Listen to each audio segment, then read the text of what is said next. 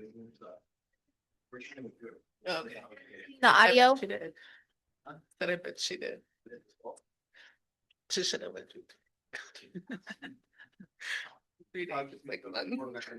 3 months of hearing. Yes, exactly. Good morning, everyone. You did. Yeah, yeah. I hope we don't go behind and be true.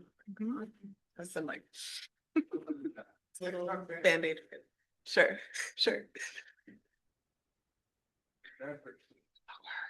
It went literally.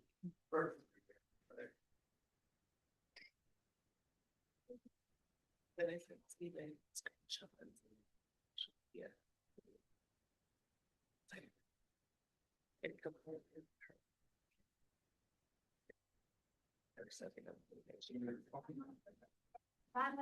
Really? It's like, what are we gonna site? Uh-huh. She's still advertising on this class that she can.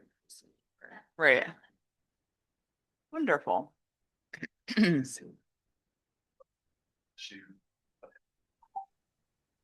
you guys hear me?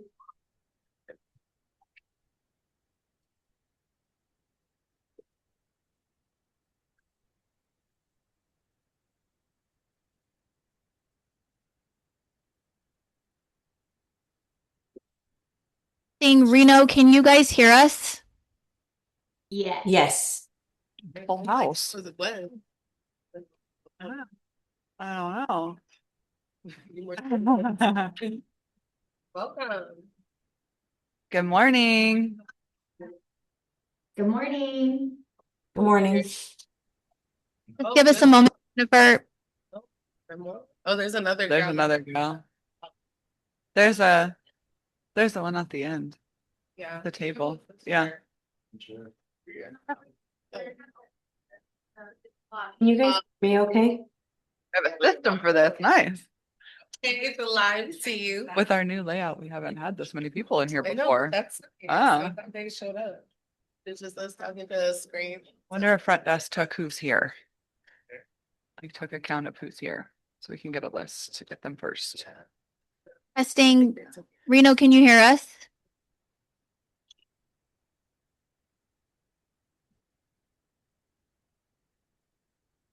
I can hear you.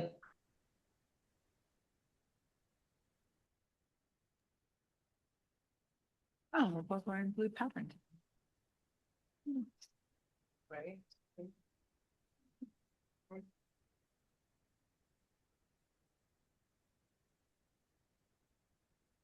Jennifer, can you speak so we can test our audio on this side? Yes. Good morning, everyone. Is it Sorry, just give clear? us one moment. Okay. Oh, Good morning. Morning. Jennifer, can you hear us? I can hear you guys. Loud enough? Okay.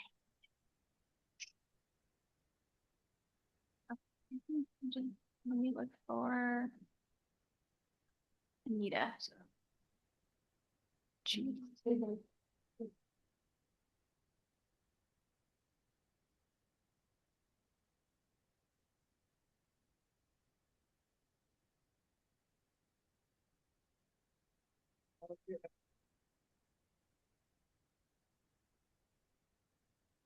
Douglas, can you accept the panelist request?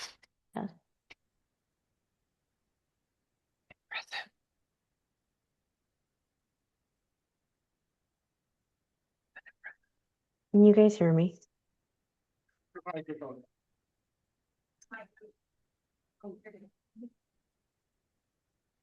you accept the request to be promoted to panelist?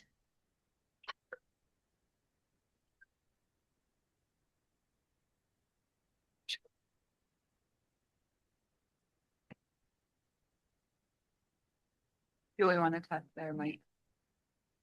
Here you go. All right. All right. Good morning, everyone, and welcome to the Nevada State Board of Cosmetology. The date is July 13th, 2026. The time is 9:08 a.m. We are going to get started with a roll call from our Southern Office board members. Board Member Moreno, present. Board Member Detry, present. Board Member Wold, present. Board Member O'Brien, present. Board Member Harris present. Hello, everyone. Hello. Hi.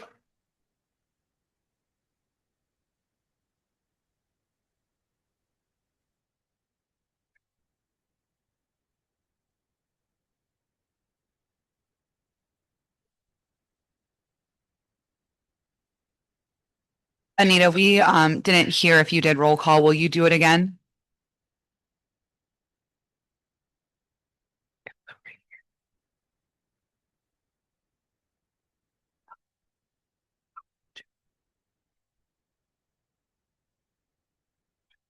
Can we acknowledge that she's on or? Yes, Madam President.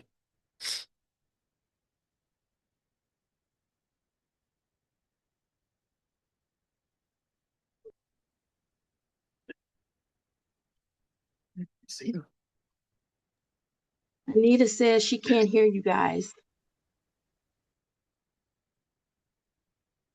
This is Lauren Gossage for the record. Can everyone online hear us? Jennifer, Bertha, Erica, Yes. I can hear you. Anita, are you able to rejoin? Mhm. Can you guys message her?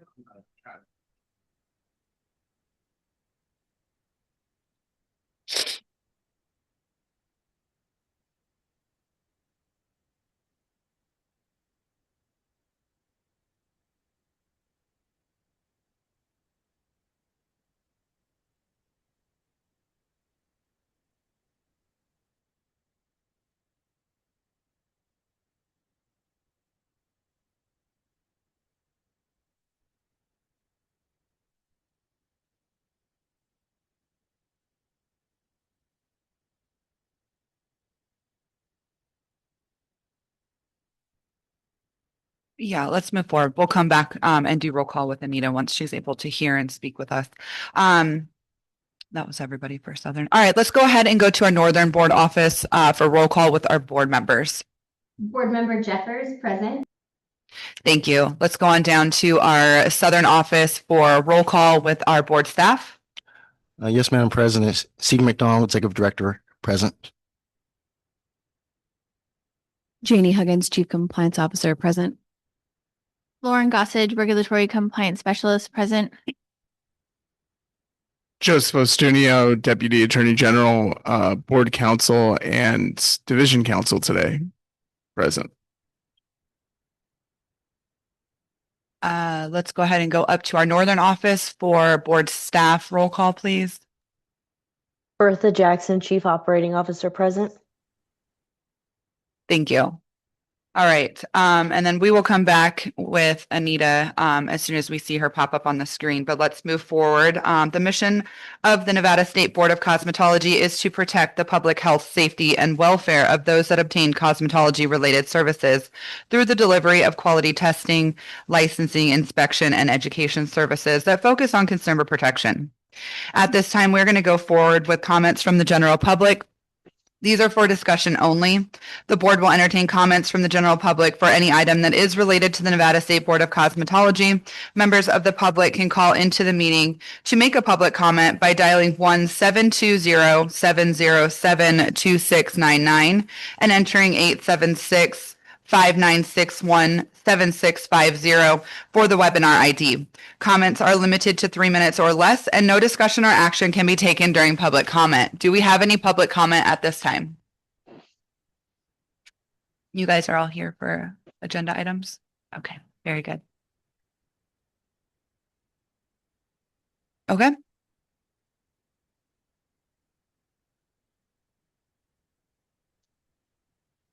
Madam President, for the record, Steve McDonald, for the record, you can also, if they're online, ask them to state their name, spell it. Okay, Okay, very good. thank you.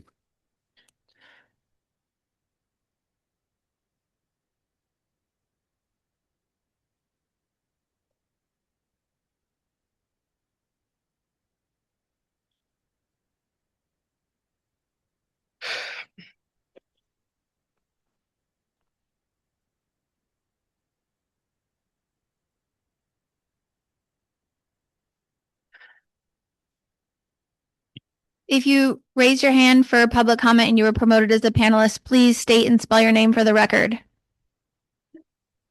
My name is Dr. Gracie Young McIntosh. Thank you. Could you please spell that for us so that we can have it clear on the record? Yes, Gracie, Gracie, Young, Young, McIntosh, McIntosh.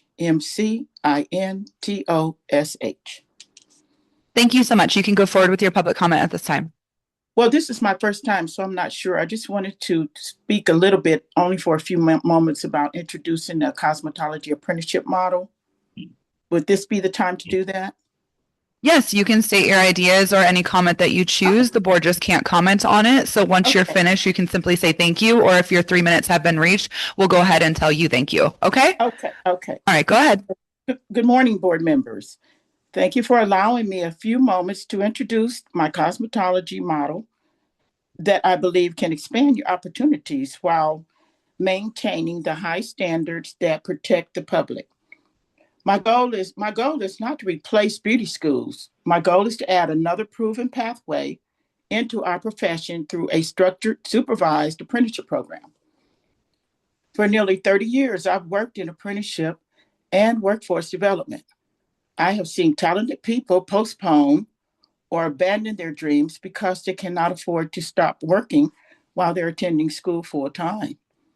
Many of these students are single parents, veterans, or working adults who simply need another option. The apprenticeship allows these individuals to earn a paycheck while learning under licensed professionals in real salons. They receive structured related instruction, supervised hands-on training, and are held accountable to professional sanitation and safety standards every step of the way. This model also benefits everyone. Apprenticeship can build careers without overwhelming debt. Salon owners develop skilled employees, communities gain a stronger workforce. The board continues its vital mission of protecting consumers through education, training, and licensure. I respectfully ask this board to keep an open mind as we explore how apprenticeship can complement Nevada's existing education system. I look forward to collaborating with educators, salon owners, legislators, workforce partners, and this board to create solutions that expand opportunities while I'm preserving the excellence. Thank you so much for your service, your leadership, and your commitment to the future of our professionals. I also welcome the opportunity to continue this conversation and answer your questions at a later time. Thank you. Thank you so much. You're welcome. All right. At this time, is there any other attendee that would like to make public comment?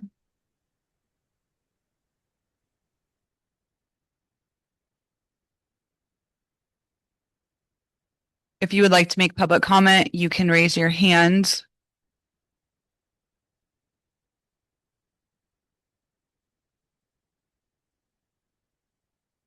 Hi. Oh, awesome. If you can please turn the mic on. If it's not, it should be a green button in front of you. And then lower the mic to your mouth and state your first and last name as well as spell it for us. So my name is Ishmael Carroll, ISHMAEL CARROLL. And I'm the Deputy District Director for Congressman Stephen Horsford, who represents Nevada's 4th Congressional District, which covers 58,000 square miles and also is where Ms. Denise Dixon small business is located. I am here just to be an advocate on her behalf of sharing that she is an incredible business owner that continues to fight for workforce development, that continues to fight for students to have a career and a pathway. We're not here to speak on the premise or the issues at hand before the board, because that's your responsibility. But we are here to say that she is someone that has truly profoundly made a difference in our community, continues to make a difference, continues to make a pathway for individuals from our local community to have a new trajectory and chapter in their life. And on a personal capacity, I've worked with Ms. Denise Dixon in many volunteerism opportunities, a lot of local individuals in our community are able to have barber schools and cosmetologies because of her expertise and free consulting services that she provides to each and every individual. And by her thriving in our community, it allows for so many individuals to have a pathway and a trajectory throughout North Las Vegas, Green Valley, Spring Valley. I mean, it's countless individuals I could count on that lives have been changed and transformed. And we ask that you just keep that in mind as you move forward. Thank you so much for your time and energy. And I wish you all the best in your decision making. Thank you. All right, very good. Once again, we'll ask if there are any other attendees that would like to make public comment. Yes, please. And then just same protocol, please. Once you sit down, if you can state your name into the microphone and then spell it for us as well. My name is Deborah Schreck, DebraSchreck. I'm speaking on behalf of Denise Dixon also, my own personal experience with her. She took a 65-year-old woman and allowed me to come in and do her advanced class, which I did. Wonderful, had a wonderful time, was a lot of encouragement, and Miss Denise really helped a lot. But what really makes me emotional, and I'm trying to not be emotional at this time, I lost my husband in 44 years. So I am trying to find my way. And Miss Dixon has allowed me to come in and be her front desk person to make sure I have an income and can support myself. And we are waiting for my provisional to come through so I can continue on and do my training and become a teacher, which is what my goal has always been. Miss Dixon has been by my side and supported me through everything. It is very emotional for me. Thank you. Thank you. All right, very good. Any other participants today that would like to make public comment?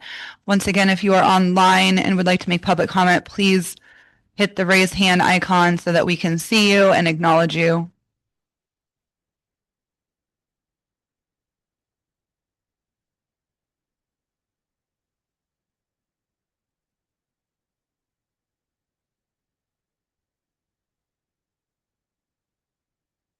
Okay. All right. At this time, we're not seeing anyone raising their hands. No one else over here would like to make comment. Okay, then we're going to go ahead and move on. We're going to go to agenda item 3 for the approval of minutes from previous meetings for discussion and possible action.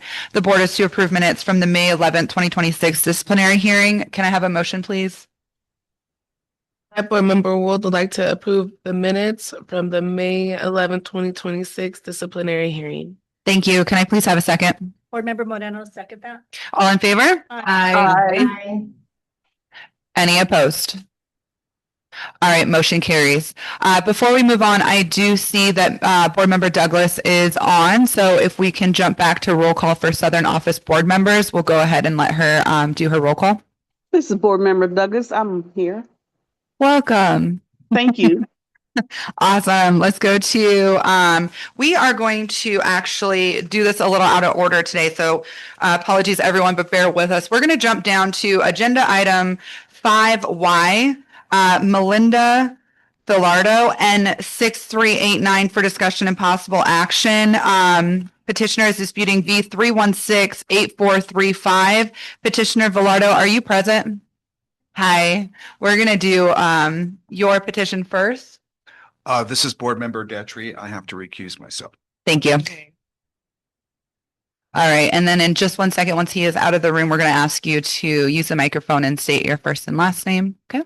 And then we'll go for it. And then we'll get you sworn in. No, we don't need her to say her name. We already called her, right? We don't need to do that. Never mind. We're just going to swear you in. Yeah. No, we know it. And I practiced that. So Sorry, Stephen Don for the record. Sorry, Madam President. Yes, I do swear you in. Okay. Can you raise your right hand, please? Yes. Do you swear to tell the truth? Do you swear or affirm to tell the truth, the whole truth, and nothing but the truth in this matter? I do. Thank you. All right. At this time, you can go ahead and tell us why you're here. And then we're going to do a presentation from board staff. And then we'll come back, ask you questions. You can make comments. We'll go from there. Okay. Left my phone over there with the pictures. Thank you for seeing me, by the way. Good morning. So I received a citation. I've been a manicurist in Las Vegas for 31, 32 years now. And the reason I disputed it is, from what I understand, and this, I get shaky because I myself am a cancer survivor. I deal with diabetes. And so I have an older clientele, and I hope I've been doing it right. So a one-time use file, I understand buffers, etc. I was cited for a foam that is a closed cell foam, which is non-porous in the middle of the washable sanitizable. So I wash them with soap and water, put them in my Barbicide water, and then they're in a drawer. So I don't feel like those are a one-time use. So I just wanted to dispute that. And I brought one with me to show you. It says right on there, washable, sanitizable, only because of that particular foam in the middle. So if I've been doing it wrong, it's been a long time and I want to be corrected right.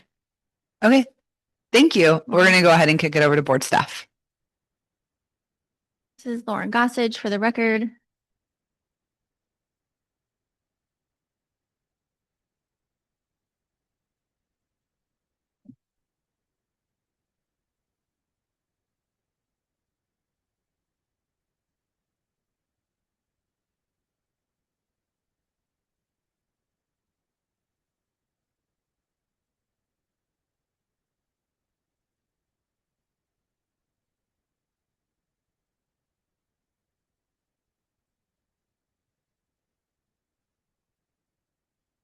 Can I just say one more thing? Yeah. Just to be clear, I Yeah. was thinking back on the citation, the wording was failure to dispose of the single.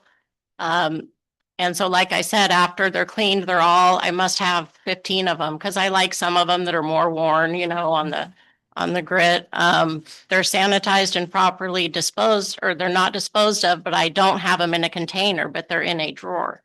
There's nail polishes, that's all that's in that drawer with it, I believe, is nail polishes and like top coats. And Okay. so just to be clear, they are loose in there. So that's what I'm wondering is, do they need to be just in a container? Sure. I don't know the difference. We'll get you all those answers today for sure. Thank you. This is Lauren Gossage for the record for Melinda Filardo. She was cited $100 for valves and buffers that showed signs of prior use. This was during an inspection on January 27th, 2026. And then these were the photos that were taken during the inspection.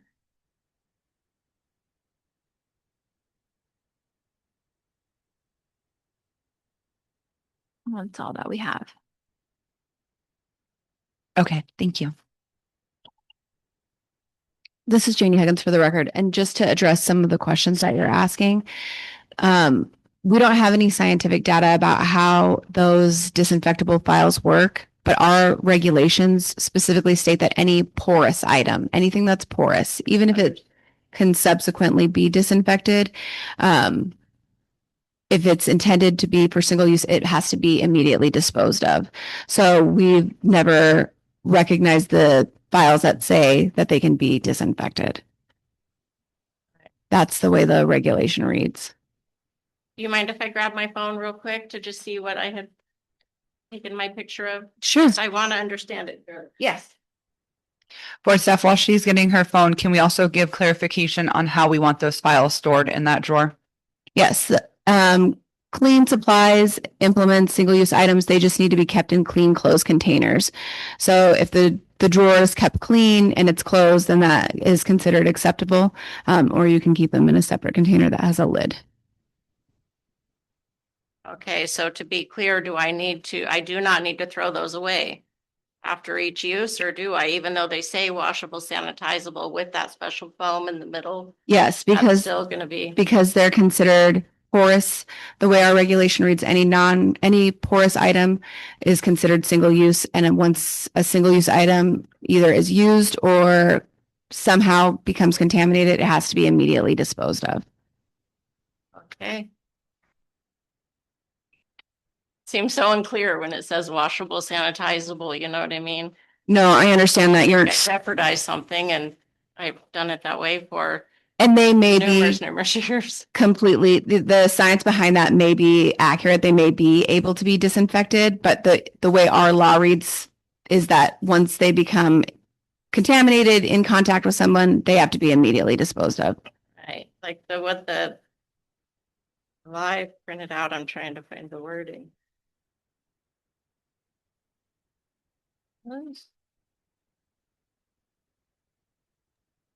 Good morning. This is Board This Member is why I Harris. cited. Yes, go ahead. Why she's looking for the wording? Okay, Sure. so as a manicurist myself for a very long time as well, the wording on certain packages are due to for purchase, for retail. All of those files are to be disposed of after each use. Those are regular files, despite the structure. They just it's a violation, period. And it looks like you have This is, I 7 beg your there. pardon. Yeah, I read, this is why I brought myself here was the Nevada State Board of Cosmetology states that nail files made of non-porous materials may be sanitized and reused if properly cleaned and disinfected before each use. Porous files such as emery boards, foam boards, or cushion nail files are single use and must be discarded. So Those are single-use items. I think you're now reading that any wrong. buffer in any way is just going out the drain. Absolutely. Okay, well, thank you along for with these clearing files. it. Long thank time in you. the business, you know what I mean, to Yeah, me be too. And using I've that thrown same away every product. single file. Thank you. Yep, thank you. Madam President, Stephen Dahl for the record. I'll just say this for the record. Ignorance of the law is no excuse, right? Absolutely. I happen to be a lawyer. Everybody knows that by now. Okay. And so we hear that all the time. I talk to my fellow dad. So I don't have 2,000, 4,000 or more to go to every single licensee. We have over 45,000 of them. We do our best. The things that we find out as we're inspecting, we put in our newsletter. Oh. It has very good information in there because basically it's seen as educating the industry because we need your help. Oh, yeah. We need your help to protect the public because I don't have 45,000 people to be with you day in and day out. So we do our best to advise you. And we put these things in the newsletter. So please read the quarterly newsletter. It does tell you things that we're finding out there. And that way you won't have any issues with us or any issues of a citation, a future citation. Because typically we give a warning. Typically we do. I say typically, sometimes we can't. Sometimes it's so bad. If you watch our board meetings and we show you what's out there and the board members have to see this, it's so bad and so unsanitary. And no, there's no control over infections. Our job is to protect the public. That's all we're doing. We don't make the laws, we execute them. I agree, because like you Right. said, Yes, see? So diabetes, I'm. there you go. Yeah. Great. So the legislature makes the laws, they approve our regulations, and the executive branch executes it. And that's all we're doing. It's not personal. I don't know you, you know, and you don't know me, but I also have a job to do, right? So because we haven't gotten to you sooner, doesn't mean that it wasn't on the books. My predecessor may not have enforced it. My predecessor 4 years ago, he was here for 8. So I don't know. I can't speak to my predecessor. But what I can do is speak to you saying that everybody's going to be treated the same, regardless of your circumstance. The law is pretty black and white. I have to treat everybody the same. So that's what we do. And we try to do our best to get to you as fast as we can to educate you, give you the tools that you need. We give you notices. So please, and we have to do it by email. That's the fastest way to get it to you. So we try our best. My staff is professional, starts from the top. We're very professional with you and work with you and advise you because we need your help. It's a partnership between us. And I've said this before, Madam President. I'll say it to the world again. I'm not in the citation business. I'm in the compliance business. I don't like to cite people. I'm not here to make money off you. You pay your license fees. That's all I need, according to the law. But the legislature has given me tools to help us get the industry into compliance. Because in everything, I used to be over OSHA, used to be over mine safety, mines, active mines, I used to be over that. There's always a tool that gets, unfortunately, some people have to be nudged to say, hey, help me out. I've tried to advise you, please, please, please, please, please, please get there. And yet some people don't.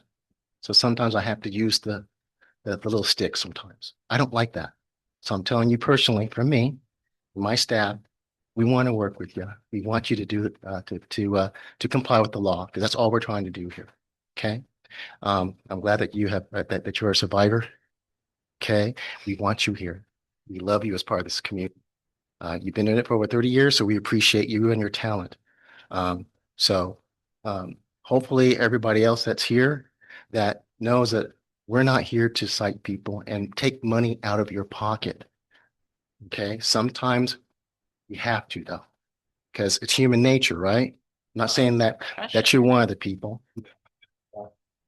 My job when I first got hired 4 years ago was to raise the level of this industry to the professions that they want to be held accountable for professionally, right? You as a professional to me, but when I was hired by this board, sorry, attention here, Madam President, thank you for your indulgence, is that the industry wants to be looked at the same way as doctors, the same way as lawyers.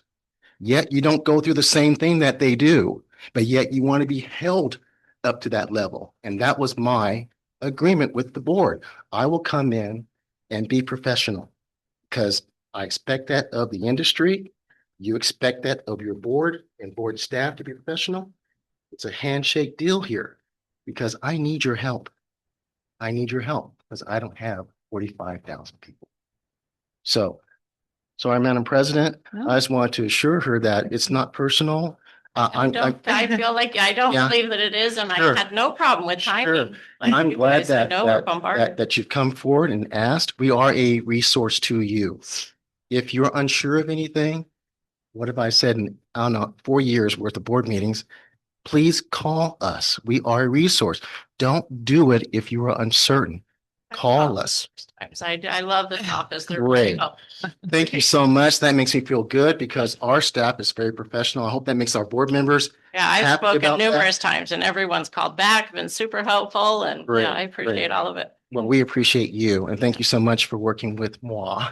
Okay. Ditto. Like I said, I take courses with doctors, so I just don't want to jeopardize any safety. So moving forward, now we know. All right. Thank you so much For seeing me so fast. Before we make our motion, do you have any other questions that we can help you with while you have the floor here today? I don't think so. Were your questions answered as far as the how to store and everything? Okay, then at this time, we are going to make a motion. Exactly. Throw those things away. Very good. We are going to make a motion. So can I call for a motion, please? I, Board Member Wood, would like to make a motion for Melinda Filardo N-6389 for V3168435 to uphold. To deny her. Oh, then I'm sorry, deny petition and uphold the citation. This is Board Member Douglas. I second that motion. All in favor? Aye. Aye. Aye. Any opposed? Any opposed? All right, motion carries. So we did deny your petition today, but thank you for coming in. And again, like you said, and Executive Director McDonald said, if you have any questions, reach out. We'll help. All right. Thank you so much. Take care.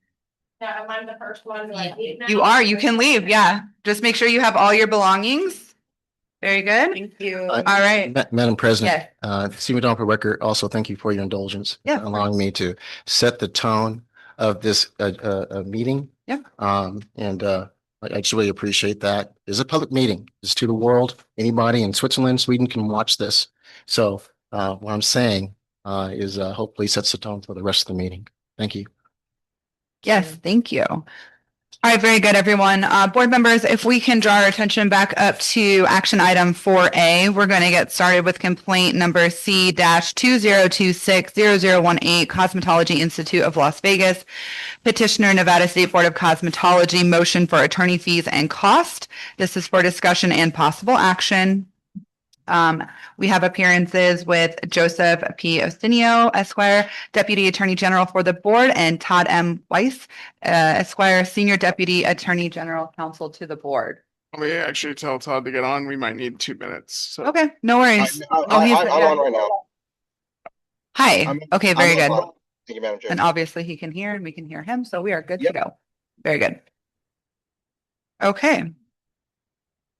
Yeah. Okay, good morning, Madam Chair, and good morning, members of the board.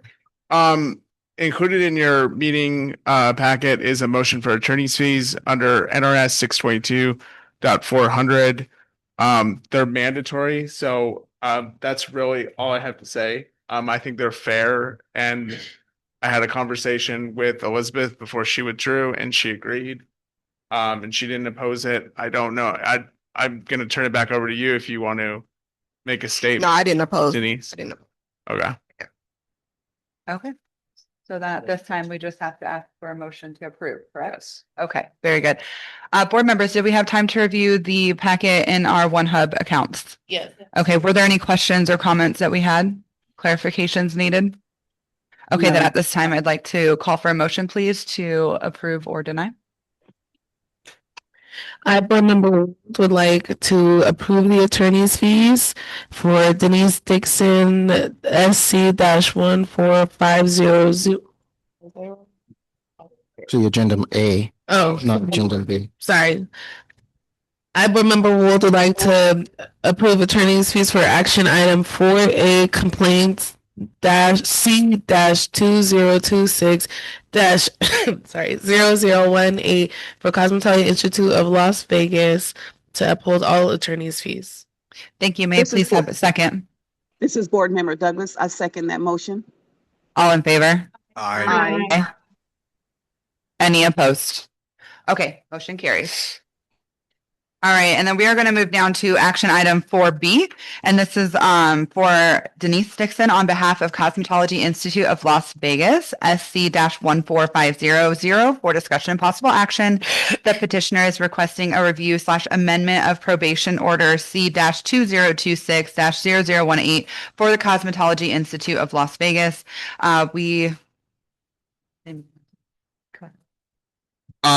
Joseph Ostrinio for the record. I'm going to be division counsel, but it is Denise's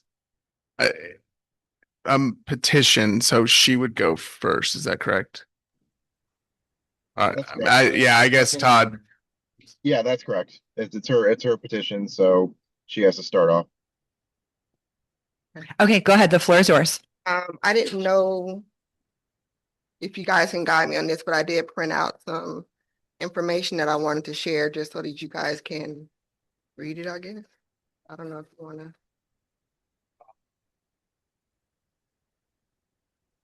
Was it information that was in our packets already? It's information pertaining to the order, just my responses to some of the things that I wanted to look at. Okay. I do. Thank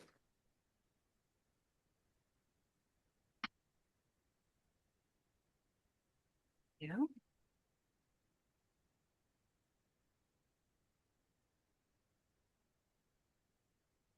Will you clarify one more time what we're looking at? So what I did was created a list of impact, I guess, from the order that I wanted to see about having amended, just based on the impact that it's having on my operations. Okay. Is your goal for us to read this on our own now, or are you going to walk us through? I was going to read it if that was okay. Yeah, the floor is yours. You guys have it for reference. Well, Madam Chair, can we actually take can we do it in 5 minutes? Get him a copy. Yes, we should be able We need to get the DAG a copy. Oh, yes. Mhm.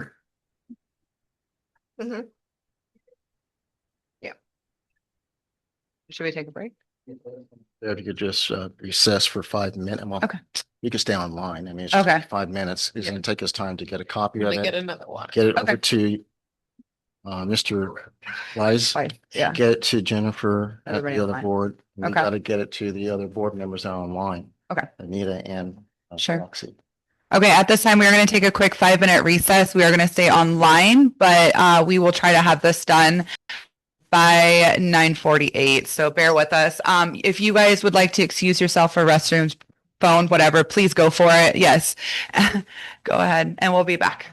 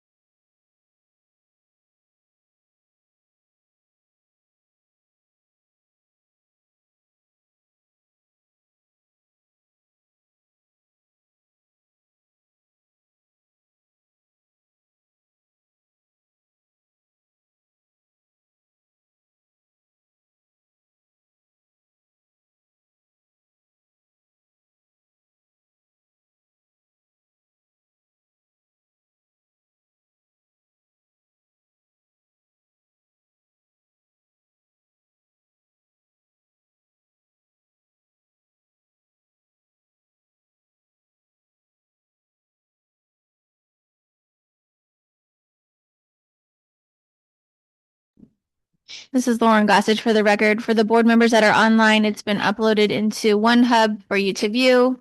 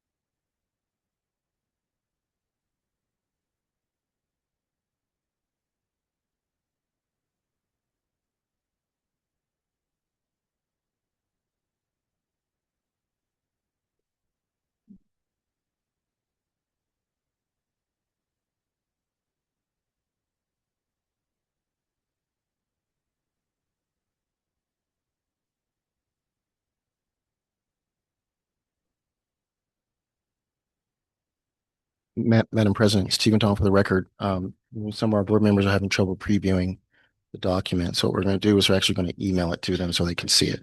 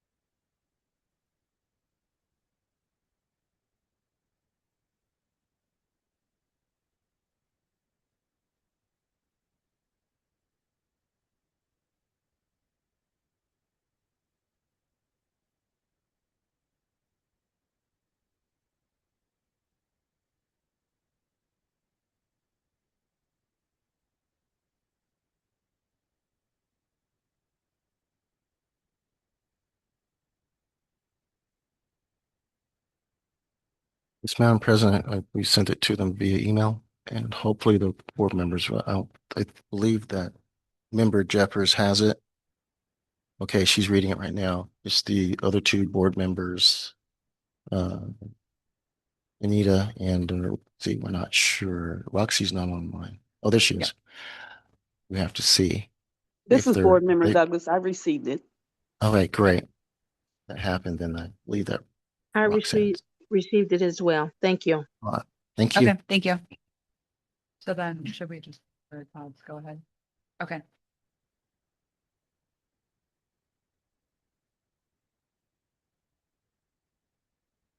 All right. We're gonna wait for. Oh, ready, then we'll go through. There's the representation today or the still? Oh, Yeah. It's fine. Oh, okay. You found it. Yeah, actually. Well, yeah, I'm gonna guess agenda item is done. Okay, okay. Thank you. Thank you. Drink your Monday. coffee. It's the rain, or the clouds or whatever it was.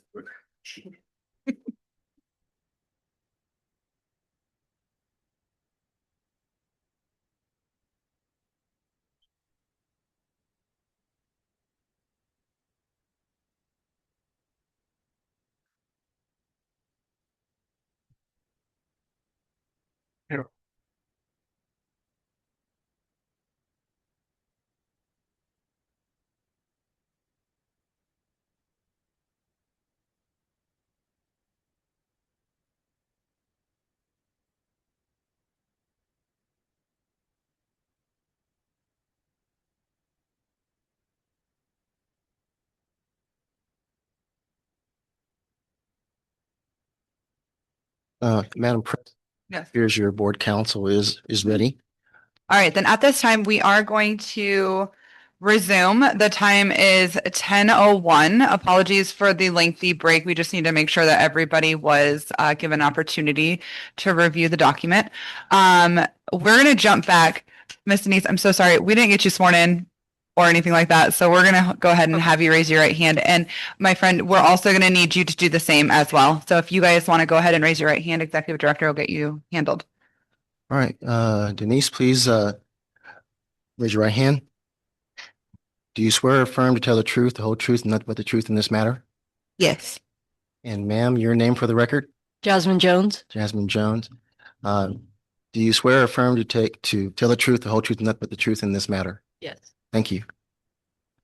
Ms. Jones, what's your relation? Are you a witness for her? No, I'm the school registrar. School registrar. Right. Hey, well, congratulations. Thank you. Thank you.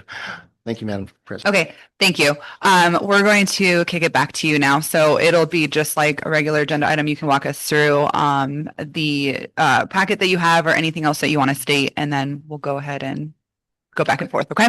I felt like this is the easiest way to kind of outline some of the concerns. At the May 11th meeting, I know it felt like it ended on a very emotional note. So when the proposed order was being read, some of the information was being retained, some was just, it was just a lot. Once we were required to go back and send over that master list that was requested by the end of that day, there were some things that were not very clear. So the main concern that I wanted to start with was when I sent over the master list to the board staff, I included students who were already contractually enrolled, but had not started yet for different reasons. And I was later told that because they were not enrolled in the portal, that they could not be counted. So now I'm looking at the situation where these students are not being allowed to enroll now because they weren't in the portal, but that wasn't specifically clear when we were here at the meeting. So I wanted to see about that pretty much being amended, because it's going to cause even more financial hardship on me if I have to now go in and refund these students who were expecting to start this month and September. So that was the first thing that I wanted to discuss. I do feel like we have been making great strides to get in alignment with the standards that the board staff have given us.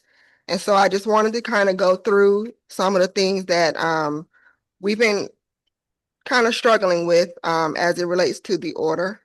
The second thing I wanted to talk about was the restriction on instructor assignments and department rotation. The board staff is currently requiring strict departmental assignments for educators and have indicated that instructors may only teach within specifically designated departments. This requirement creates substantial operational challenges and is inconsistent with how cosmetology schools traditionally operate. Licensed cosmetology instructors are qualified and licensed to teach across all disciplines contained within the cosmetology curriculum, including hair, nails, and aesthetics components that are included within the scope of cosmetology education. There are occasions when instructor absences, student scheduling needs, staffing shortages, or other operational considerations require educator rotation to ensure adequate supervision and continuity of instruction. The inability to move qualified instructors between departments significantly limits my ability to effectively manage staff resources and maintain appropriate student supervision. Furthermore, I am unaware of any Nevada statute or regulation that prohibits a licensed cosmetology instructor from teaching within areas that fall under the scope of their instructor license. This restriction appears to be an administrative interpretation rather than a requirement established by the Nevada law. As a result, the restriction places unnecessary burdens on the school operations and increases the risk of staffing shortages and compliance concerns, where qualified instructors are available but are prohibited from providing coverage. The next concern I have is I was told after the May 11th hearing that I was unable to enroll provisional instructors to be in compliance with the increase in coverage that I'm now required to have. One of the most significant operational concerns resulting from the probation order is the board staff's position that I am prohibited from enrolling or hiring individuals pursuing a provisional instructor license. Under the terms of the probation order, I am being required to maintain increased educator coverage and comply with heightened supervision requirements. However, I am simultaneously being prevented from utilizing the very pathway established by the Nevada law to develop qualified instructors. A provisional instructor license is not an educational program offered by the school. Rather, it is a credential issued by the board that allows a licensed professional to teach while completing the education examinations and training necessary to obtain instructor license. The PIL serves as an apprenticeship model intended to address educator shortages by allowing qualified licenses to transition into teaching. My understanding of Nevada law is that provisional instructors are recognized within the instructor framework and count toward the required instructor to student ratio. If that is the case, prohibiting my institution from hiring provisional instructors creates unreasonable conflict with the board's own probation requirements. I am being required to increase educator staffing while being denied access to one of the legally recognized methods of accomplishing that objective. This interpretation significantly impairs my ability to recruit and retain educators for the programs I am still authorized to operate, including aesthetics and nail technology. It unnecessarily limits staffing flexibility, places the school at greater risk of inadvertent noncompliance, and creates an operational burden that does not appear to be expressly required by the probation of the order of the Nevada law. I do believe clarification is needed regarding the legal authority supporting this restriction and whether the board staff are imposing requirements beyond those adopted by the board. I want to also address the additional administrative fines. While I do agree with the attorney fees, I'm still unclear as to why I'm being fined for citations or violations that were previously corrected and paid. So the additional $20,000 that I'm being required to pay, I don't fully agree with. Because again, those violations and citations have been paid previous years prior to this complaint.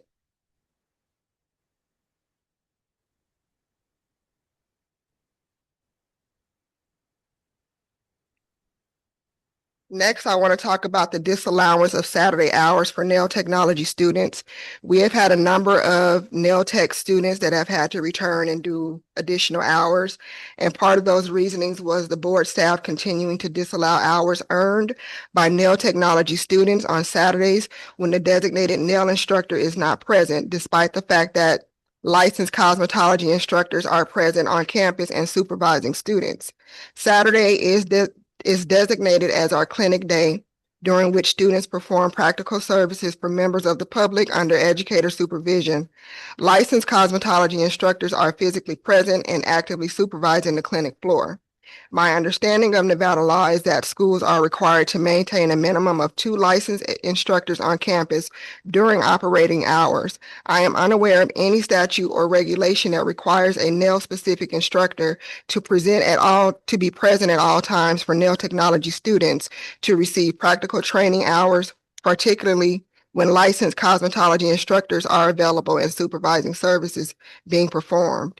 The board's current interpretation results in students being denied earned hours despite receiving instruction, supervision, and practical training.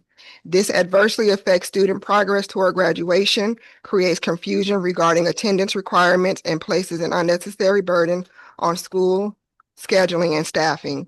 This issue is especially concerning because it appears to impose requirements beyond those expressly contained within Nevada law and regulation. We have a daily reporting requirement, and we are required to report attendance records within a 30-minute window. I do want to address that.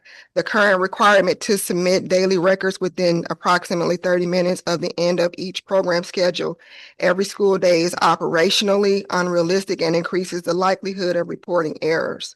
Before records can be submitted, staff must complete multiple critical tasks, including reviewing student records for accuracy, identifying and correcting clock in and clock out discrepancies, verifying instructor approvals and signatures, collecting and reviewing student performance sheets, scanning and electronically organizing documentation, uploading supportive records and attendance information. Attempting to complete these tasks within a 30-minute time frame places significant pressure on administrative staff and increases the risk that inaccurate or incomplete information may be submitted to the board. A more practical and reliable process would permit schools to review and submit records by 10 a.m. the following business day. This approach would allow sufficient time for quality control verification while still providing the board with timely access to student attendance and training records. Allowing submission by the following morning would promote accuracy, reduce administrative burden, and better serve the board's interest in maintaining complete and reliable student records. And the last concern would be the reduction in approved programs and requests for square footage variance. One of the most significant consequences of the probation order is the reduction in the educational programs I am authorized to offer. Specifically, the removal of my authority to enroll new cosmetology students has had a devastating financial and operational impact on the institution. I respectfully believe that my school should be considered for square footage variance that would allow the reinstatement of the cosmetology program while the probation remains in effect. When the Cosmetology Institute of Las Vegas was originally licensed, the Nevada State Board of Cosmetology approved my facility, which consists of approximately 6,000 square feet, to offer cosmetology, aesthetics, and nail technology programs. The school has continuously renewed those programs approvals over the years while operating within the same facility and square footage. During that time, the board determined that the facility met the necessary requirements to safely educate students in all approved programs. Under the current probation order, I have been placed on a teach out for the cosmetology program. As a result, I continue to educate currently enrolled cosmetology students while also providing instruction to graduates who have been required by the board to return and complete additional training hours before being permitted to test for licensure. These students continue to utilize the same classrooms, clinic floor, equipment, and instructional space that has historically supported the cosmetology program. Given that the school is currently accommodating existing cosmetology students and returning graduates within the existing facility, I believe these demonstrate that adequate instructional space remains available to responsibly support the continued enrollment for new cosmetology students. The physical capacity of the facility has not changed, and the school continues to successfully operate within the approved footprint. Reinstating the cosmetology program through square footage variance would not only allow the school to utilize its existing educational resources more effectively, but it would also significantly reduce the financial hardship created by the probation order. The inability to enroll new cosmetology students has resulted in substantial loss of anticipated revenue, limiting the school's ability to maintain staffing, meet financial obligations, and continue serving the community. Granting this variance would help stabilize the institution during the probation period while still allowing the board to maintain oversight through the existing probation conditions. It would also better support current and prospective students by preserving access to cosmetology education without compromising public protection or educational quality. For these reasons, I respectfully request that the board consider granting a square footage variance or other appropriate relief that would permit the reinstatement of the new enrollments in the cosmetology program during the pendency of the probation. Thank you.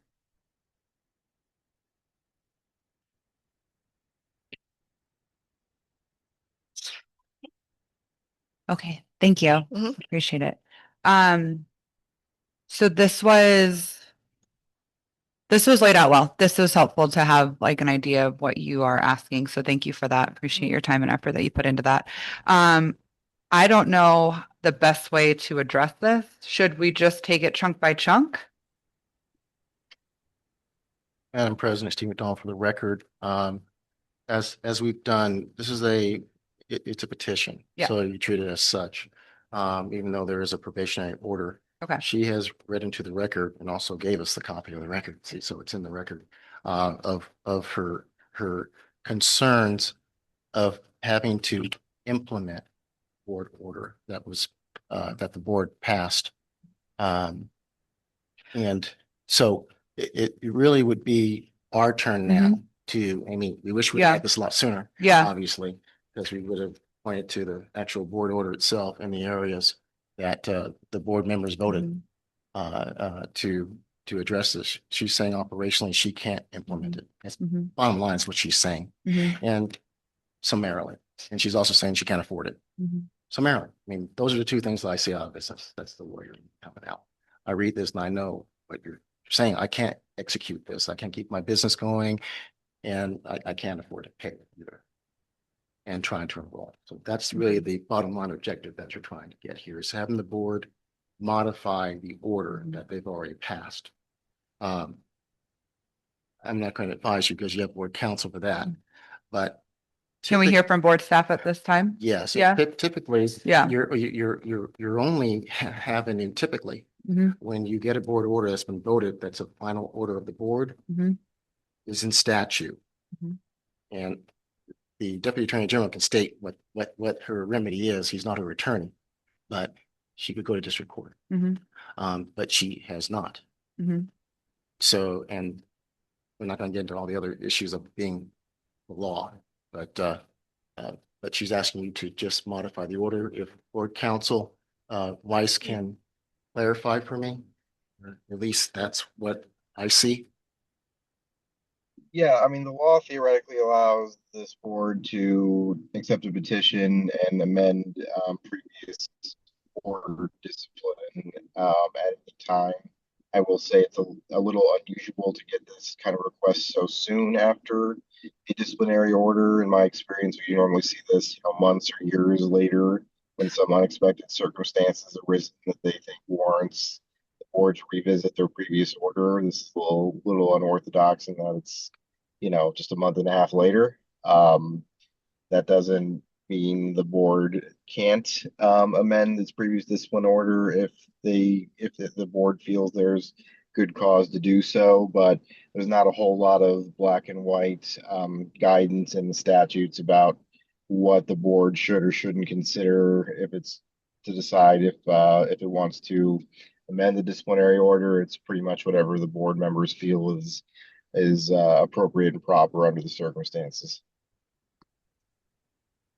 But I would start off by allowing the board to address the concerns of Ms. Denise if they think some of the issues need to be discussed. Madam President, Steve McDonald for the record. We're going to go ahead and have Mr. Stunio start out on some of the, I'm sure he probably has the board order up in front of him. And we're going to focus just on the areas that she is asking you to consider. There's the order is longer than what she's put here. Yes. So we're going to focus specifically on the areas that she's saying that she wants you to. Can we also get an update on how the other areas have been handled and productivity on that, execution on that, how it's been going? And can we do that first? Oh, sure. Please. Oh, sure. Thank you. Sure. Go through.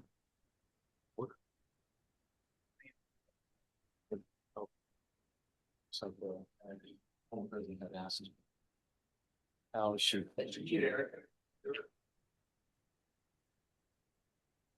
Oh, yes. Yes, you do not. For all of our participants, you do not have to ask. You don't have to wait for our permission. You're welcome to get up and leave. Yes, we know it's a long time in between each petition. So thank you for being polite, but please feel free.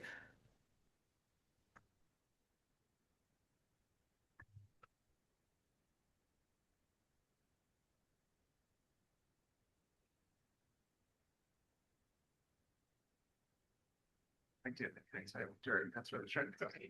And I think you didn't. No, I was just all lips moving. Shut up. You're right. You're the enemy today.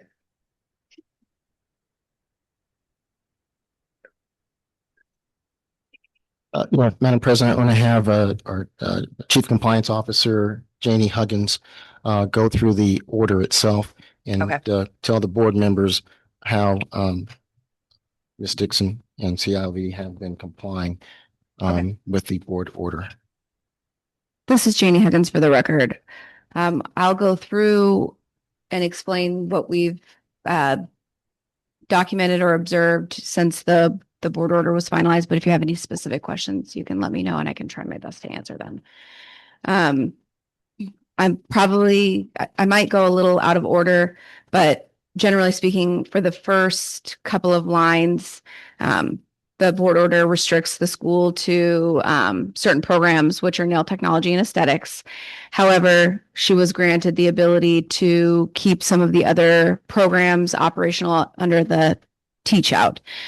So she does still have the equipment, which we told her we would deal with the removal of any of the equipment for those programs at a later date because we acknowledge that she needs them for the teach out program. I believe in regards to the enrollments, which is under 1.3, I believe there was one student that was enrolled that was not part of the list that was given for the teach out program, or there was clarification needed. It's essentially what she's addressing in one of her paragraphs, where the school provided a list at the end of the day. We went through that list and did our best to verify it and requested additional information. We then sent a clarified list where we redlined certain students based on that. And I believe Denise wants consideration on those students. The whole purpose, I think, in that was to avoid, months and months of this student was also enrolled but lost in the shuffle. I don't know if we have a full list of those students. I know of a couple that are in that sort of area, but where there's been students that are on this kind of gray area list that we've seen being present, but I believe only one has officially been attempted to be enrolled into the system that we maintain. Would it be easier to ask her questions while you go line by line or at the end? Probably as you have them would be. Two. Okay. Can we go back to the teach out programs and the programs that DILB currently has? For clarification for the record, Ms. Dixon was allowed to choose which programs she kept. Correct? Yes. Okay, thank you. And then my second one was with the enrollments. When you sent back the redlined students, what was the communication like? Was it pretty quick? Was it long? Because we're a month and a half out and it sounds like she still has questions about those students. I believe we kept it as quick as possible. Sure. We received the list. We went back, we requested contracts, we reviewed the contracts because there were some that were in the wrong program. So we were just trying to clarify the program. There were some that we were showing as withdrawn in our system. So we needed to see their enrollment date, their start date, things like that. And if they had multiple contracts, things like that. So I want to say within a couple of days of each correspondence, we got the list, we reviewed it, we sent requests, they sent us the documents, and we went back and forth.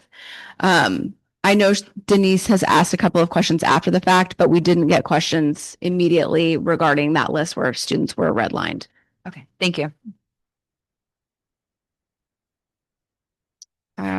Regarding the equipment, again, some of this is she's been given a future date to comply with. All the schools for the pedicure stations were given, because that's a new reg change, we're given a future date to comply with that.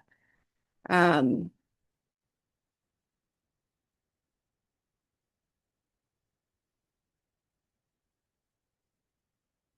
next section deals again with the teach out.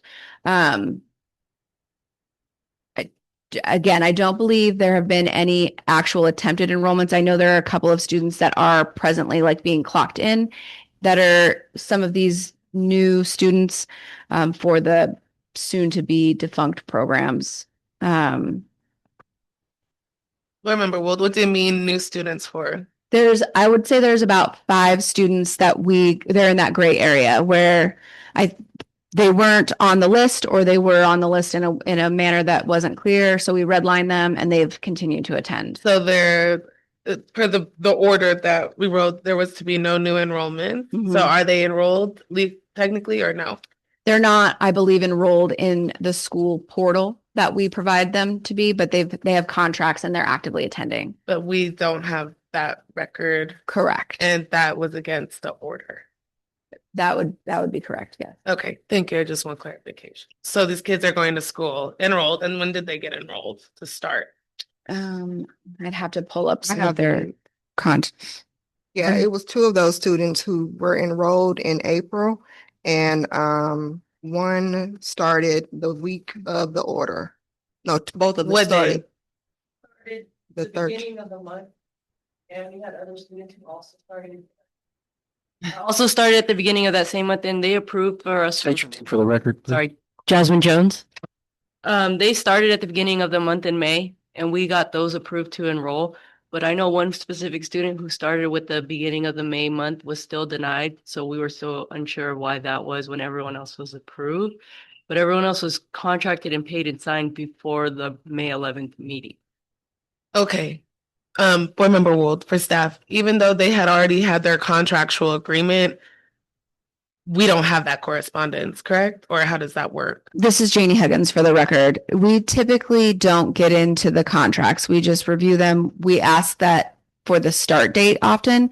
So when we got the list, if there were students that were in question, we got the contract and they hadn't, according to the contract date, hadn't started yet, then we counted them as not part of the Teach Out program. Okay. Thank you. And go ahead. Sorry, Member Wold. It's Steve McDonald for the record.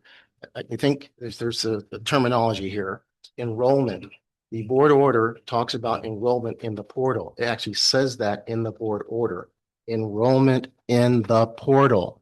That was at the hearing. And Ms. Dixon had counsel right next to her where you're sitting now, new registrar. And she also got a copy. Her counsel got a copy of all of the conditions. It says it in the conditions, enrollment in the portal, and it actually is in the board order that the board president signed. Enrollment in the portal. It's not enrollment over here just because you have a contract. Now, the contract's between you and your student. That's a contract relation between you and your student. It's not between us and your student. So how we know you have an enrollment is when you put it in the portal that we provide to the school. So if you want to get strictly what the law says and what the board order says, it says enrollment in the portal. It doesn't say just enrollment contract. It doesn't say that at all. Well, what was read out loud to us on May 11th at the hearing was for me to submit a master list. And that's what I initially sent. And those students that had not started yet but had contracts were included on that master list. So when I did get the actual order from my attorney and then they denied those students, that was when I was going back and forth about whether or not they could be included because they hadn't started yet. So they wouldn't have been enrolled in the portal at that time. And so I wanted them to be considered for that. Sure. Not that we were trying to go against the order, but these were special circumstances of students who were already signed up for school. And because it wasn't made, the order, as you guys know, was read out loud on May 11th, and it was a lot. The one thing that stuck out to me was that I had to submit a master list within a 3-hour period, which is what I did. And all these students were included on that master list. Madam President, Yep. I don't want to interrupt Ms. Dixon or interrupt the board members, but we have to get the facts straight. Sure. We got 3 different lists on May 11th from Ms. Dixon, 2 different lists after the time they were supposed to be done. Bottom line on that board order, the board members wanted a clean list of all your students. I thought it was quite clear. All your students that are in the portal, we want a clean list. So that way they could say, you can't enroll anybody else after this list, except for the nail and aesthetics programs that you picked. All the other programs you cannot enroll anybody into. Into the portal, you're done. That was the board order. That's why the board asked for a complete list of all your students on May 11th by 5:30. Or was it 5 o'clock? We wanted a clean list because the issue here for us was paperwork. Paperwork. We've had issues with paperwork. That's why the board wanted a clean spreadsheet. Give us all of your students. Tell us who's in, who's out, what program they're in, what program they're not, who's withdrawn. I think that's a reasonable request. I think we did do that though. I think because even when it comes to me selecting the programs that I was going to keep, that decision came days later. I sent that master list the day that you guys required it, but I didn't have to make a decision on the programs until after May 11th. No, it was at the board meeting. It wasn't it by 5? I thought it was by 5. The decision on which program? It was the master list that was due by 5 that day. Board Member Wold, my question is, so we have students right now that are going to school. So there are students right now who are going to school who are not legally recognized as students. This is Janie Huggins for the record. There are some students that are actively attending that we don't believe they fell into that teach out program. If the board wishes to clarify what the order meant by enrolled and who is allowed, I'm looking at the original list and I can give notes, or if you'd like to ask Denise who the students in this gray area are or are not, and then we can. No, I just need to know that we have a direct violation of NRS 6448 and the board order already. Yes. There have been areas with the student enrollments where she is not in compliance with the board order. Okay, thank you. Board Member Wold, the order was very clear. And for me, I'm definitely saying no to this. You're also you're sitting here like I don't know, but you're still advertising all your programs, and you can't do that. It's illegal advertising. I have changed all that on our social media pages, and I did. Just right here on your website. Didn't I just update? No, you didn't. This is real time. Okay, well, I did go in to do all of that, and we are not currently advertising physically or enrolling any students. You're also advertising your provisional license program that you don't have. So I mean, I don't get it. I don't understand why it's always interpreted that I'm doing something that just right here. But I'm not. I'm literally not trying to just go and do what I want to do. If there are things that I'm getting through, this is a lot of different changes that I've had to pivot into since May 11th, and I have been working on making those changes. We have been updating the social media pages. I don't have to lie about that. Your social media says doesn't serve me to enroll students. I'm just letting you know this is what I'm seeing on the internet and how you're portraying. You're saying I'm not trying to portray anything that's not true. Right here on your social media, July 3rd, you posted a summer camp that we talked about heavily during your what was it, the hearing, and it says did this for young girls in 2023 for free. It was given a $2,000 fine by the that I illegally enrolled students in school that they're not eligible to be enrolled. That's true. Okay. NRS 664A says schools of cosmetology must request official permission from the Nevada State Board of Cosmetology for any person not enrolled as student or licensed as an instructor to be on the clinic floor. You were to ask permission. We talked about this. No, please wait. Now, at the end, you said it was designed to be a positive career pathway that was later perceived as fraud. And then you also stated in the comments, someone asked you, did the board offer you any compliance or other opportunities? And you said, no, they did not. And there's nothing on the law that says I can't either. That's the problem. My issue, and we talked about this the last time, is that you're not portraying yourself honestly and you're not being truthful. And that is the whole accountability issue is why we're here today. I know you do a great act in the public. You want to help people. However, the paperwork, the documentation, the reporting, everything you addressed in here is the problem and why we had the 3-day hearing that spanned it over 3 months, and you're asking for provisions on all this stuff, and you're already violating the order. So as a board member, you violated, it's been what, maybe 8 weeks, if that, you're already violating. You have students on the floor who are not supposed to be there. So I'm upset because I told you that I didn't want to keep the school open, but out of consideration for the schools, for your students, I said yes. You're illegally advertising. You're talking about the board online saying we didn't offer you any guidance or type of compliance, and that's not truthful. And you're telling them that we didn't tell you your other opportunities. And so you still haven't learned. You're still justifying every single thing that we have talked about over and over. And you've been justifying everything for however long. And so for me, this entire packet is a hard no. I'm not modifying anything in this variance. Everyone else can deliberate if they would like to, but this is a no for me. This is a situation you got into yourself, your lack of accountability, your instructors not being truthful when board staff comes on site, your students are clocking out at like 6, 7 o'clock, 10 hours pass. There's reasons why we put such strict limits on you, and they're willing to oversee you, and you can't even do that. You're already violating. You should have came here petitioning for those students who you wanted to enroll. You could have said, hey, I have this contract with this student. I would really like to get them in. But did you know what you did? You went and did it anyways because you think you're bigger than the law. And that's just not acceptable. We all have to abide by the law. Each and every one of us, we have to get our license and compliance. We have salons, people have employees. They all have to be in compliance. You are not the only one who has to be in compliance. We do not get any benefit from telling your students no. None of us get any benefit from shutting your school down. You are the one who's shutting your school down. You are the ones who are doing a disservice to your students, and you need to take accountability for it. You have people coming here to represent you. If they did not watch that 3-day hearing, if they did not watch all the testimonies of those students even outside of your disciplinary hearings, you did them a disservice by not educating them and getting them well equipped to come in this room today.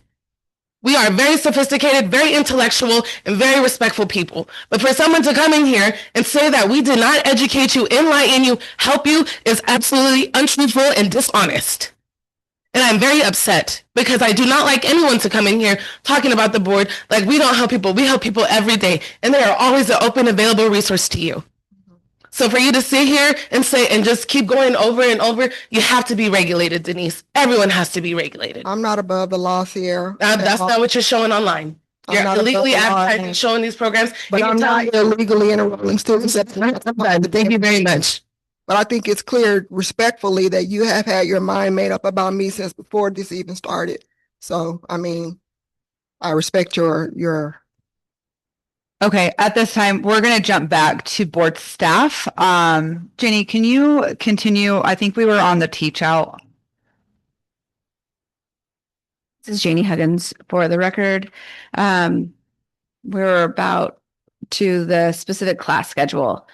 We've worked with the school quite a bit, I think, on parsing out a schedule. I would say, generally speaking, they do have a specific class schedule, and they have asked for approval for some changes. There are some students that don't specifically adhere to a schedule where they seem like they start at a different time.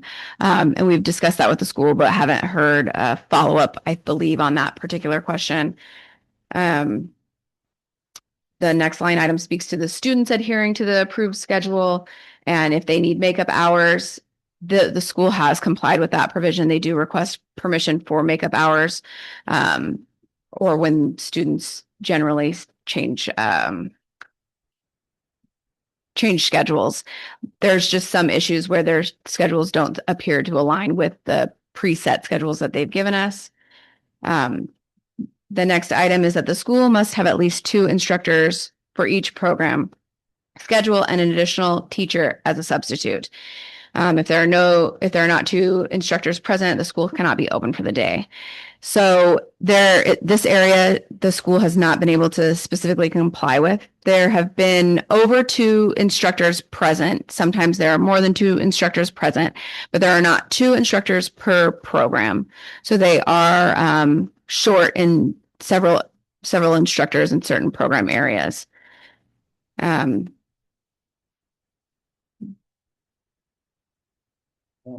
know you only asked status of but I think in the last hearing, the reason why that condition was put on there is because of the lack of instructors when we would go out and do inspections, where you go on a Saturday. Yes, we do work Saturdays. People don't think we do that. And we found that students were there, clocked in, and there were no instructors. I know specifically about an incident that occurred. So, and Ms. Dixon was called. So we know specifically on that is documented, is fact. That's the reason why that condition was put in there. Just so you all know, the conditions were drafted more than a month before your last hearing, Ms. Dixon, because I wasn't trying to shut you down. Don't think the conditions came because of your statement that you made to the board members that day. We had worked on that more than a month before your final hearing, because I was saying, how can we make this thing work if she is left to stay open? What can we do to help her stay open and get in compliance like the rest of the industry, school industry? What can we do here? So now we're actually treating you even more special than the other schools because we're devoting 4 and 5 people to oversee you that I don't have the resource to do, but I'm doing it. There is no animus here from me toward you. I'm trying to keep you open, but you've got to work with us. You've got to do what the board members have voted on for you to do. Just comply. So as it relates to the instructors, as I made Janie aware of, it's been difficult. I have hired 2 new instructors. I have been trying through the PIL pathway that I was told that I could not do, but I have been getting in compliance as far as the instructors are concerned, and I have made Janie aware of that. Much, Madam Chair. Thank you, Ms. Dixon. We're here to keep you open. I mean, I could have gone the other way. I did not. I told you these conditions were drafted way before you had your final hearing because I was anticipating possibly to try to keep you open and how can I help you stay open and get your books in order. I have an audit background. I'm an accountant. I know numbers. So got to get your books in order, right? That's the bottom line here because all the other schools do it. I'm trying to keep you in the fold. That's all I'm trying to do here. I'm assisting you. This is the best that I could do to devote this much time to your school. We normally don't do this. We normally don't do this, Ms. Dixon. And you know about one other school that didn't get the kind of treatment that you're getting. Because I want you to be in business. I want you to keep continuing to provide services to that community.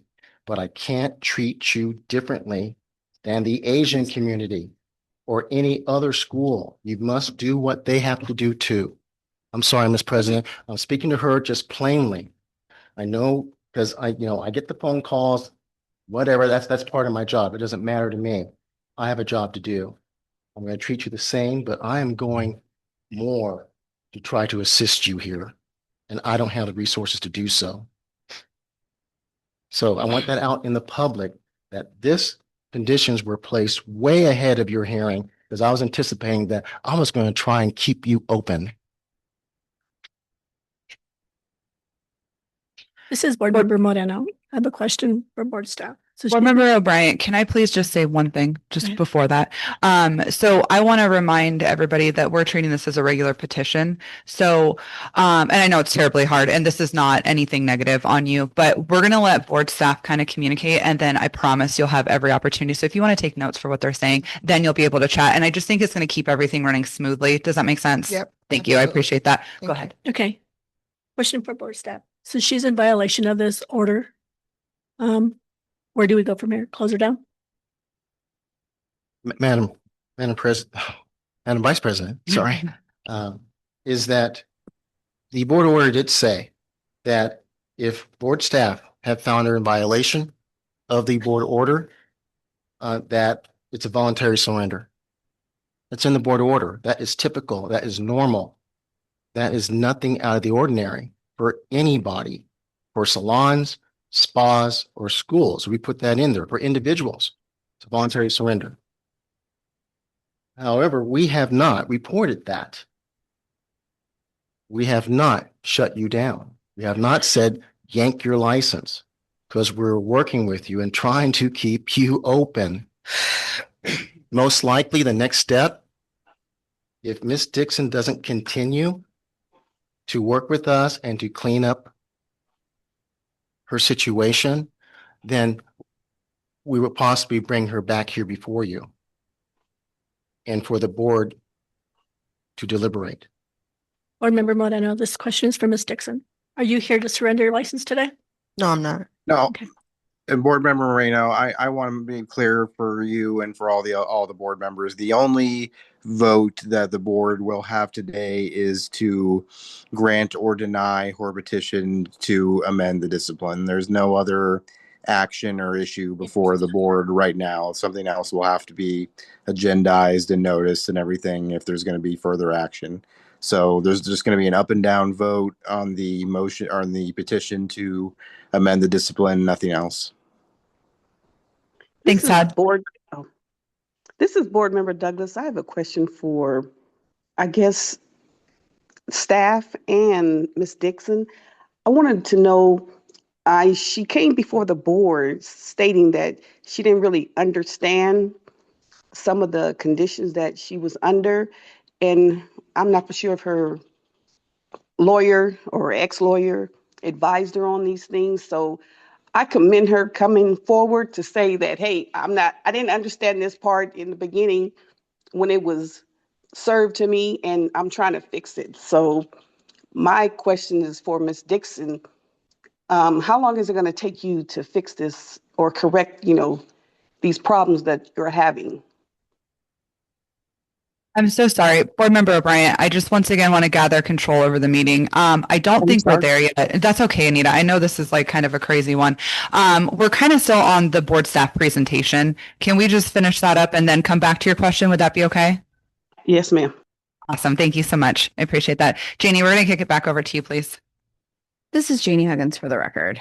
So back to the order, the school did appoint a designated registrar, and she is not an instructor of the school. We did provide that individual with a unique login, and as far as we are aware, they are using their own login. They do share an email, so we're not always confident who is emailing sometimes, but they are using, I believe, a dedicated login for the portal. The student records for hours must be accurate and reflect only hours that are actually earned. The school must maintain student records properly. We have identified some issues with student hours. If you don't mind, I'll skip to that and address that later. Okay. Any documents for student records, attendance, services, etc., kept on campus in the student files, no document from the school are to be taken home by the students. We have no information that indicates that they are not complying with this and that they're letting the students take their records home. Student time punches with errors must be corrected in accordance with the applicable regulations. There seems to be some issues here where we've noticed where time punches from their U-Attend record have been changed, but we haven't received any accompanying documents for all of those changes. So this would be an area where the school has not complied specifically with this part of the order. If the timekeeping system is broken, the board must be notified immediately and the issue must be corrected immediately. I don't believe that this system has been in a state where it's broken or inoperable. We have not been notified of anything except after the fact where there were some issues with internet connectivity. The next area is only the actual supervising instructor may sign off on hours. I don't believe this is an area where we have enough information that we can confirm that this is occurring or not occurring. She may be in compliance with this. We'd have to make more visits to the school to confirm that. Students cannot change schedules without prior approval from the board or overlap from day to evening class unless explicitly approved by the board. I believe they've been notifying us of student schedule changes. There's just a handful of students that seem to have their own unique schedule, and they do overlap from day to evening, but most of their program is intended to overlap from day to evening. So their school has various programs that kind of almost go in shifts, like from 8 to 4, and then from 8 to 12, and then some students work the whole day, and then from 12 to 9. So they don't have a traditional day program and a traditional night program, but they haven't informed us of those particular programs. Board Member O'Brien, Janie, does board staff have any concerns regarding that, or is that you feel like everything's being okay in that area? It's a little difficult to tell who is coming and going when they're not adhering to a specific program, but they have done their best to give us a schedule. If they could maybe just address some of the students that don't align with a specific program so we can understand. I think the intent of this was with some of the records before, with discrepancies and being unable to verify student records. If we know when they're supposed to be there or why they're there on different days, it makes it easier for us to verify and validate those training records. Thank you. Daily attendance logs are being sent within 30 minutes. I think there's only been a handful of days where they were a couple of minutes over after they blocked in a specific program. They have now been sending it multiple times throughout the day, including the instructor hours as well. Respondent school and its staff therein must comply with all applicable laws, regulations, and policies of the board. For the most part, I would say they're following the law in general. We did an inspection. There were some violations, but nothing overt at that inspection. There's areas of correction needed. Madam President, if I can interject right quick, Steve McDonald for the record, that clause in the board order where it says you must continuing to comply with the other laws too, that not only were you found, where we found some problems on specific laws, but you also must continue to follow all the others, right? That is a general clause in every type of order, right? You don't get a pass to go violate other laws, right? So just want to make that clear that we're not going to spell out everything in the law, just comply with it, right? We found some areas here that were found in the board order. Those were specific. Now, and with these conditions related to those findings.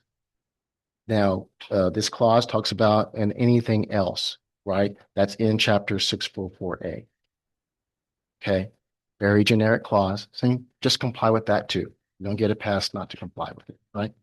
Thank you, Madam President. Okay, so I'm just going to jump back to the area where the students their records must be accurate per the hours that they earned.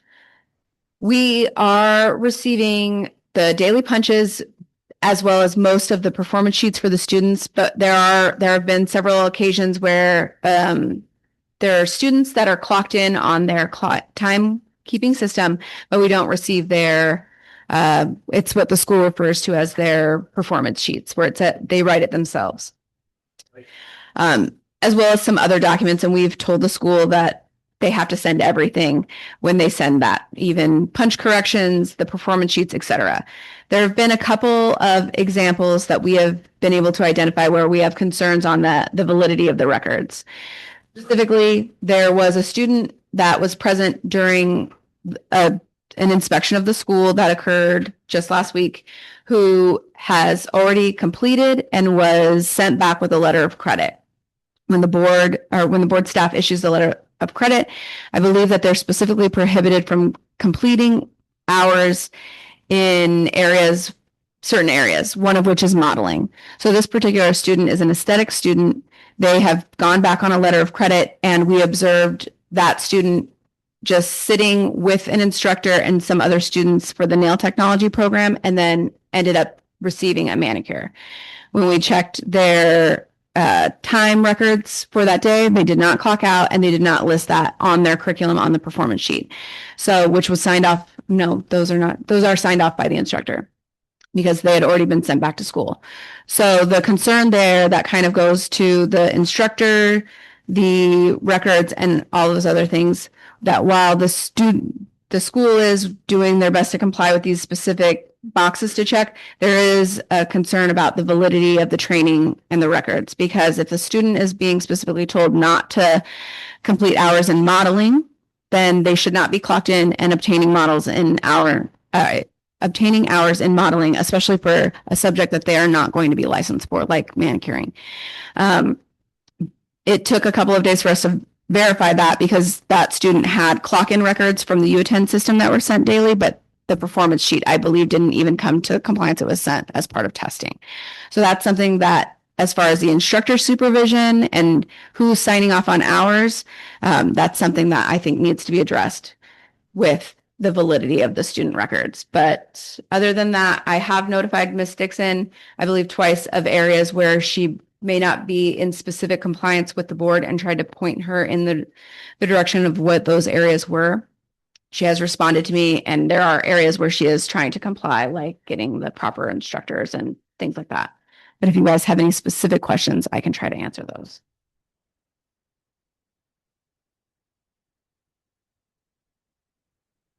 Thank you.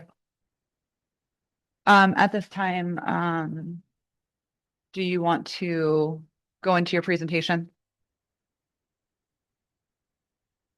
Madam President, Ms. Dixon has provided this roadmap of areas that she wants the board members to basically reconsider. We can go through every section here to help you deliberate. I know it's supposed to be a regular petition, but it's a little different. What else? So.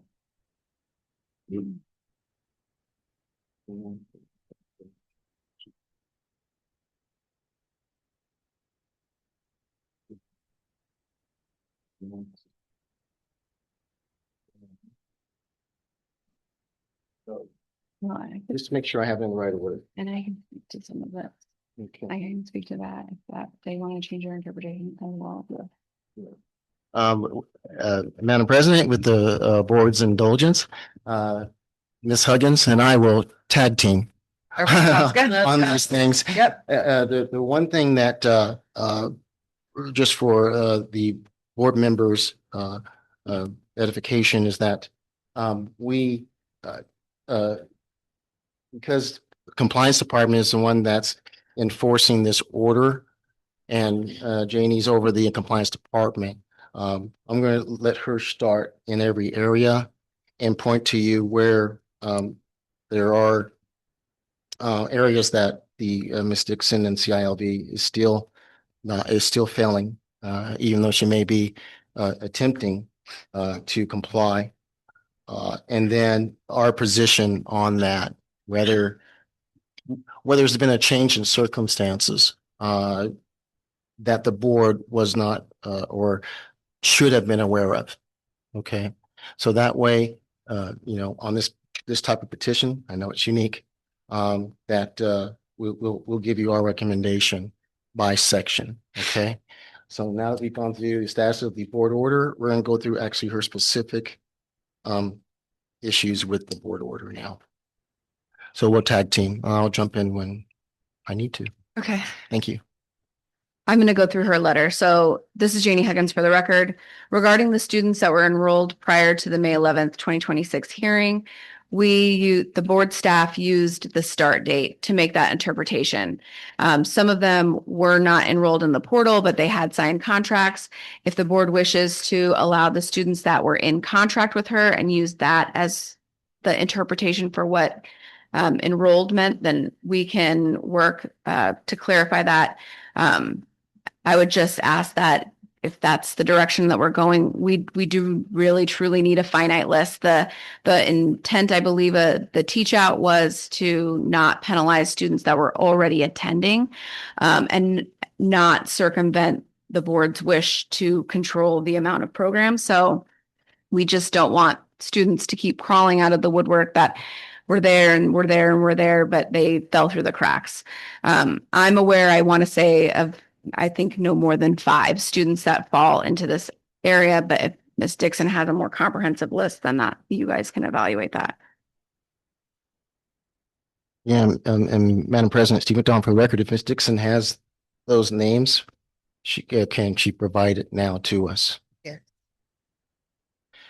I guess the question was, of course, paperwork. Remember, that's the whole thing about this situation. The only reason why there was a disciplinary hearing is because the paperwork just wasn't right. And CILB is not the only school. Okay. So, and so when someone says, hey, I have a contract here, a person's on a contract, school doesn't start for 3 months. I'll throw that number out. And yet we're not aware of it, right? We don't know because you haven't put it in the portal because their school hasn't started yet. If that person is put on the list, and we redlined it, that is a question because that was not part of the board order. And again, I'll refer back to the 2.5 days of hearings over 3 months. When you have an attorney and they're your mouthpiece and they're the ones communicating with our attorney, Deputy Attorney General, and they're getting information from that DAG, and their attorney is not giving it to their client, there's a problem between their client and their own attorney that you chose. We didn't pick Ms. Brennan for you. So if you have an issue with Ms. Brennan, that's between you and Ms. Brennan. but you were also communicating with my staff because they come and give me updates on your operations and what's been going on.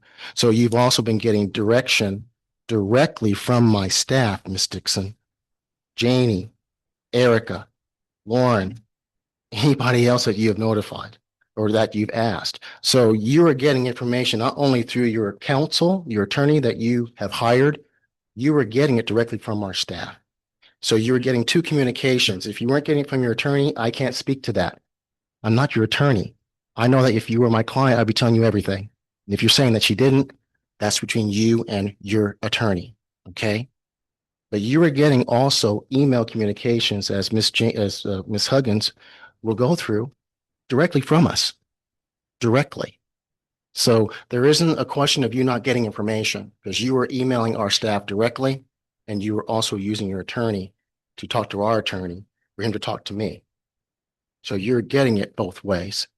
That's all we can assume is that you're getting it both ways because I know my staff communicates with you, but if your attorney didn't give you the information, I can't speak to that. Okay. So I just want to remind the board members of that. You hire a mouthpiece, that's your mouthpiece. You know, and definitely Mr. Estunio will agree to that. I pay his attorney's fees. Thank you, Madam President. Yeah. This is Janie Huggins for the record. For the section titled Restriction on Instructor Assignments and Department Rotation, there's nothing, just to clarify, there's nothing in the board order that's prohibiting a cosmetology instructor to teach a specific breakout program or department. It's on the basis of just adequate supervision. So a cosmetology instructor could teach the nail program. If there's an issue with like a specific student's hours being denied, then we'd have to speak to that specific student and whether there was adequate supervision. If a cosmetologist wants to supervise, your aesthetics teacher is a licensed cosmetologist, IRS, correct? Mm-hmm. So that's not the problem. The board order is looking for just adequate supervision per program. So adequate supervision for the nails, for the aesthetics, for the cosmetologist. If you need to rotate them, I believe that would fall under just the part where you would need to update us, if that's helpful. Regarding the prohibition on hiring a provisional instructor license for educators, just to clarify, there is a curriculum for student and provisional instructors. It is a program. The provisional instructor license versus the student instructor license is it is different in the sense that yes, it speaks to whether or not they can supervise in that ratio for the minimum of 2 instructors, but it is still a program where they're supposed to be following and learning how to become instructors. There's a specific curriculum that's required.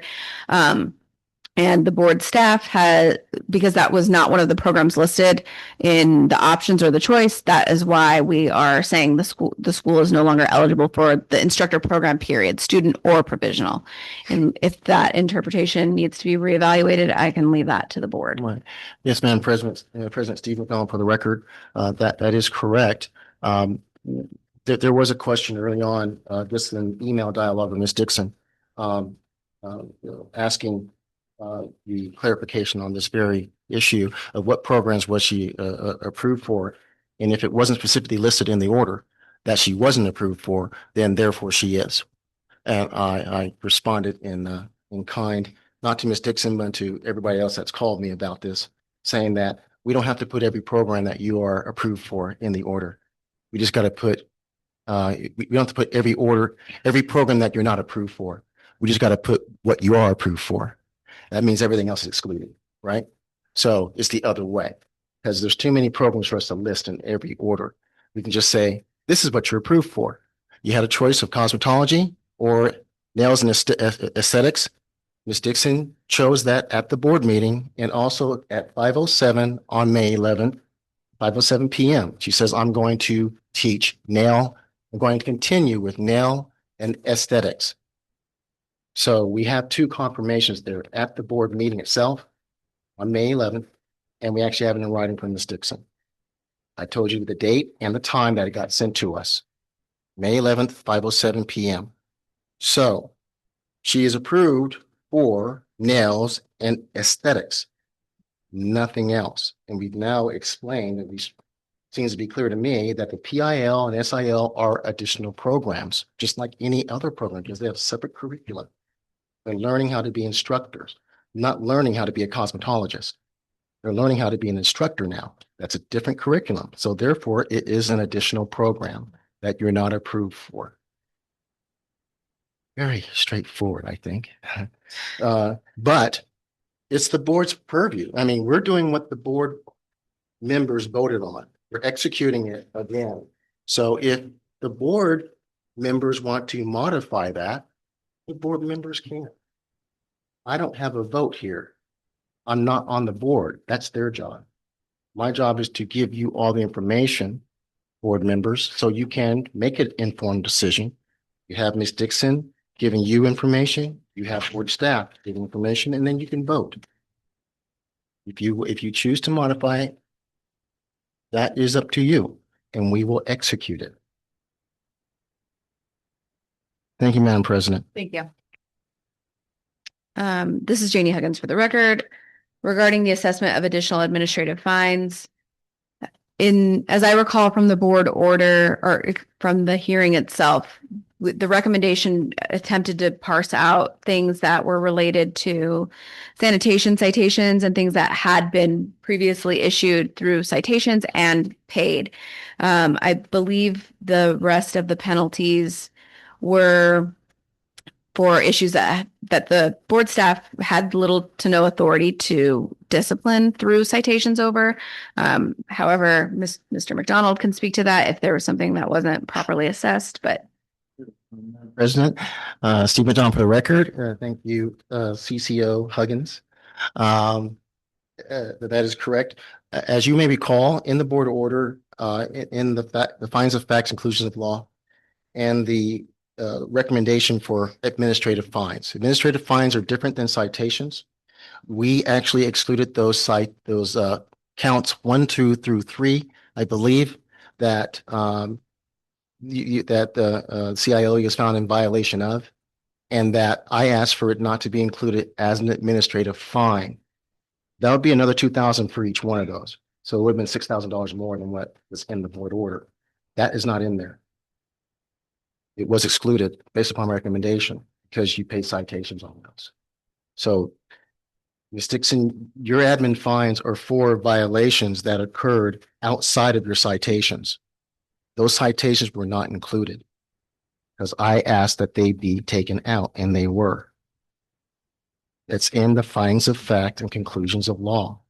So the items that you were cited for were not included as an administrative fine of $2,000 in addition. Okay. So, I mean, we're here to answer questions. I know your lawyer could answer those questions, I'm pretty sure, because we talked to her about it. So, but yeah, those things that you paid your citations on, they were not administrative fines. We did not ask for that. And the board did not vote to fine you on those items. So I think that's pretty clear. So it's another thing that seems to be a misunderstanding, misconstruing, looking at the board order, or remembering that I specifically said, Madam President and board members, please exclude counts 1 through whatever out of the admin fines. And the board agreed with me. So they're not included. Paying for things that you didn't get cited for. Record under the disallowance of Saturday hours without technology. I don't review the application for the students, and I'm not. The compliance department doesn't review those. I can only speculate and generalize that if there is an issue where one instructor there's different ratios of attendance that are allowed in supervision of instructors. If there isn't proper supervision and ratios for instructors, that could be an impact. I don't know if generally speaking it is an all-out ban on Saturday hours for nail technology students. That's not on this department specifically. And there may be other reasons for an individual student having, sort of discrepancy that was identified. For more information on that, I would have to. President, I think Bertha Jackson, our Chief Compliance Officer, Chief Operating Officer, she's over the licensing department. She is online and she can speak to this very issue of what Ms. Dixon is asserting here about our disallowing hours on Saturdays for technology students.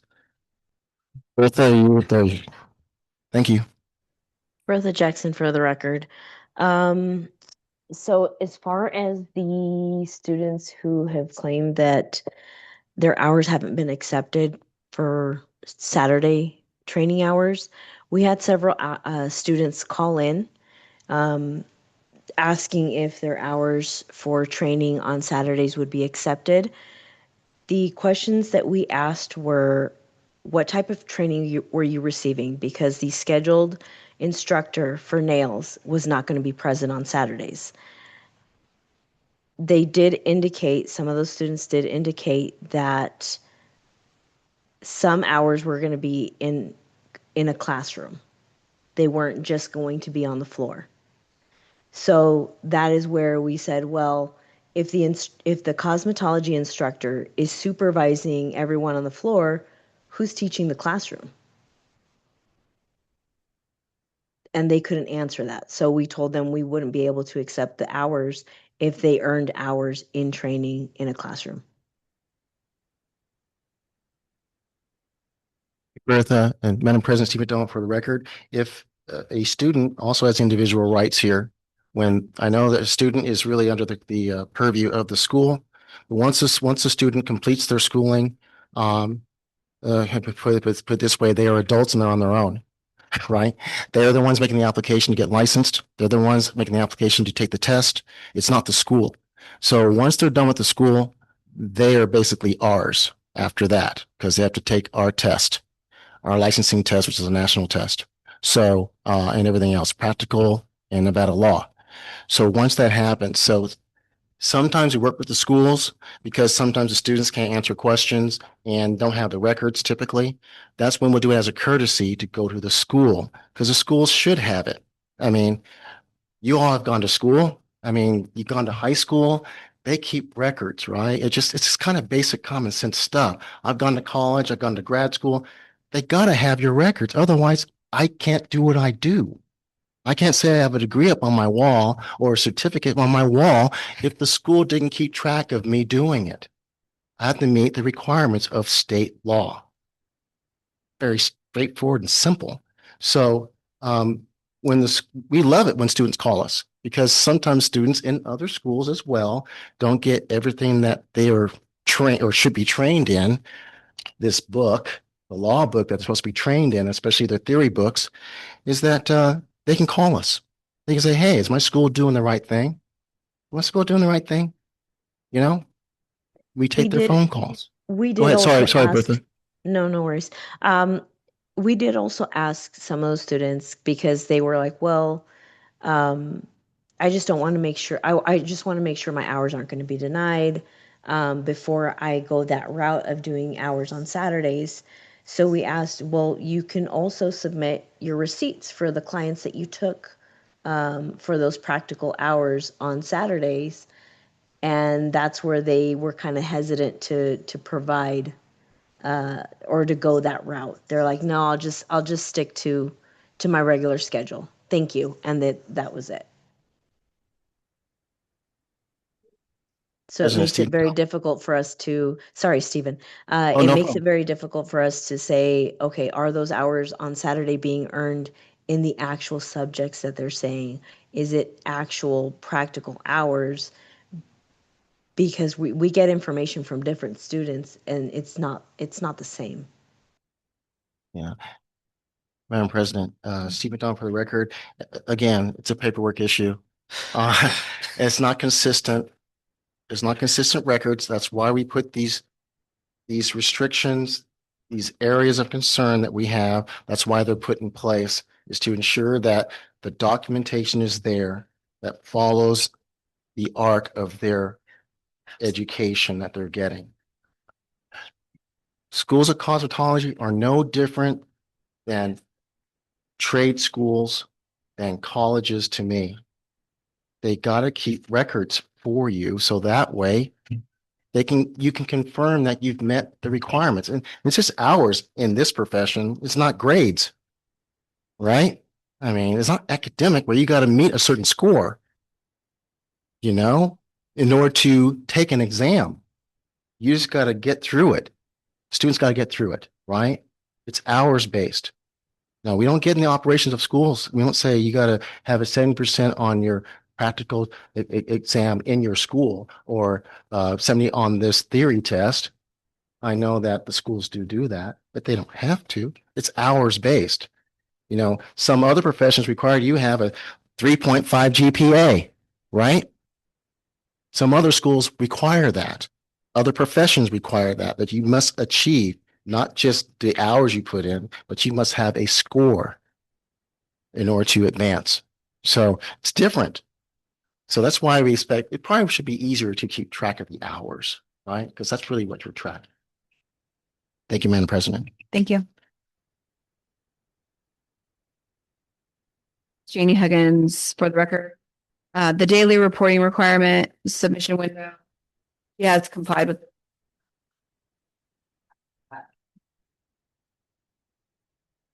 Madam President, Ms. Dixon, I guess you made this an issue. You put this as one of the things that you wanted the board to consider, the board members. Is it because you complied with it, as Janie just said, but do you want more time to send it in? Is that, oh, sorry. May I speak on? Sure. My name is Jasmine Jones. That was more of a concern I asked if possible, more on my sake, because I'm typically the person who submits that report. I just find it very sometimes tedious to like stop in the middle of the day just to run and go do these reports. And I feel like when I've received information from Erica and Janie about what my position kind of entails in terms of what the laws, I felt a lot of it was on me. So I made it my responsibility. I changed my schedule. I'm there till almost 10 o'clock every night to make sure the night reports are turned in. Everyone gets their stuff in because it was kind of stated in a sense that it's my responsibility. These time records are completed accurately on time. Their records are done on time and correctly. So I've made that my responsibility. So I just asked for that just more to stop in between because I get a constant, I guess, burden or interruption with students constantly like, hey, here's a time and request. Hey, I got a schedule change. Hey, I got to take a leave of absence. All these papers that I try to do my best to keep organized on top of everything else I'm already doing, to just ask for a little more time if possible, just to ensure that those records are sufficient. Because sometimes a student may not fill it out, and then by the time I realize that when I'm looking at them, they've left for the day or something, and I'm like, and I contact them and have them come back or something and say, hey, why didn't you fill out your paper? Hey, what happened here? And ask the instructor, hey, because I go around and I give every student their own folders. We have a group folder for every class to make sure when they're done at the end of the day, performance sheets go in here. I collect them all. I go through them. If somebody wasn't there and on the clock, I question. I'm like, hey, why do I have a paper for you, but you didn't clock in? Things like that. If for some reason, if it were to come up, then we fill out a time edit request and we go through the proper steps. If I'm not there that day and I'm supposed to sign off as well on documents, how do we go about that? I've had that question too, where if this is there, do I send it every day? Do I send it when I can come and sign it and then submit it? And because that's when it's finally going to get edited. So I just asked for a little bit more time on it just to ensure that it is always accurate and everything is there, because I don't want to miss something, because in case someone gave me time edit slip, I had it ready to go in the next report that's going to be submitted, whether it's 12, 5, 9. I don't want to miss it. I put that on myself and I don't want to put us out of compliance. I forgot to send it at 12, but I'm going to send it at 5, or I'll send it right after because I realized I didn't submit that request, but it was done. It was signed. It was filled out and, ready to be submitted. I may have forgot to scan that one last thing because I'm rushing in 30 minutes to scan 100 documents to make sure I get all the reports and just verify everything's there. So that was more of something I was just asking with Miss Denise, if it's possible to get just some extended time on it. Just because I get times where I'm doing also enrollments and tours in between. So to stop and tell someone, oh, hold on, I got to go run and do a report, I also find to be kind of rude to tell someone to sit and wait for me when I'm the one doing it. Madam President, Stephen off the record. Thank you for that information. Sorry. No, I appreciate that. since we're intimately involved in CILV, it's good that I know that we know how the school is operating. I mean, I say intimately, we're in the operations of your school. Now, we choose not to do, but that's just the way things have worked out. I thought it's the best way to explain the situation. Because you're not the only school that we've had to ask questions and find out what you do exactly. Because when we bring people in here, you're under oath, right? Oh, yeah. There is a penalty for that if you're not telling the truth. So we use what you say No, I understand. to help us assist you. I'm gonna ask my staff is, I mean, right now the board order says by 5 o'clock. I believe it says within 30 minutes of the completion program. So because they have programs that end at 12, they send them several times throughout the day. But we can get one about 12:30, one about 5 and 9:30. Shifts here. Yeah. That's the student thing that we were talking before. There's so many different shifts of students going to school and trying to manage that. I can imagine being the person trying to manage it inside the school, but we're trying to help you manage it from the outside, being the state board. 3 different shifts. Okay. 12:30, 5:30, 9:30. Yeah. Oh, and of course, we don't make their shifts. We were trying to get a regular standard shift, but it doesn't work that way at CILV. So compromise here. I know you're asking for a compromise. Yeah, that's all I was more seeking of. Sorry, Jasmine, for the record. Board Member O'Brien, I understand what you're working towards and I understand your pain point. I do want to just remind everyone that this is intended to feel like a punishment. No, I understand. Because it is, and I know I'm just speaking and I'm not saying that you don't understand that, but that's why it feels like a burden. Because once this probation order is removed, it should feel like a lighter going forward. You did what you're supposed to do, but we're intending to create a habit. And I understand that it's hard to submit the changes and track down students and everything. But if it sounds like there needs to be, yes, something that's working together to make this so you don't have discrepancies, so you're not having to chase students and things like that. But at the same time, I do want to remind you guys that it should feel like a punishment because we're trying to make sure that you feel this and you understand the gravity of it, but it shouldn't come at more issues with paperwork. Definitely. So if it is a paperwork issue, we should discuss it.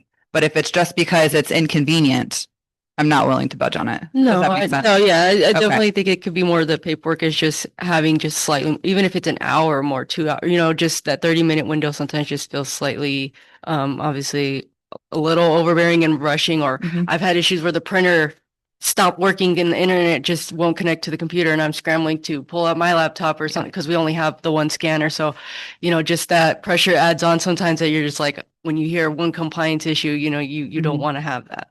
So I just asked to just get a little more time to do it. I'm sorry. Board Member Wool, that sounds like you guys have a system that you put in place with the folders, and I think that's really good. I think that this needs to stay. I don't know. We can deliberate maybe extra 30 minutes, but I really don't think anything else, just because that's how we start falling through the cracks, and we're already in the cracks already, not 100% in compliance. So I think that we're holding the reins really tight because it needs to be really tight, because these students are affected by them not being able to graduate on time. So I know, I don't know what your job description is. That's between you and your employer, and the shifts that are set up for the school, that is also based on the employer setup. That's not for us, but everything in here is as stringent as it is because that's what it needs to be. So thanks for stepping into the role. But right now it's going to be a heavy season, and the probationary period is not forever. The goal is to get through probation. So it's just like, people get on probation. They're like, hey, I have to call my PO today at 5 o'clock. If I don't call them, I got a probation violation. You know what I mean? It's the same thing. And so until the school gets out of probation, until we can say, hey, we have accurate timekeeping records. Hey, send an email, hey, the printer is down. I'm working on this as soon as possible. Call, have some documentation, whatever the issue is, and then get in as fast as possible. And they can give you guidance on that. But communication is key. We want you guys to be successful, but there's a reason why they're so the reins are so tight right now. Yeah, it's heavy on the communication part. If we see or we get word, for some reason that you guys are out of compliance on something, but the next sentence is, but they've been communicating and they're trying to get this done. Cool. That's what we're asking. You're doing what we're asking. We expect hiccups. We know things happen. But let's table this. Let's hear back from Executive Director McDonald. Let's get through this packet and then we'll go back and forth and communicate. Again, you guys will have more opportunity to chat and we'll find a solution to everything so that going forward, we make the right decision today, whatever that is. On, Madam President, Steve McDonald, for the record, on this reporting, daily reporting, we are looking at three different records, three different sets of records that the CILD is submitting, because the screws have been tightened a little bit for reporting. But from our standpoint, we don't have a hill to die for on that. If the board so chooses to grant them a little more time, they're recommending 10 o'clock the following day. We definitely don't have an issue with that because we're actually looking at three different sets and we really can't regulate them like we're supposed to because the day is not over by when they're sending us stuff. 12:30, then at 5:30, then at 9:30. So we're looking at three different sets of records here, and verifying. So if that assists CILV, we don't necessarily have an issue with that for them to have it to us 10 o'clock sharp the next day. Thank you. Okay. Regarding the reduction in approved programs and our request for square footage vary. The only thing that I can speak to for this is in the conclusion of the disciplinary hearing, I believe somebody said that some of these programs were apparent that they're too big to control. Even in the probation, we're still seeing some issues that we're identifying discrepancies between hours and at the end of the day, appropriate. The proper structure. So, and going to what board Sarah just said, this is meant to feel like a punishment. I don't think at this time we're ready to add any programs back into the school. We're still having hurdles and the probationary agreement and stipulations within the first couple of months. There have been several weeks where I've let the school know that they are out of compliance. We're still waiting for the board order already, but we are trying to give them grace as they work to get into this new groove that they're being held accountable to. And that's all I have to speak to on regarding the variance. Thank you. Yeah, Board Member O'Brien, just because we're on this topic, I don't think more programs like this is appropriate. I think mastery of the basics and what we have at hand before that. So I think we need to continue with the probation order on that. But maybe some clarification on some of the other pain points that Ms. Denise had brought to us from the staff's perspective will help with that, such as, those students and things like that. The instructors being able to teach the assignments and things like that. So hopefully that'll help. But yeah, the school needs a variance to continue anything else, but we need to stick to the two programs at this time for sure. I want to jump back up to, you guys are concluded with your presentation? Okay, very good. I need to jump back to Board Member Douglas. We cut her off on her question before board staff had finished their presentation. Board Member Douglas, do you remember your question and want to go ahead with it right now? Yeah, it was basically, I know Ms. Dixon is overwhelmed with this because I was overwhelmed with it. But I was just trying to figure out how long is it going to take her to get in compliance? You can answer. That was directly to you. Sorry. Thank you for your question, Board Member Douglas. We're working every day. This was a quick pivot that we had to get accustomed to. When you look at the different layers of school operations, I'm trying to manage a lot of different things, but we try to focus on the more pressing or the priority of things. And I know that I have responded and been in communication every time I got the email from Janie about things and just trying to express to her, like, this is what we are working towards. I think the primary thing was the instructors, which, like I said, I have been actively trying to hire and I was successful in finding 2 licensed educators to be in compliance with the aesthetics program. I'm still working on additional educators for the nail. I think is the only other program I need to have additional instructors for, which I'm trying to hire for. I felt like the PIL allowance would help get me into compliance with the educators. So that's why I put that in there. As far as the paperwork, I think we're doing a lot better. I know she said that there were some things that she saw in terms of student records, students being clocked in, but no performance sheets. That was not something that I was necessarily aware of, but we can definitely pay more attention to that. Like I said, I think we've made great strides and put a lot of processes in place to make sure that, number one, primarily that the documentation is in order. Our campus is in a bit of an uproar. Students are nervous. You know, we are preaching till we're blue in the face about what their responsibility is, even as it relates to the Saturday allowance of the hours. These are students who are coming to us saying that the board is telling them these things. And so I put that in here because I wanted clarity on that as well, that if I do have adequate instructors and it's not necessarily their primary nail instructor, are those hours going to be allowed? Because that's the feedback we're getting from the students. We make it a requirement that on Saturdays, all students are out on the clinic floor. We have our nail students who are out on the clinic floor. We typically lock the classroom so that they're not in there because a lot of them do like to hide in there. So if there was a conversation of them saying that they're in the classroom, it's because they're not supposed to be, because my rule is that they're out on the clinic floor. So we're working on it. The reason why I wanted to have this, because I want to be in compliance. I came here to get some consideration, not try to make rules up or do things my own way. But we have been struggling in the beginning because it was such an abrupt change that we had to, that we had to adjust to. So I felt like having this conversation would help me better understand and for me to move forward. Whatever the decision is today, then of course it is. But I was waiting to just kind of have this conversation because it was such a quick change and I didn't really have a good opportunity to prepare myself for the change.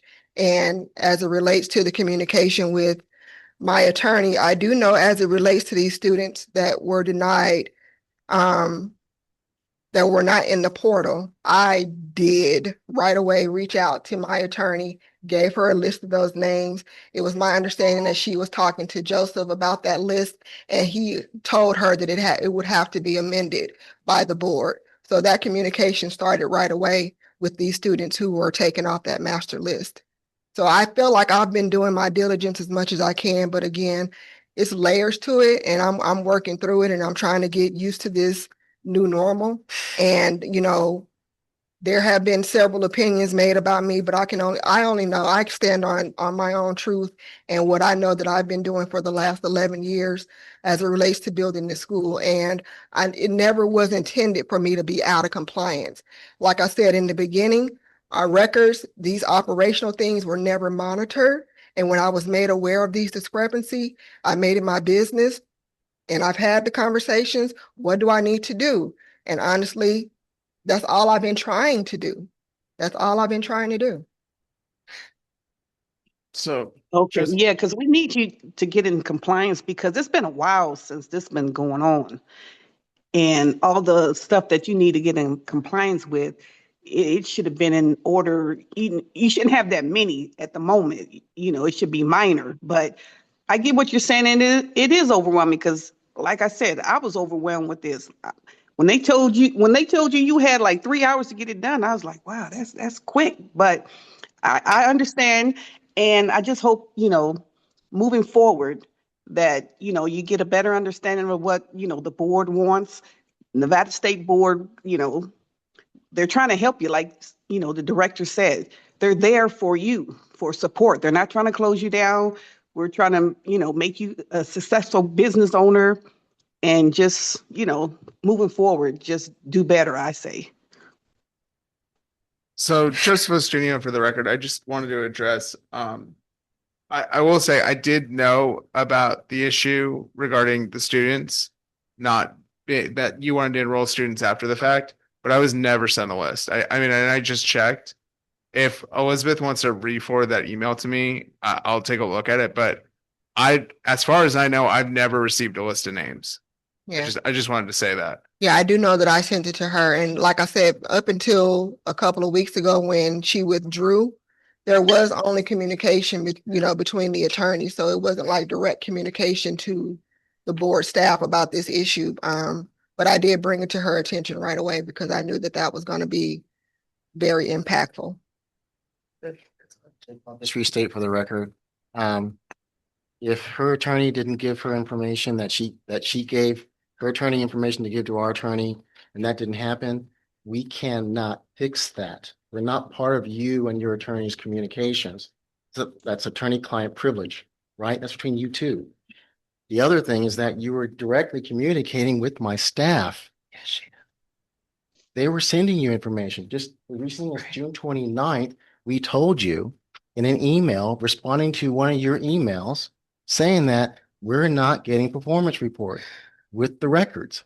We just sent that on June 29th to you, responding to an email. We have it up right here. So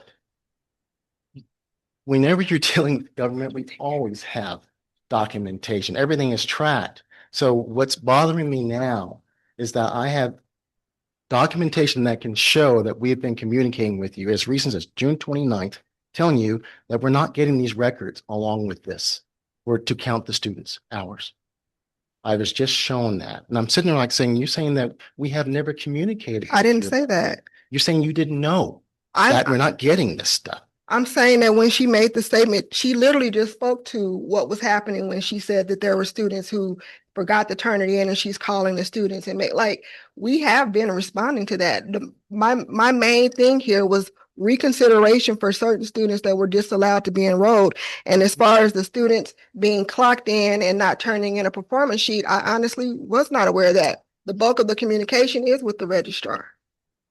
So who sent this email? Are you both using the same email? Yeah. You both are using the same email. So we don't know who we're talking to. But we know we're talking to CILV. Right. And it's always recently, especially with this relationship, has been with you, Denise, because you didn't have a registrar, because your registrar had passed. Right. So we assumed it was you that we were talking with, because that's who we were communicating with. If I may ask, when were you hired? Officially as a registrar, it was shortly after that meeting when she officially gave me that position. May 11th, after that meeting? No, it wasn't after me. It was like at the end of May. Okay, end of May. So June 29th, she was hired prior to. She was initially hired for the front desk, and then when Angel passed away, she took over those duties. Okay. But she was officially made appointed as the registrar after that meeting. So on June 29th, which is about 2 weeks ago, the person that we've been communicating with that has the same exact CILV email is you?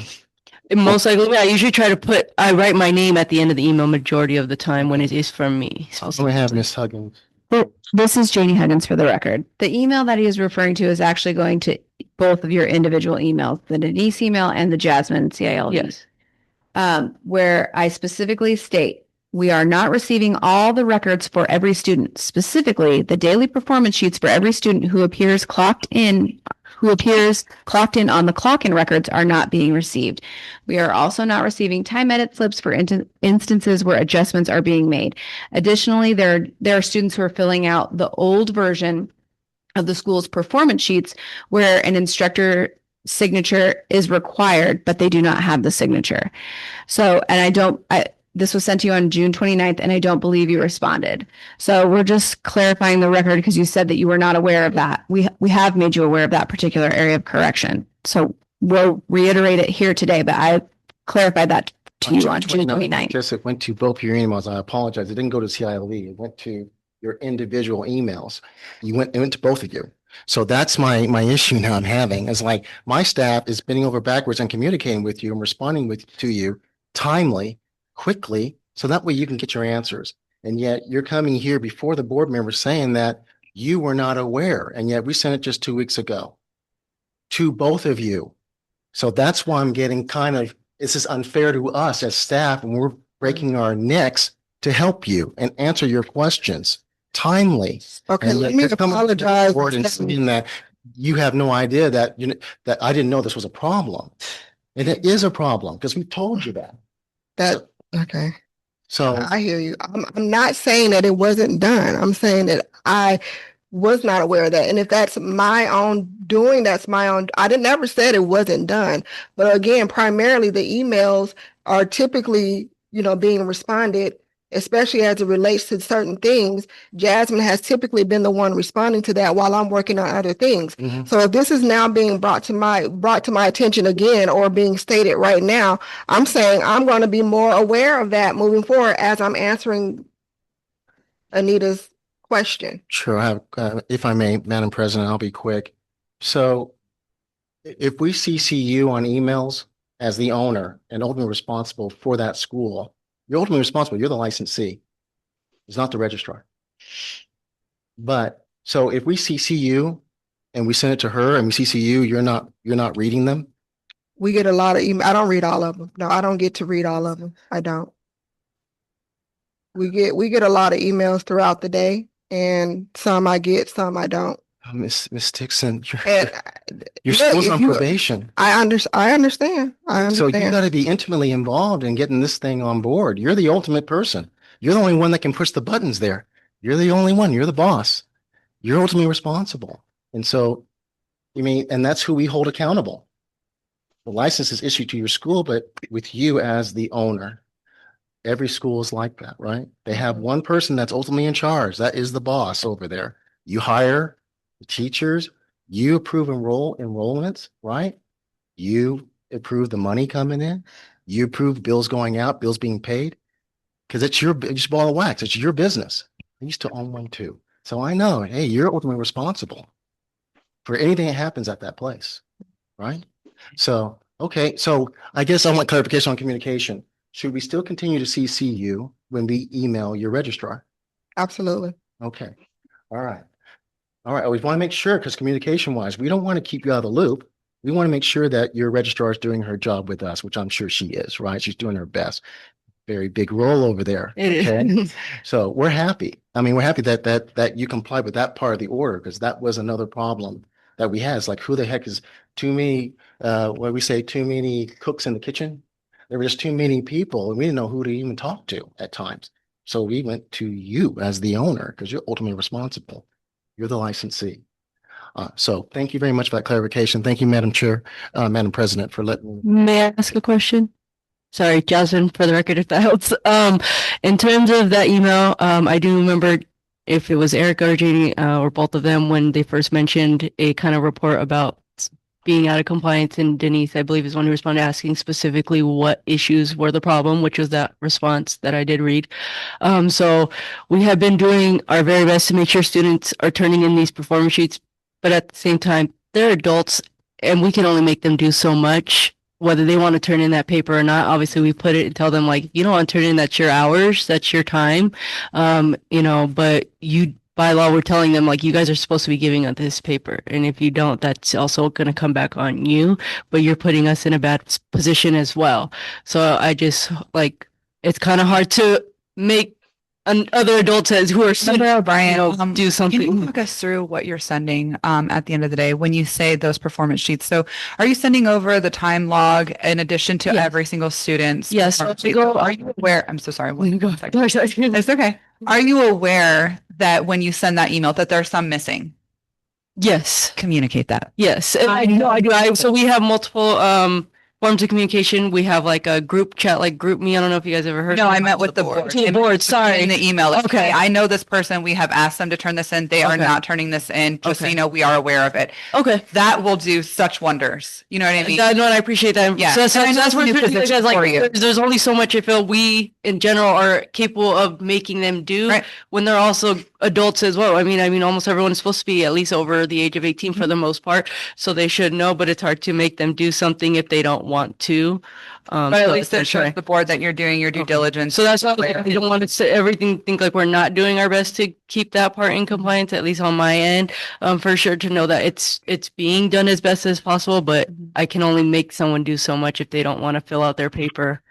Sure. turn it in. Madam Chair, I would, Steve McDonald, for the record, I would advise that you definitely read the board's emails.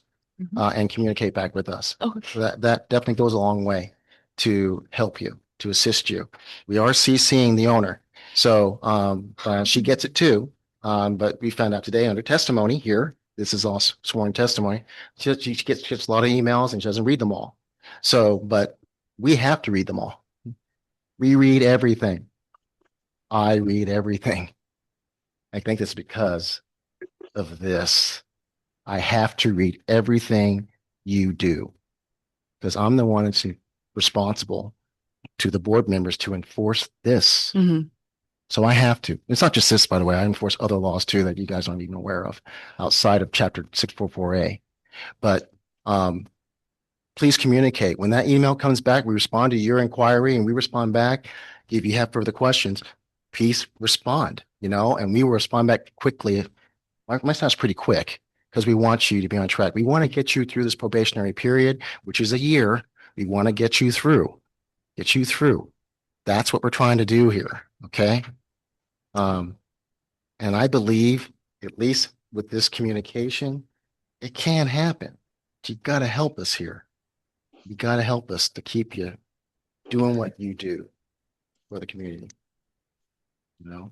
So I'm sorry, Madam President. Board Member O'Brien, during staff presentation, there were a few things brought up, and I just want to make sure that we're all on the same page because sometimes, things can be said and then just not understood. Are we clear on why the PIL can't continue at this time? Yes. As one of the programs. Okay, perfect. Very good. And then are we clear on the understanding of Saturday hours and what those they can be counted? It just needs correct supervision, the 2 teachers. And do you have 2 teachers for Saturday? Absolutely. Okay. Yes. So the students need to be doing what they're supposed to be doing, like you said, and that's all of you to supervise. How often are you on campus or who is the supervisor? What's the supervision like? I'm there a few times a week. Okay. Mhm. My only concern with that is just, during staff testimony, there was an observation during a inspection, sorry, lost my word, about a student that was given the letter of credit and she was not doing what she was supposed to be doing as modeling was not allowed. And then the students were calling in about, trying to do classroom hours and things like that. So I just want to really make sure that the supervision is happening. The students are doing what they're supposed to be doing because as we mentioned over the last 3-day trial, one time it happens, right? But like 2 times that's suggestive of a pattern. And the pattern was the issue, not only with, the paperwork, but with students doing what they're supposed to be doing, for actually collecting the hours, for learning and doing what they were supposed to be doing under the supervision of your school, right? Yeah. So I just want to make sure that when students are returning, we literally go through and tell them verbatim what they are and are not allowed to do. When I see it, like if I see a returning student, sometimes I've caught them in a book and I'm like, you can't do any theory. So why are you in a book? And I tell them, you need to go get a mannequin. You need to get, if they don't have any clients scheduled, I tell them to make sure that their hands are moving, that they're doing practical, they have practical assignments. If that particular student was doing something that she wasn't, it's not because we were allowing it. I just didn't catch it in that moment or we didn't catch it. But we are diligent about making sure that they know what they can and cannot do when they're returning. Thank you for sharing that. Board staff, we do have approximately 5. Is that the number of students that is in discrepancy with the enrollment, the portal, all of that? I had 7. You have 7. Mhm. Okay. And I know Janie, you had just thrown an approximation out. Yeah. So What programs are they in? It was 3 for advanced aesthetics and 4 for cosmetology. The AE and the Cosmo programs. And are they that taken currently, away. sorry, That's okay, ma'am. are they currently, they're currently taking classes, gathering hours, going to school? No, so it was 2 students who started within that week that we had the order of after that May 11th. Those are the 2 that Janie is speaking of that are getting hours. Because like I said, I had been trying to get that whole thing cleared up. But the other ones have not started yet. And what are the programs of the 2 that had started and collected hours? So it's 3, Jasmine, for the record. It's 2 for AE and 1 for cause. The 1 for cause is the one I'd say would have the most question about, is because we had a group of people who all started in that month of May. And all those who started in the month of May, ideally were all approved to still be enrolled in the portal because we have the 30-day window to enroll someone from when they started. We don't. For that order, they signed when we talked about that order, the enrollment date and was for these programs. What day was that? Was it that day? The enrollment date, we considered it that date. So if they had not begun, then we said that they couldn't go forward. But they begun, sorry, remember you were hearing that hearing. I don't know if you watched it. However, that was very explicit, very explicit at the meeting. And your Ms. Denise and her lawyer were here and they agreed to those terms. And we were all here. We were all fully aware that that list and the decision of the programs were to be started that day. No, I understand. No, but I'm just stating. So I just want to make that really clear here when we make a decision. And I'm sorry, Member Wold. I just trying to get clarification on the number of these. You said I see we have 6. Miss Dixon said 7. You've now said 3. What's the number? There's 7 students that we are asking to be officially like entered in the portal and accepted as students, but 3 of them are still like are attending class right now. Yes, was the question was who's attending classes? Okay, as we speak, they are in class, even though they were not in the portal. No. Correct? We tried to put them in, and that's when they told us that they couldn't be enrolled. Okay. Board Member O'Brien, when was that conversation versus when they started the hours? And are they still collecting hours? Can you repeat that? Of course. So you had just said that you tried to put them in the portal, but were notified that they were not allowed to be in the portal. When was that conversation had? It was within that week. I'm not sure the exact date, but like I said, the primary focus on May 11th was to get that master list to them. And I sent the master list to them with these students included on it. So when they started to go through and scrubbing the list, they sent the list back to us and had them excluded off the list. So I don't know the exact date, but it all kind of happened within the same time frame. And did you like reach out to students and say, hey, pause, hold up, don't enroll any or don't clock in anymore? We're trying to figure out what's going on with your hours, or did you allow them to continue? Unfortunately, we did allow them to continue as we were working. So that's through. probably where you messed up there, right there. They're not allowed to be in the program because they weren't approved. They weren't on the list. You saw the red line. So I think that is kind of a big flag for that. But that's kind of what we were working on. Do we know how many hours those students have accumulated at this point? Not roughly. Our head, no. Sorry? Not off the top of my head, no. I could find out. Are they full-time students, part-time students? I think most of them are part-time. Part-time. Okay. Thank you. But I just had, sorry, I didn't get to finish what I was saying about the students was, there was one cause student in specific that we had that came from another school somewhere with a letter of credit. She started at the beginning of that month along with other students that were in like the AE program and stuff that Erica and Janie, when they sent that list of when I received it from Denise afterwards, when I was officially like granted the position to really thoroughly take over all the way. She was someone who we got denied for, but she started the same day as all those other people. So I was confused why everyone else was approved, but why she was denied. When she started at the beginning of May on the 5th, and they gave us a saying for those certain people, just like, oh, just add them to the portal, just enroll them to the portal. But she was not when she started the same day as everyone else. So that one specific student, if, you know, whatever your decision is on the rest, I would just ask why that one student was still denied when she started the same as everyone else. Board Member O'Brien, where was the letter of credit from? It came from you guys. I'm sorry, let me reiterate that. Was the letter of credit like a student coming from like out of the country, or was it one of your previous AE students? No, she's a cause student. She came from I don't know where. Just another school. Yeah, she came in as an outside student. Started May 5th, like everyone else. Even students who were in advanced aesthetics that Janie and Erica said we could enroll still for that month, but she was still denied. So we were just. My concern, I guess, out of anyone on that list was why she was still denied. Okay, got it. And but remember, this is my only question. So did she continue to go to school? Yeah, I believe so. She's one of those 3. So my question is why are we still allowing people to go to school if they were denied?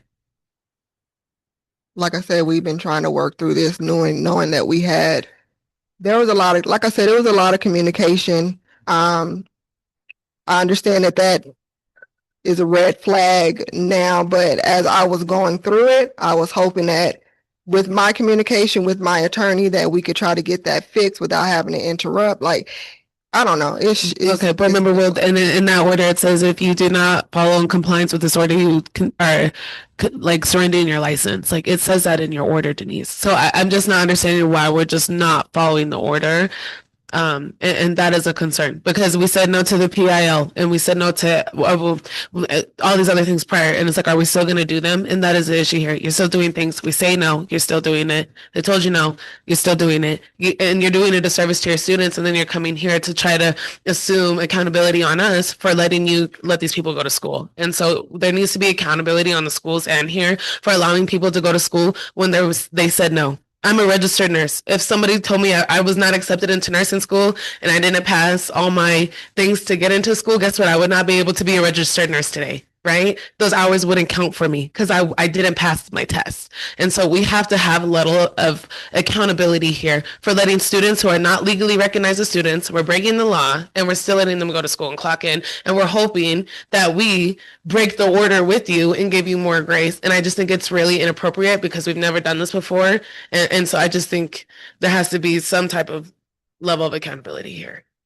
Board Member O'Brien, with those students, those 3 that you had in question, the one with the letter of credit, did you reach out to board staff to ask for further clarification? Like, I thought I might have, but I may have not. I could have been drafted it. I forgot to actually send it. Honestly, I discussed it with Denise about it and asked and stuff. So that's just the one question, I guess, basically more. Sure. On and honestly, that can probably be an email or communication on, another time, but you'll get the answer to that for sure. It's just probably, they probably have a very specific reason that makes sense, but yeah, that could have easily been cleared up rather than, yeah, continue your hours. Like, let's continue to go to school and do the thing and just not have clarification. I understand when it's all new and you're trying to get everything worked out, but everything that Board Member Wold said, it's that probationary time. If we associate those with any other type of probation, like it's yanked immediately. And we've seen a couple different things here today that are just a little bit red flag. So like Executive Director McDonald said, communication and just trying to get it going. We're 8 weeks into this probation order, and we really need everything to be in compliance as much as possible. And I just wanted to make sure that going through your document that you provided, that you understand how to do that and what's expected of you. And then we'll get to the motion and how we feel on things like that. But the last thing would be just making sure that you have any other questions from based on what the board staff said in their presentation as far as your assessment of additional admin fines. Did that make sense to you for where those numbers came from and kind of what was excluded and why the numbers that were included were there? Yes, I just wanted clarity because it seemed like it was from things that were already. Right. Yeah. And you got that today. Okay, very good. And then, the question about your restriction on instructor assignments and department rotation. You understand that just needs to go through the board and, the communication with that is just what's needed. Do you have any other questions? Did they answer your question? I hope so. Like I said, these things are in here based on the conversations that I've had with the board staff.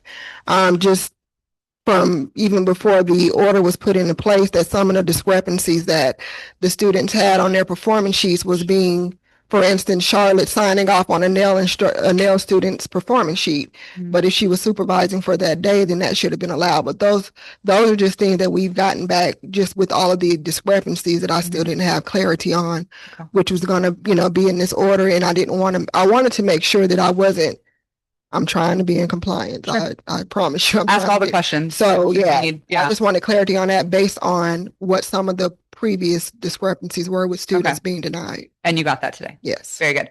Okay. And then finally, I think I'm going to save this one for last, but you understand why we are saying what we're saying about like the square footage and like the variance for that, kind of what's been said on that. Is there any other questions? Anything else you'd like to add to that portion of your document?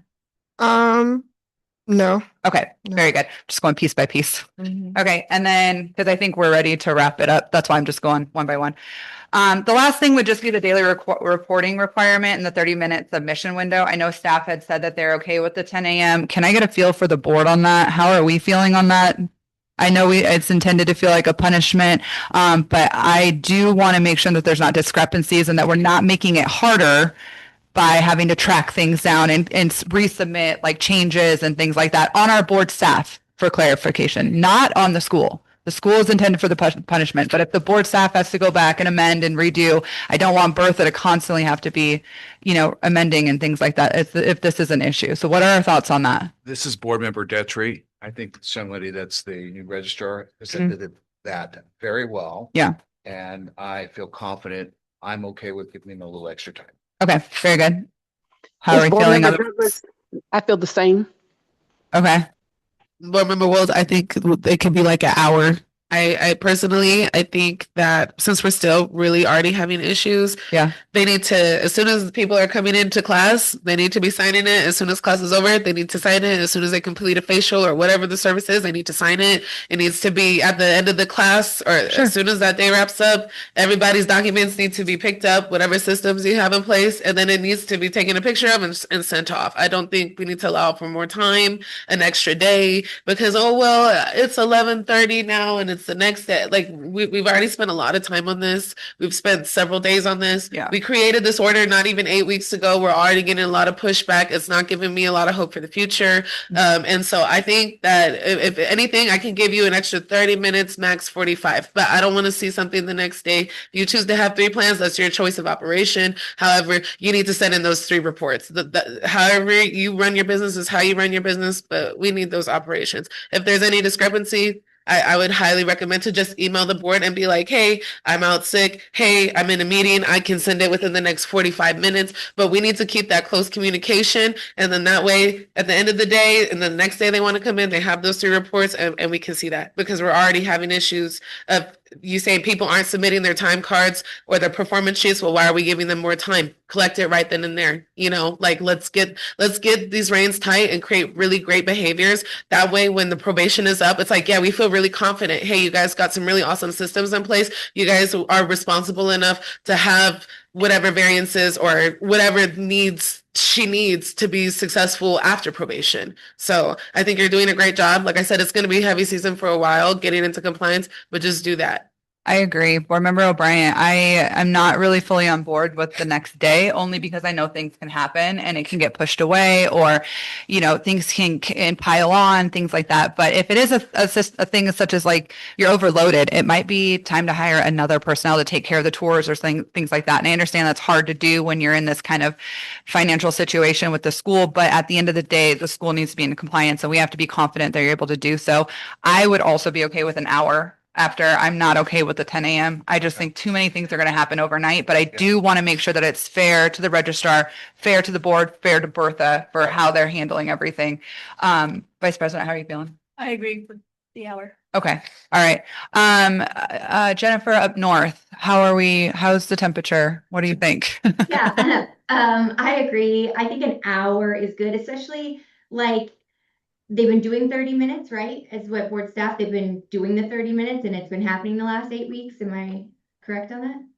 Yes. Yeah. Okay. So yeah, I mean, if you need a little, but like an hour is good. And then, we can reassess if they want to come back. You just get in good habits, right? We're going to get in good habits and then eventually this won't be an issue. So I think Yeah. I like that. Yeah. The only thing I didn't care for is that they can come back. I don't want them to come back. I want them to do this for the whole probationary period. Yeah. Like, I don't want to keep doing this and revisiting it. I know what you meant though. Yeah. Remind me, what is this when does this probation end? 1 year. 1 year. Okay. Yes. All right. So you got 2 months. Totally doable. Yeah. Very doable. Yeah. It's 10 more months. Yep. This is Jamie Higgins for the record. I just want to clarify because she has been sending it as approximately 12. Hi, Jamie. Sorry, your mic's not working. She said your mic wasn't working. Oh, can you hear me now?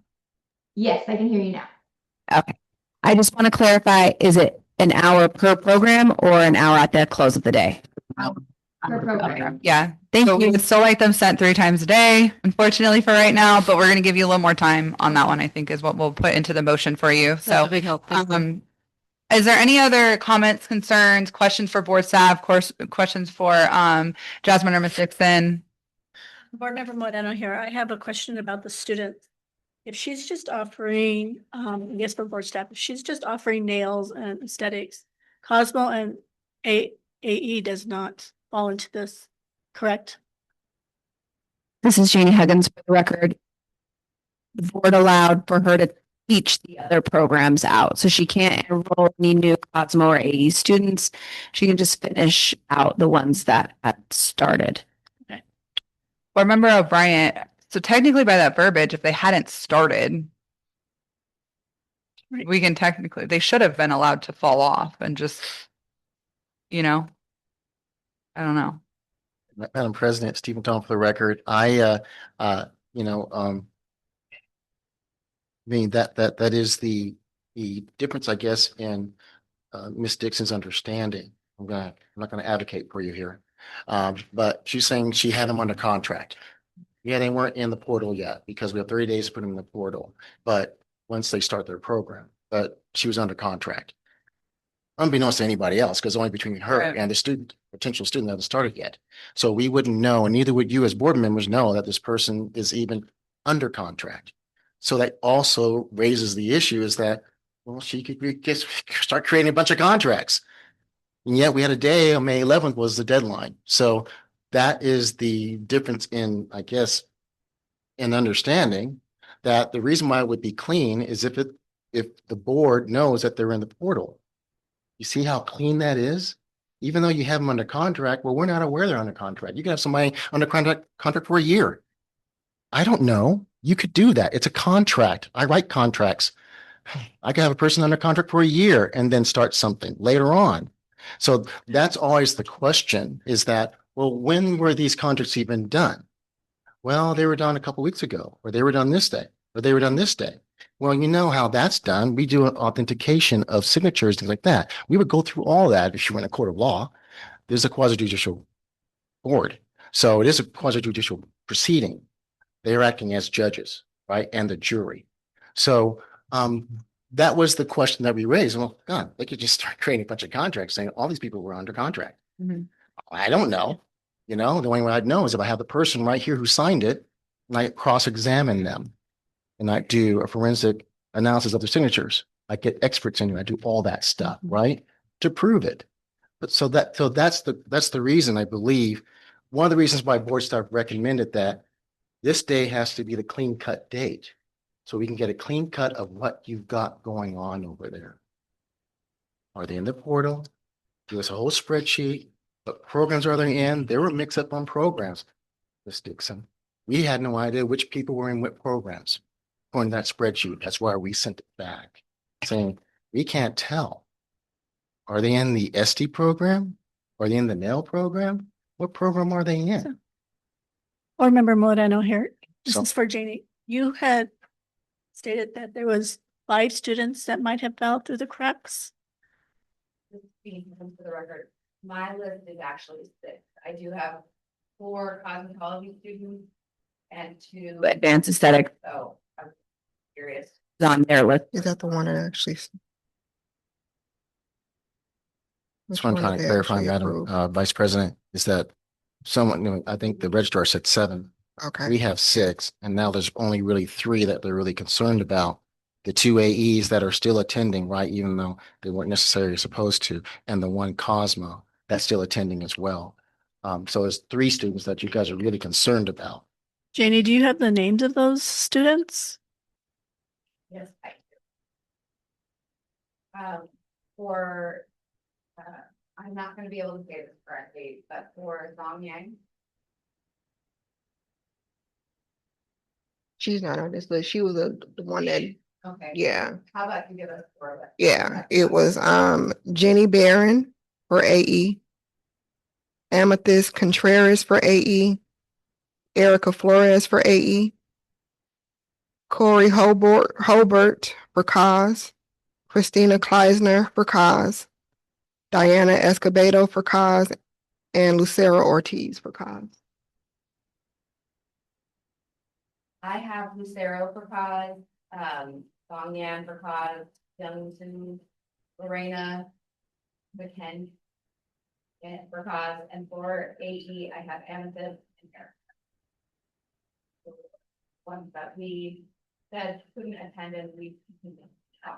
And what she was telling me, I think one of those that started at the beginning of May was actually approved for AE. So it would be, yeah. I knew Lucero was the one that was the cause when that started at the beginning of May, that I was referring to. The other ones have been in the portal, so I'm not sure. I didn't realize that they were an issue. Young Ron, is that what you said? Young Zhao in cause. She was on the portal and I swear she was on that list, but I mean, I didn't submit the list myself, but I thought she was on that list. She's a student and on the portal active, she's not withdrawn, so wasn't aware that she was a student that shouldn't be coming. So the list is student, but there's some that have very odd circumstances. So we can evaluate that case by case. One time at the pleasure of the board. Yes, ma'am. Madam President, Stephen Don for the record. Is that? I guess I'm just not going to be a dead horse. It's records again. It's paperwork. I mean, board staff can't even verify who is where and what and when. That's been the whole problem. Mm-hmm. And that's why we're trying to be as strict as possible, right? Because we just can't seem to get a handle on what students are enrolled, what students are not. It's a very simple thing. It's like an on and off switch. On, off, yes or no. Very straightforward. If I may suggest, I don't mind personally submitting a list since I've been the one consistently observing and checking who's on the clock and our status, if you guys are willing to allow me to do that. Yeah, so I just want to also add on the email from May 12th, I did receive an email saying that based on the revised student list, we need enrollment agreement. And according to that list, Jenny, Lucero, Diana, Corey, Christina, Amethyst, they're all on that list of contracts that they requested. Mm-hmm. So they were initially on that master list that I sent in. Jeannie Higgins for the record. Yes, and we've evaluated those for whether or not they had already started. So if they hadn't already started, then we remove them from the list. If the board doesn't agree with that, then we can allow the students in question. Right, that was mainly the thing. I know they were removed, but I was asking for reconsideration. So because I know I included them on the master list. Board Member O'Brien, per the order, what was the verbiage? They had to be in the portal? Were they in the portal? Are they? No, they hadn't started yet. Today, the board can allow these students to go forward still, even though it is out of compliance of the board's order. Yeah. You can modify it and say, we're going to accept these people because we don't want to hurt the students, because we don't. I don't know why people think that. We don't want to hurt the students because eventually students are what? Going to become licensed and in the industry. We want people to get into the industry. So I want to put that out there too. People thinking that students think that we're against them. We're not. We're actually helping the students right here by me making a recommendation to the board members to say, allow these students to keep going, even though the school has violated the board order by allowing them to attend and get hours. These hours would not count. They are non-students to us right now, according to the board order. But because we would hurt the students by not allowing them to continue, that's why I plead with the board members to say, please allow them, even though it's been violation, we would normally not even count their hours. They are a non-student. And that's what puts us in a bad position as board staff. We're in the middle trying to protect these students and the public. So this is Jeannie Higgins for the record. And just to be clear, I believe what was read into the the record that day versus the order. I think there was a discrepancy on whether it specifically stated if they were in the portal versus on this list, which is why we gave the school and the students consideration and deferred to the list provided by the school. Because there are students that are actively enrolled in the program in the school portal that don't attend anymore. And there is that 30-day requirement before they have to enroll them there. So we based it on the start date. That's why the board staff made that determination. It wasn't intended to be arbitrary or overly punitive. We were trying to be as considerate as possible, and we got a list of students that was graduated, that it was not complete. So we did our best to work with the school to make sure that we had an accurate snapshot of the students that were there. And Madam President, the school should have an accurate list of their students regardless. They should not be relying on us because we have 30 days to put those people in the portal. So your spreadsheet should be more accurate than what we have. Because you don't put everything in the portal, you have 30 days, but you should have every contract that you have on a spreadsheet, every person that you have signed on that spreadsheet. That doesn't make any sense because you got to project what money you're getting and what people owe. That doesn't make any sense to me. You know? I mean, so your spreadsheet should be more accurate than ours. The hours that you have for your students should be more accurate than us. Because when they come to us, they're done with their program after they enroll. So definitely your spreadsheet should be more accurate. That's why we asked for your spreadsheet on May 11th by the end of today. Board Member Moreno here. What are the two students that are not in the portal that are attending school? What is their names? Lucero Ortiz and Amethyst Contreras. And Vice President, if I may, I'm sorry to interject. Could we get a copy of that list? Yeah. That'd be great. My staff's saying, please get a copy of the list. Get a copy of the list. And Board Member O'Brien, just to piggyback off of Vice President Moreno's question, I'm sorry, I thought you said there was 3. Yeah. Okay, can we get her name as well for the record? It should be Erica. Yeah, Okay. they're all one. Okay. Just to wrap this up, I think we clarified a lot for Ms. Dixon. Clarified, I thought some of these things were pretty clear. I would, especially in the board order is in writing. It's in English. And it's been signed by the board president and been approved by the Attorney General's office, the top law enforcement person in our state, right? The state's Attorney General. So that order comes from their office. So it's done. She signed it. It's now executable. It's for us to execute and for the CILB to comply. If this will assist those students, because they're already in, and I know board members may not agree with my recommendation here, and that is definitely your right. You're the voters here.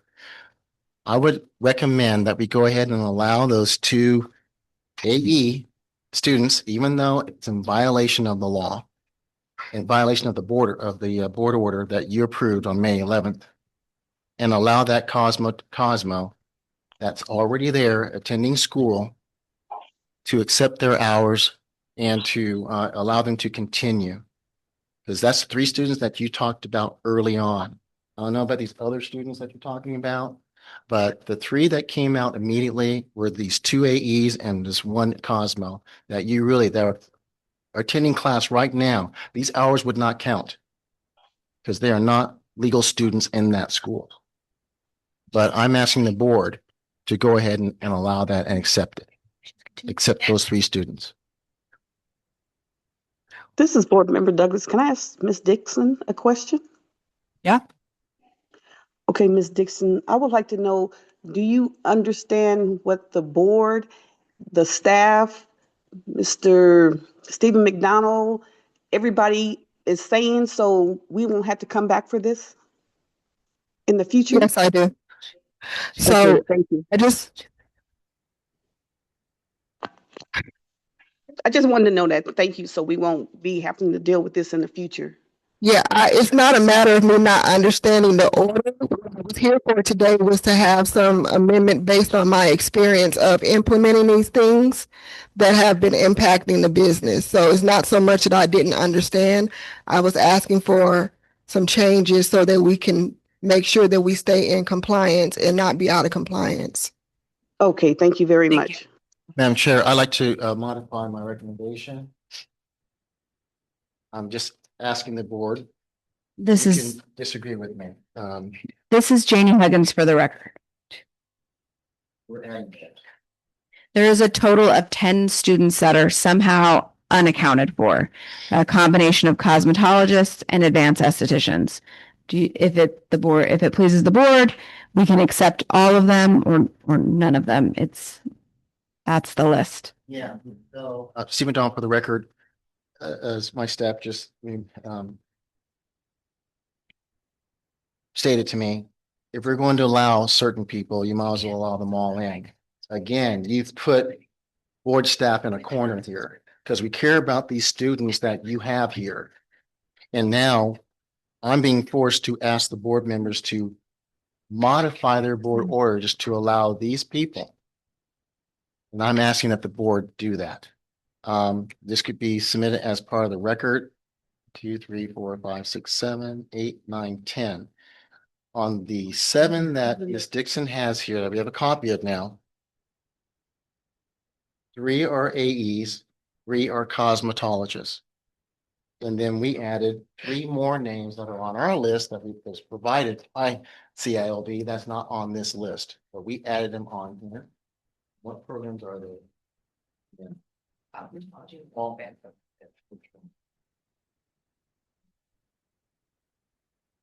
Okay, all right. Yeah. Okay. My only question is. All right. So this one has already graduated. We just need to accept her hours. She has every right to petition. An individual student has a right to petition once she graduates. And that could have been done separately, but she's on this list as well. She's already graduated. So my recommendation to the board is that we accept that you allow these students to continue on their journey into the cosmetology industry and allow the one that has graduated to also we accept her hours. So there's 10 students here, Madam President, that we have that. And board member, my question is, did all these students start before May 11th? Yeah, according to the dates, yes, they did. It appears that they were under contract or they were going to school or something was happening there. And they weren't on the list initially. Like we have 3 that were on the list that we received from you. But we added them on that list. So there's 10 registrar, there's 10 students. So even you weren't aware. Did speak to Janie about if that's the one I think she's the one that graduated. I reached out to her because I wasn't aware she was withdrawn on the portal and I wasn't sure why. So, but I know she just graduated. So when I was going to complete her, I reached out to Janie and said, hey, I don't know why she's withdrawn, but I'm ready to complete her. What do I, do? This goes back to May 11th, the date that all of this should have been on the list. So whenever we refer back to something, it's referring back to May 11th, which probably you weren't fully interested. Yeah, like I said, I looked at the list. She was on that list and it did say withdrawn, but I wasn't aware that it said she was withdrawn or why she was withdrawn, which is why I recently just last week reached out to Janie. I'm talking about the other names too. Gotcha. So the other names I'm not sure of who exactly they are to know why they're not on the list. Right. No, I'm so sorry. You're not on the. Nice personal. May I ask you, Janie, what the other names were again? Sorry, I'm confused who the other 2, other than the one I mentioned, are on. I'm just curious. The other 2 are for the cosmetology program at Young Sao and Lorena Cemento McKen. I believe they are actually enrolled. They were enrolled. They were on that list. That I think is the issue. Lorena Cemento McKen, cosmetology. They have student numbers, so it appears that they were enrolled in the portal. They weren't on that list that was provided to us. That's the confusion. And just to be clear, if whatever the board votes, there are going to be a lot of other students that are active in your portal that may not attend. So that's why I'm asking for just a clear finite list so we can. For Loreno Sarmento, I believe she was on an LOA, but she recently asked me to withdraw. So she's on my list to withdraw this upcoming week. So I don't think you need to really include her in that list. Perfect. Madam President, board members, so that's my recommendation is that we accept the 7 students that is handwritten by Ms. Dixon. And also the one that was graduated that we are aware of, that you've been in communication with doing registrar. Number 2, even though the portal versus their own spreadsheet that they sent us, they don't match. Okay. So that's been the whole issue. I'm just like beating a dead horse here. Things don't match. You people This is board member. Oh. Go ahead, Member Douglas. Yes, I have a question for staff. If your recommendation as far as that Cosmo, you're going to accept her or his hours. How come you won't accept the other people's hours? You only gave them credit for certain hours, because I'm looking at if you accept their hours, how come you won't accept the other people hours? You're making them go back to school for the rest of their hours. I'm trying to understand that. May I address that, Madam President? Yes, Member Douglas, it's because these students are enrolled, they were under contract, they were in school and they're collecting hours. They had not graduated yet, except for that one student that did graduate. These students were under contract. That's why I love to use under contract versus enrolled. Enrolled to me is in the portal. Okay. Under contract. So Ms. Dixon has testified that these students were under contract prior to May 11th. They just hadn't started school yet. So I'm asking that they be allowed, because you discontinued the cosmetology program. They cannot enroll anymore, but she's saying that they were under contract. They just hadn't started yet. So I'm asking the board members to go ahead and accept that,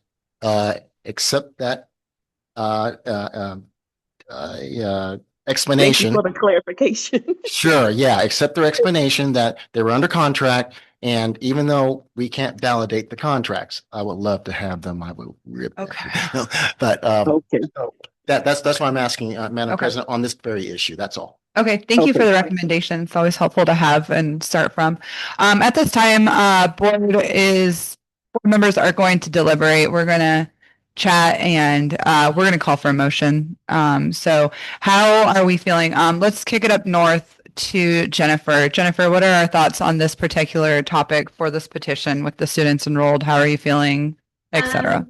It's quite a quandary, because exactly like what Stephen said, it's like, I don't want the students to be hindered for this situation. But then I wonder, like, will this continue? That's my biggest concern is this, are we going to have another spreadsheet in 2 months that's presented to the board staff that it's like, and then if we have one Cosmos, I mean, are they going to be going through a whole Cosmo program with 3 students for the next 16? I guess I'm just like, how is this working logistically on the back end? But that's, I guess, not our issue necessarily. I don't know what to do. I feel like these students have paid the money, because if we don't approve them, then what happens? Will they get their money back from the school? I don't know. I don't know. So I feel like our hands are tied. I feel like I have to approve I have to approve it for the sake of the student. Right. I see where you're coming from as well. It's the student. It's not necessarily even for me, like the money. Because obviously that would be a discussion regarding refunds. So money can be returned, but time cannot. Yeah. And so I understand what you're saying, but just to maybe put some clarification on something that you did say, no, this won't happen again. This will be the only time that this ever happens per the order if we do approve it, because this is just a matter of the discrepancy of them being on that original list or not, or if they were on that second email that was said to have sent, but we don't have record of it. through Ms. Dixon's previous attorney. So no, this won't ever happen again. But yeah, you're right. Like, what do we do with these students? Because it's always based on like not hurting the students, not taking anything away from the students. But at the same time, it's like we were very clear on what we needed. And just not to put myself or compare to anybody else, but if I'm asked for a list of my students, I am throwing everything at that email. You know what I mean? Yeah. And so I understand that, mistakes can be made, especially in like a quick time frame. But, I'm very torn. I'm like you, I'm right on the fence there on which way to go. But when I think about the students, like if I was a student in this situation, I would really be upset that just 2 months of my time was like possibly wasted, especially because they should have been a hard stop when there was any discrepancy given back from the board staff's feedback to the school on those names. I feel like it was presumptuous for the school to Yes. allow them to keep going. And that's where I have a problem. Yep. Because Yeah. Yep. it's like driving without a license. Like you're getting Yeah. caught. Yeah, and board member World, if you guys recall at the last meeting when I was talking with Miss Denise, she said, "What are you so afraid of?" to me, because I told her I was fearful of saying yeah, and I said that you were going to harm the public, and now she has, and now we have a duty to stop her from harming any more students and not being. I don't think there's been 100% transparency to these students about what's going on, and now it's like we're still hearing justifications, we're still seeing things online that aren't truthful. She's going back and forth with staff saying they did stuff that or whatever she was saying earlier to Stephen, and he clarified that. And so it's just like this constant justification, this constant, well, I didn't know, this constant, I'm not checking my email but still CC me on the email. Like there's just not a real level of accountability here. I'm not seeing it, I'm not watching it, I'm not getting anything other than I want more justification. I want the reins loosed on me. Like coming back in 8 weeks and asking for your cosmetology program back to me is just absolutely,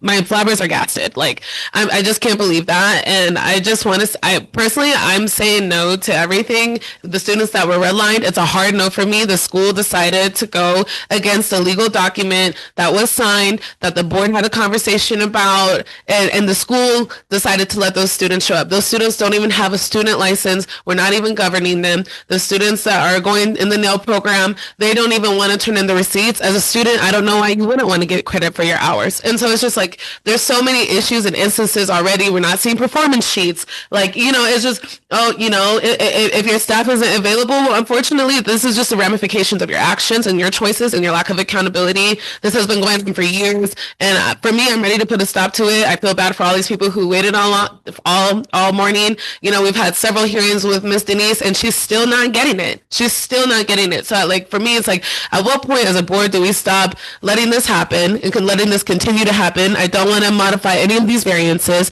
And I think everything needs to be upheld.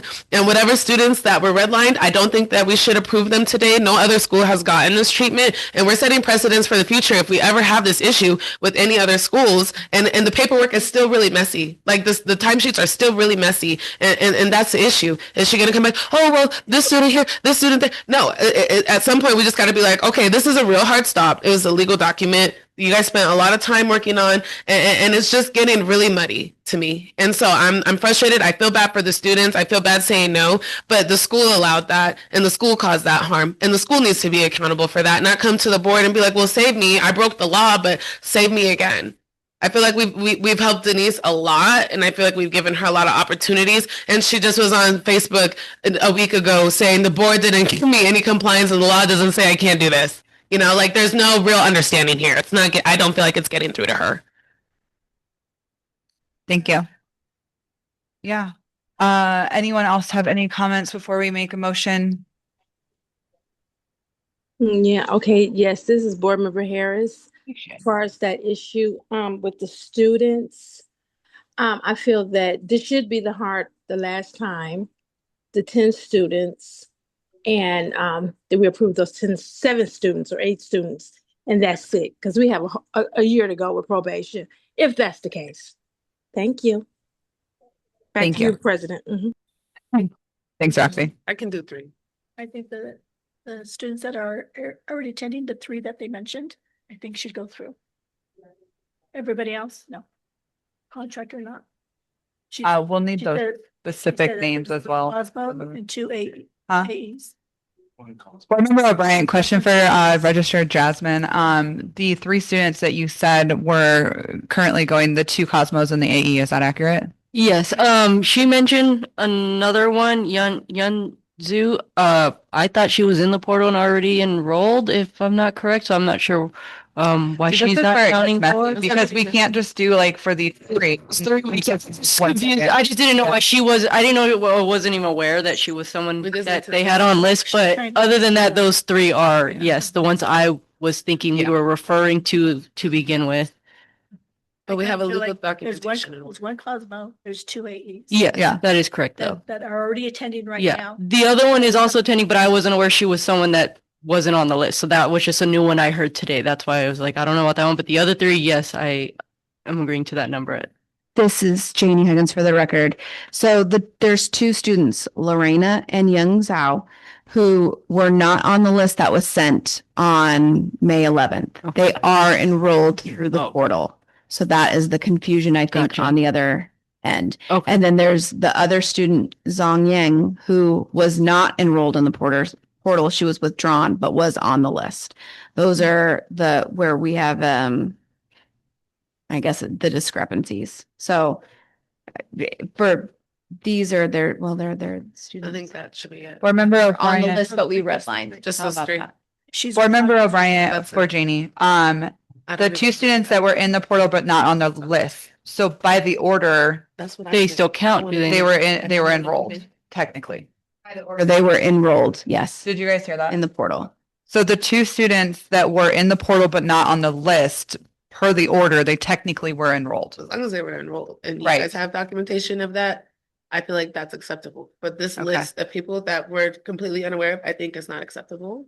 I think the order stated enrolled in student portal. If they were not enrolled in the student portal on May 11th, I do not want to agree to allowing these other students. If the school allowed these students to show up and they don't even have a student license, I think it was really improper of the school to allow that because, like I said, they're in violation of their order.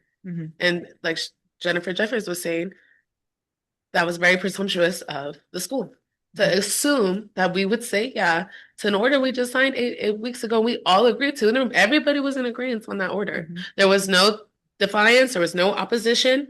Everyone said okay. It was emotional, all the things, whatever may have you. But we said okay, and now we're back. And I don't want to go through this anymore. And it's really muddy. It's not fair to the students, but that's something the school needs to answer to. We have saved the school, I feel like, a lot. We've helped the school a lot. If we do this for this school, we have to do it for every school. Oh, well, you guys gave me an order. I already violated it. I'm breaking the law, but you're gonna let my students in. And I don't want to set that precedent. So now we Thank go you. back to, is it the 3 students that are already attending? Or is it? Who's ever in the portal? Board Member O'Brien, Janie, the 2 students that were enrolled in the portal but not on the list, do we need to even address that? Or is that just a clerical error on your guys' end that you can be like, yes, because they were in the portal, you can go forward with that? We think that.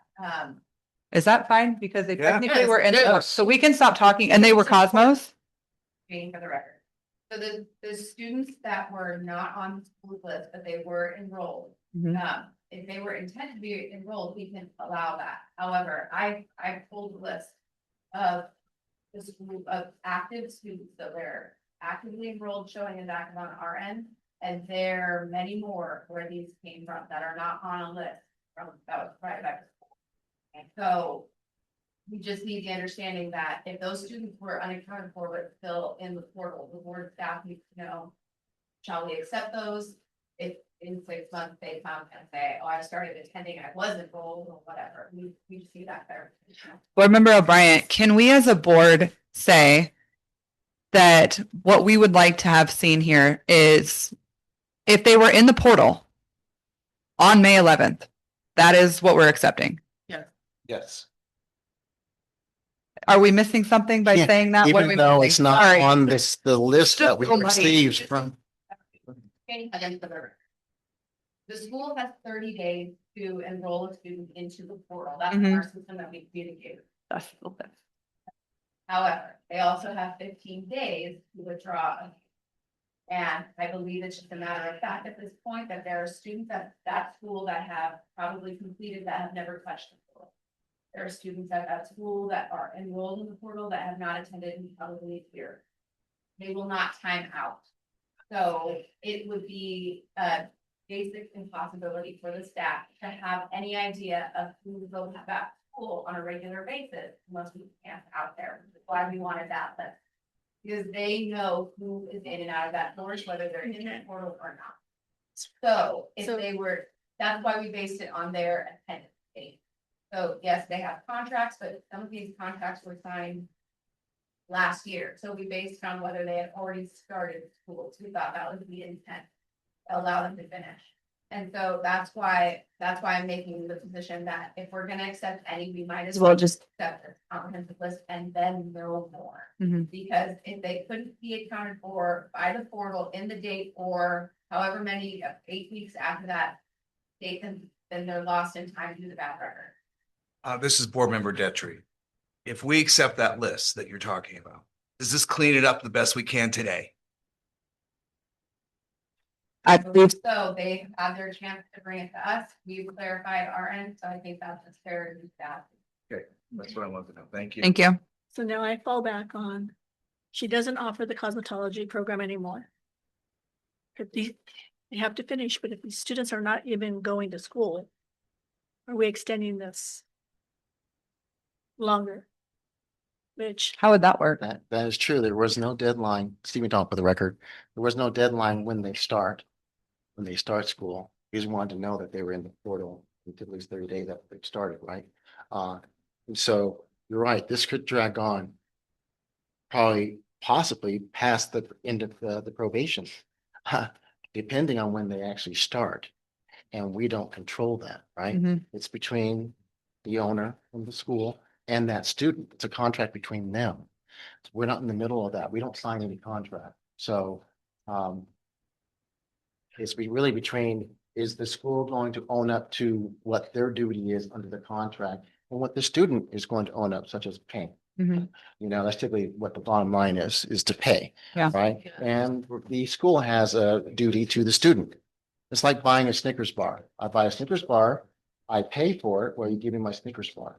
Same thing, yes, no different. It's just school, right? Teaching hours. And hopefully that they will be counted. So you don't, it can't go past the year probation, depending on when they start. Vice President Moreno said so. Board Member O'Brien, would you say that that was kind of understood by putting that teach out in already, just because we knew some people were going to be in the portal but not active? No, that was not, at least my understanding. Stephen Tom, for the record, that was not my understanding. I thought that they were going to be, that they were typically already enrolled and that we just got to get them done. Got it. We didn't want to hurt the students that were already in and learning. And we wanted to finish them up, not to hurt the students. Not to start over a It was program not either. to start brand new students in the If I program can, that had not started yet. can I just add one thing though, as far as your question? The students are under contract, so even if they were already in the portal, if they're a part-time student, they were going to go beyond that 1 year probation anyway, because they're a COS student is technically part-time, is going to be enrolled for 2 years. So our teach-out students still may go beyond that 1 year, but we do hold them to a contract end date, and then we have our own, ramifications if they go beyond that date. But they do have to be completed by a certain deadline, which we also put on that spreadsheet as to when that actual completion date is. So even if they were already on the list, some of them may go beyond that probation deadline. Okay. So Board Member Moreno here. So the people who have a contract on this list, some of them are not even attending, correct? Do you have a deadline for when they're supposed, do you have a start time for when they're supposed to? Yeah, so by not attending, it could be a student who's on a leave of absence, right? So we have to consider that as well. There's not students who are on a list who just, like, we give them 14 days. The people on this She's talking list, about the list. the people that are on these. Yeah, there are students who have not started. Yeah, there's So you have a starting date for these Yes, students. somehow. It was pending, obviously, those were pending this hearing. We didn't start them because we were waiting for this. Yeah, they were initially wanting to start in July. And so we were waiting to see the outcome before we made a decision on their start date. So granted that you guys allow them to start, then we will be contacting them to start this month. So they'll be starting in July? Right. If we approve it? Mm-hmm. They haven't started, they're not out anything. That's the biggest thing. We're worried about the hours and the time that they've wasted. But if they haven't started because she did her due diligence and told them not yet, we need to wait, which was a good move, by the way. Good job. I don't think we should approve those ones. No. Okay. No. Yeah. No. Okay. It would be the three that are going. Yeah. Back to Yeah, just the three that yeah. are already attending. Yeah, because the whole goal was to get into compliance and lessen the load because it was too much. Yeah. And for her to kind of regroup and Yeah. figure it Okay. out, not continue to add students. Yeah. So, yeah. 6 So just months the down three, the line. so just the three students. that Yeah. are- Yeah, if they haven't Yeah. started, there's nothing lost except No. their deposit or it's just a refund to Yeah, them. at that them in point. the school, that has nothing to do with Okay. that. Right. So just the three students that are already enrolled. It goes back to my original recommendation, is to go ahead and allow the students that are existing that you brought up initially, the three, the two AEs and the one Cosmo that's already attending, and that the board, my recommendation to the board members to vote on, is to allow them to continue and to accept those hours, even though, it wasn't those hours on ballot. And one more question, Board Member Wilt, has any timesheets or anything been submitted for these students who have been going to school for hours? For Jane Higgins for the record, we have time records for Amethyst, for Lucero, for Erica, and then for the ones that are on our list, Songyan, Young Tao, and Lauren. So just the three, I'm just referencing the three we are considering approving. Erica, Lucero, and Amethyst. Oh. How do you have records if they're not going to school? They are. The ones that are. Those three. Three people Those who are going. That's But it. they're not in the portal. Or are they in the portal? No, I don't, this is Jane Higgins for the record, I believe that they attempted to put Yeah. Erica and Lucero into the portal. But because we had already told them that they weren't allowed under the teach out and start state, that, enrollment was protected. Okay. So is there any hours for these three that we're saying we want to accept? For Erica Flores, yes, she is actively on the school this entire time. I believe Lucero has also actively been there and so has Anna. And you can see their hours. Yeah, we've seen them with there, I believe. Erica for sure. My only question for clarification was Miss Denise had just said that she put people on a hold. Are those people separate from this list or are those people the ones on this list as well? I'm only referring to the people on the list So how, consistently since May we were 11th. talking about those people on the list having hours? So how is that possible? They all started right up until I want to say maybe May 15th, but that was their projection starting on their contract. Okay. So they were starting, possibly they started beforehand, I don't know. Okay. I know Okay. that we identified the three, Erica Flores, Lucero, and Amethyst. Okay. So those are the final three that we can accept them. And Okay. that they have begun and been for 8 hours. Okay. These other ones, Diana, Dean, Barry, and Jenny, they were redlined and told not to start, and I don't believe. Okay. Because they were so. Okay. Thank you. Sorry about that. I got confused. Okay. So Erica, Lucero, and Amethyst are the only three that will be approved. Yeah. You guys agree on that? one? Yeah. Yeah. Board members, online and up north, any questions, comments before we make a motion? No. No, No. Are we okay with that? yes. Okay. Okay, board member, Bryant, I would like to make a motion, I can read it. Yes, please. Okay. I'll read it. Bill. I like Um, brown. We would how to word it. Madam President. Yes. Stephen John for the record. And of course, this is focused on what issues or concerns that Ms. Dixon brought forward to you Yep. for the board to reconsider, and only those issues. Yeah. Thank you for the clarification. All right, board member O'Brien, I'd like to make a motion on 4B action item Denise Dixon on behalf of Cosmetology Institute of Las Vegas, SC 14500. We are going to approve 3 students to be enrolled, Erica Flores, Lucero, and Amethyst, And these will be the final students that we allow for that. We are also going to give her an additional 30 minutes to the original order, thus making it 1 hour after each program has completed to send in those daily reports that were outlined in the original order. We are going to deny the restriction on instructor assignments, prohibition on hiring a provisional instructor license. We're going to deny her petition for the assessment of additional administrative fees and the disallowance of Saturday hours, as well as the request for the square footage variant. This is Board Member Douglas. I second that motion. Oh, I'm sorry. Is that okay, Stephen?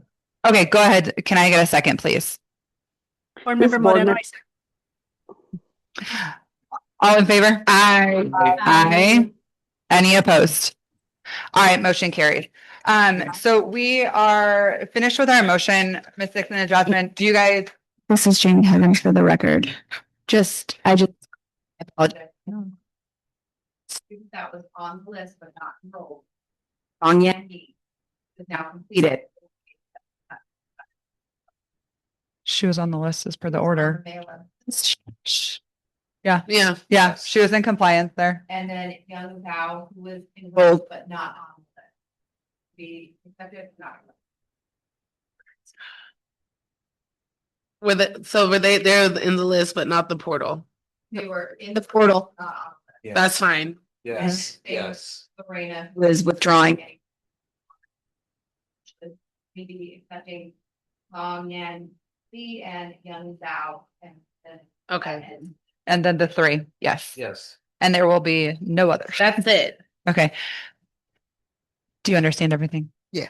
Okay, very good. One thing that I want to just end with, sorry, William, 1 second. If there is something like you had talked about, students aren't handing something in, communicate that. If you guys have a question, communicate that. Check your emails, please, guys. Please, please, please, please. Okay, 10 more months of this. Do it right. Get in compliance. Understand how to get it done correctly the way that we're asking you so that we can lighten the load on you guys and you can go back to doing what you do best. Okay? Thank you All so right, much. Thank you so much. Thank you. Have a good day. Thank you. Sorry. All right, you guys, I'm so sorry, but at this time, the board does need to take a break. We are going to I know, I'm so sorry. We're gonna get you guys next. 20 minutes, 15? We can do 15, 20 minutes. 15, we'll hurry up with lunch. You can also join on Zoom if you have to. Wait. Yeah. What's your name? Let's get your names and we'll figure out.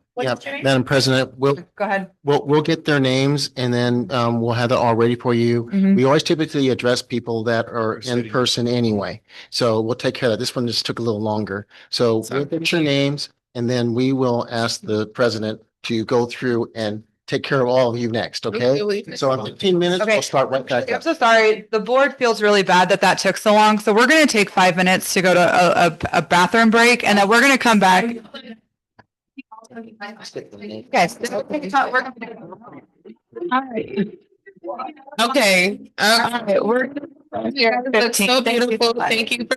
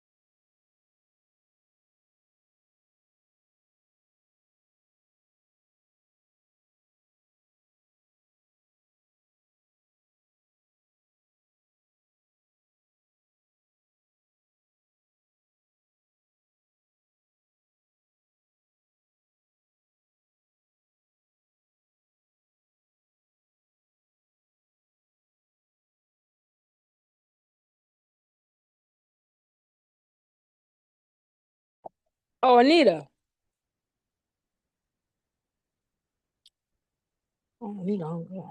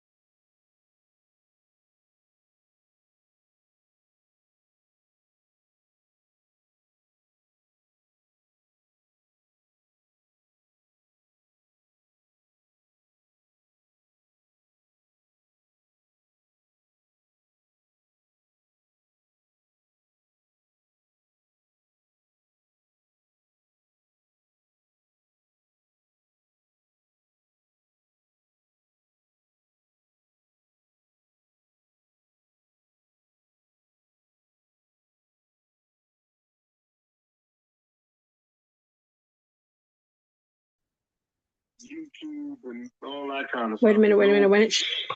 Wait a minute.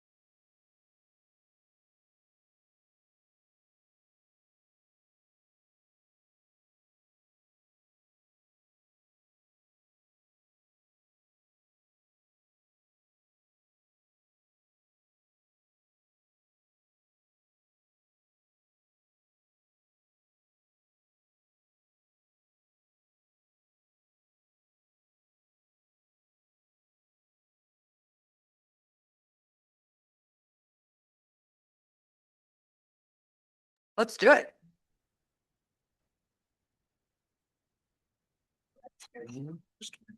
There we go. All right, everyone, thank you for your patience and welcome back to the Nevada State Board of Cosmetology's board meeting on July 13th, 2026.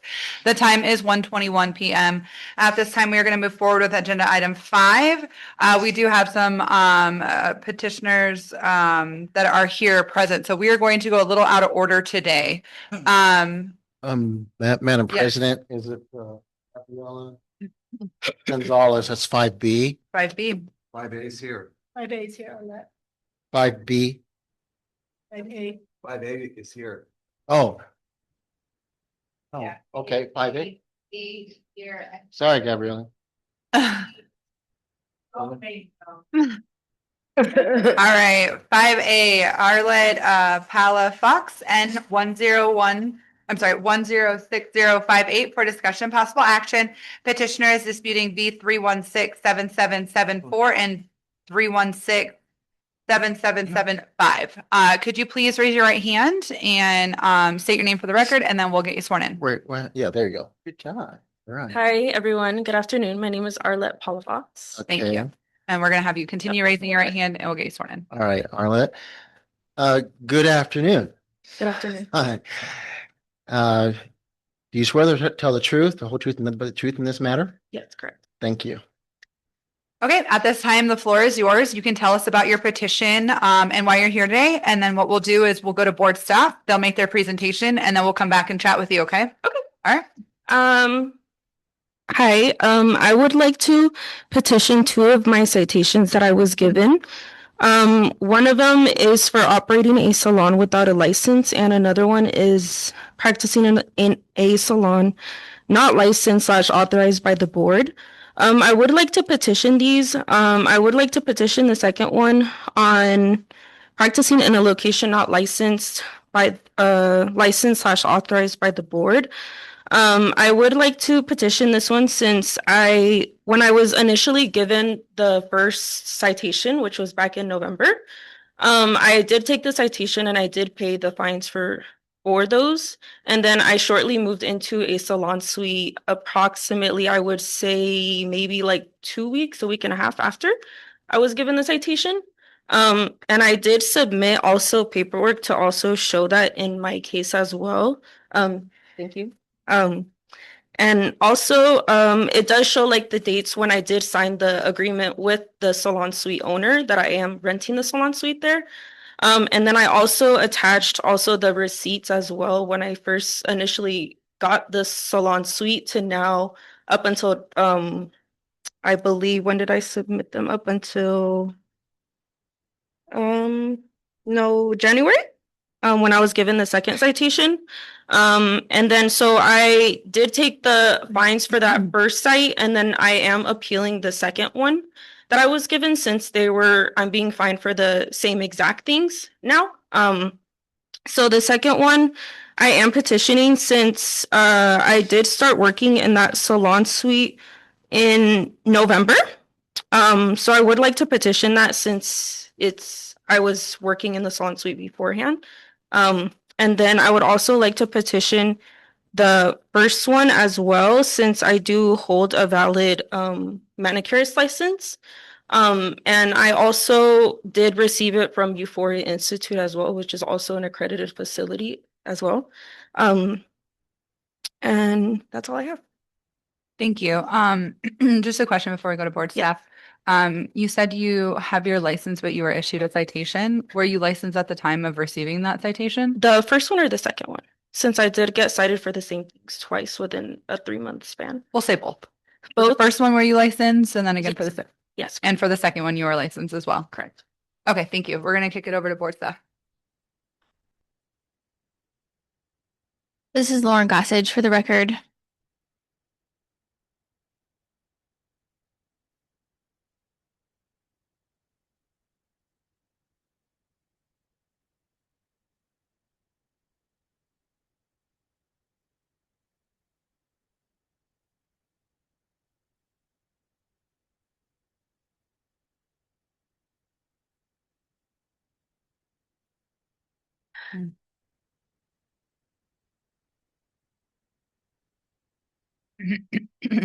Arlette did submit an additional supporting document that wasn't included in the original upload. So I just wanted to share this with you guys.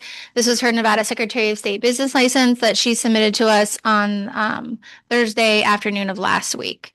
So we wanted to include that in the record. The Nevada Secretary of State business license is only required from us when you're an actual owner of an establishment. When you work inside of a licensed establishment, the only obligation that the licensee has to us as a Nevada State Board of Cosmetology is to update their work location within starting and ending employment at a licensed establishment within 30 days. Arlette Palafox. I would like to clarify too that I actually forgot to submit that 30-week notice. I mean, that 30-day notice. I apologize. So I would like to take accountability for not submitting within the time frame. All right, just wait for my slides to load.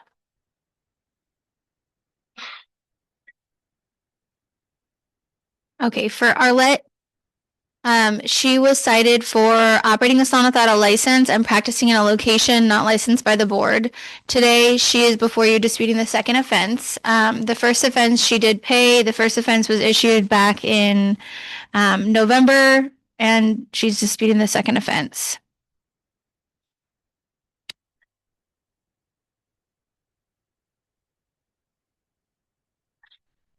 This is a copy of the violation reports. Just states that she was operating a salon without a license and practicing in a location not licensed by the board. This is her supporting documents that she had submitted after she submitted her petition. If you want to speak to the documents on the screen, you're welcome to at this time. That's Arlette Palafox. The first exhibit that you can see right there, that is the month-to-month that I have with the salon suite owner. As you can see, it does have that November 17th, 2025 date on there to also show when I did start starting that lease with that individual. And that's all that I have to comment on that. I think these were receipts for your payments for the suite. I heard that correct.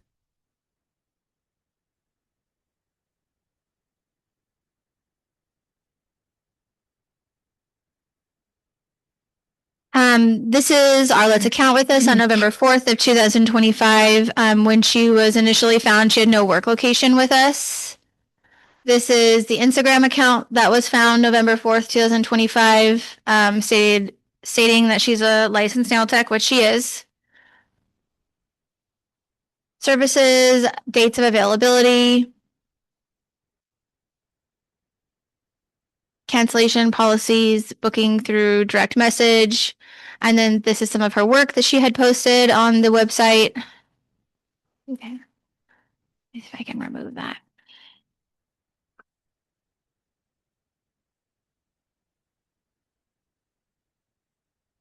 So these slides are from when she was originally cited her first offense.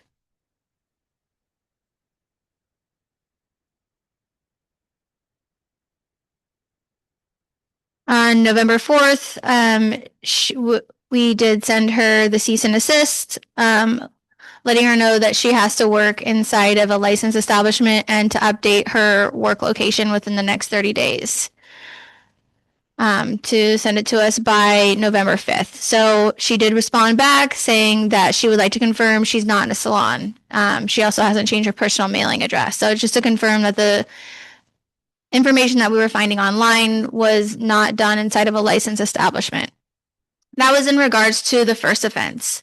On January 7th, this was sent to her, asking her more information about her work location. So what room she works out of, when was her start date, her future appointments she had booked, past appointments, asking for the lease agreement when she's provided.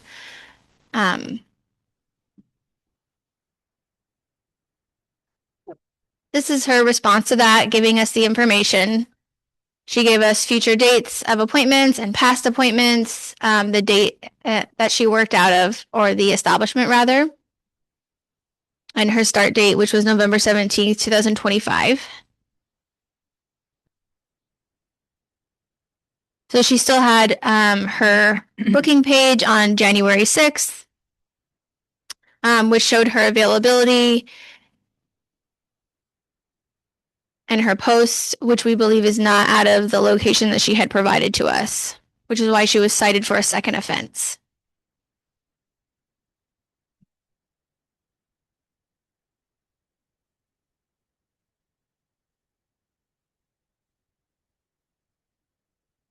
And that's the last of our slides. Thank you. At this time, you can respond to board staff's presentation if you would like, or we can go forward with asking you questions. But if you have anything to say, you can go for it. I'll let Paula Fox, you can go ahead and start asking questions. Okay. So just to confirm, you're disputing the second offense. And I guess my question would be for board staff. Did you have a specific reason that you felt these weren't done at her location? At the time that the second offense was issued, we were working with another agency in regards to her providing services inside of her home. And so that's why we had reached out asking additional information for her to provide about her work location. But we do believe she is in compliance and working inside of the licensed establishment. Okay.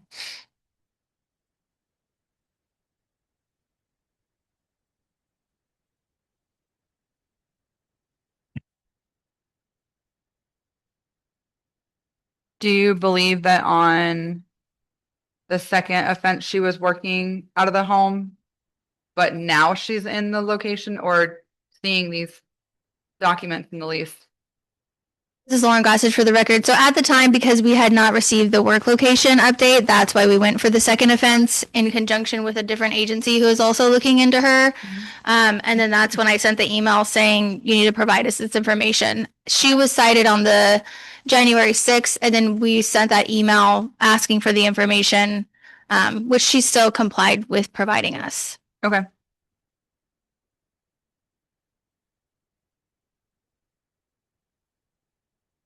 Board staff have a recommendation for the board at this time? Lauren Gossage, for the record, choose to uphold and reduce or remove. It's up to you.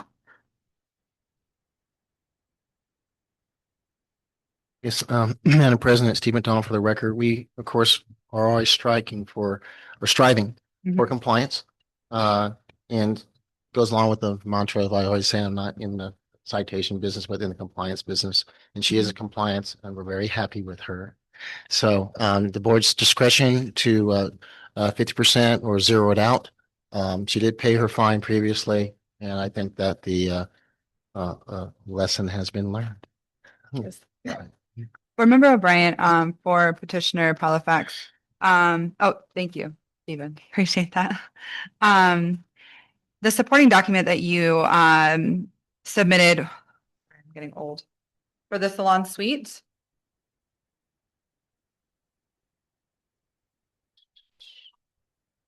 Yeah, there it is. You have a date on there stating in November, and is this from that? This is like your actual lease then that you submitted to the board? Arlette Palafox, are you speaking about the lease agreement? Yes. Yes. The one that is under your petitioner supporting document. Yeah. Yes, that is the lease agreement that I have with the salon suite owner on when I signed. Okay. To rent out that suite. Yes.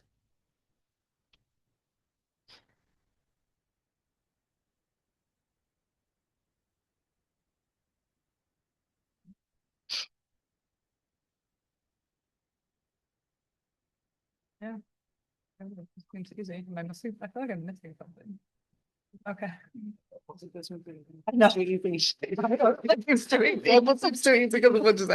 I know. Okay, I mean, she has a lease agreement. Yeah, it's. Yes, I mean, I don't see any like beds or like anything else like a home. No. The only thing is the wall, and I was like, well, our wall is kind of the same Mhm. texture, so I don't know. Board members, do we have any questions for Ms. Palafax? No, I don't. No. Okay. All right, can I call for a motion, please? Yes, you have a question? I'm so sorry. No? Uphold the citation, remove the fee. Okay, yeah. Or no citation. No, I think it should So be waived just because she make has a it- lease. I mean, just the only waive thing it. she's in non-compliance with is not updating the board on her work location, but that's not what the citation's for. Okay, so dismiss. Yeah. Dismiss? Yeah. I think throw it away. Okay. Yeah. All right. Okay. Okay, can I call for a motion, please?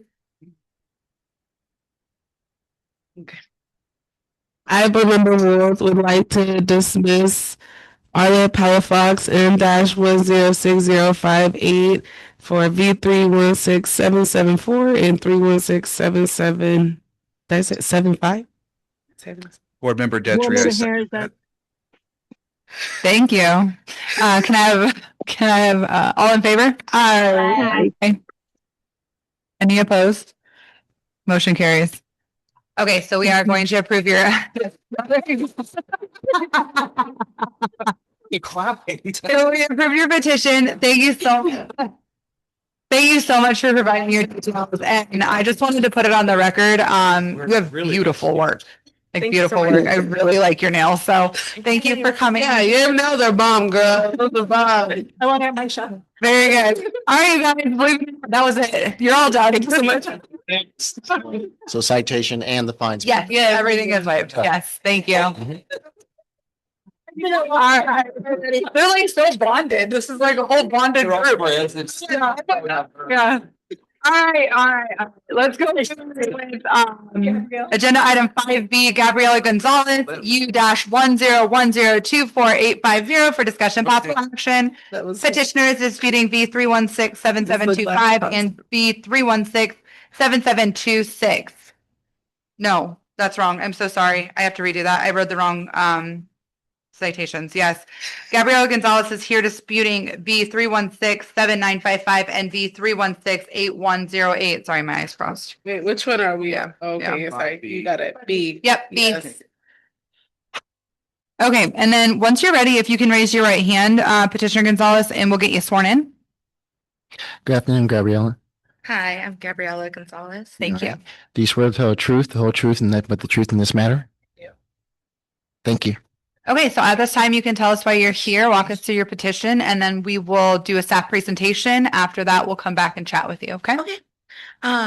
So I'm actually, I guess it's a little confusion. I know why I'm here because I was cited for practicing hairstyling without a license and then operating a salon without a license. However, I am a little confused because I took initiative actions after I received my cease and desist on December 23rd. And then on January 13th, I received 2 separate citations. Immediately, I contacted the board and spoke to Lauren, and she had told me that pretty much like I still had stuff that was not compliant. So then I took action. I fixed everything else she needed. And then upon that, I still had the citations. But I was just a little confused because I took what I thought were the correct actions as soon as I got the cease and desist on the 23rd. But then leading up to the 15th, I received 2 separate citations for $1,000. And since the 23rd of December, I have not practiced hair. I also notified the agencies that I work with in Las Vegas. So yeah, I've only been doing makeup since then. So it's, yeah, that's all. Okay, thank you so much. At this time, we're going to hear from our board staff, and then we'll come back to you. This is Lauren Gossage for the record.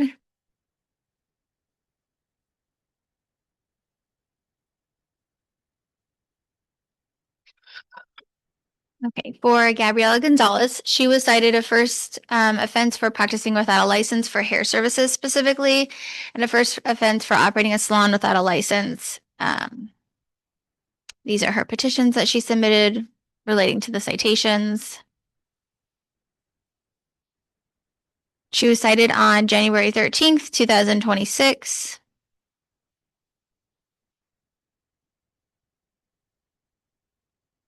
On November 4th, 2025, this was the Instagram account that we found. She's the owner, listing herself as the owner of Gallon Vegas. That's correct. This is the Gallon Vegas page stating luxury hair and makeup services. On this one, states that the hair is being done by her, Gigi Artistry. Hair by Gigi Artistry. This is the website of gigiartistry.com.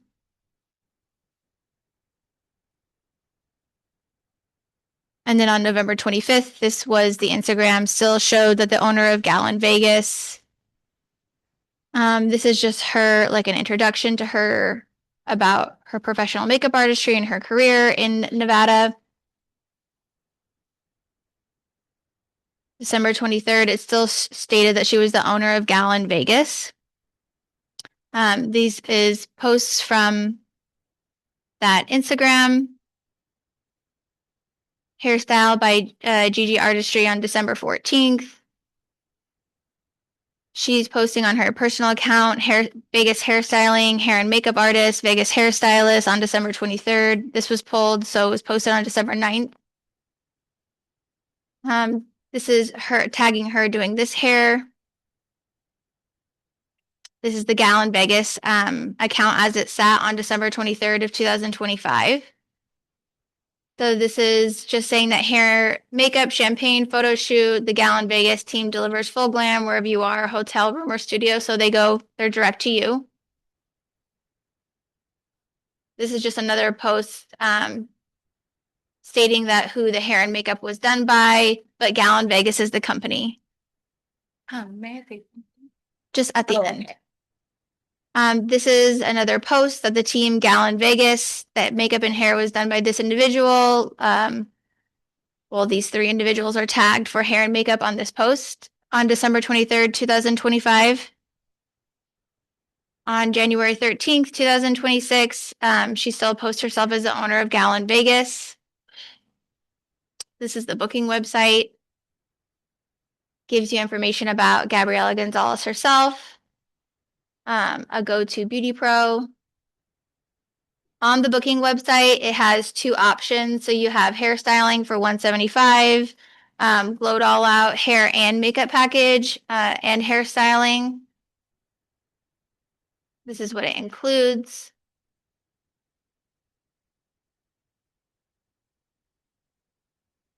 This is the booking website. Makeup and hair for 1 hour and 15.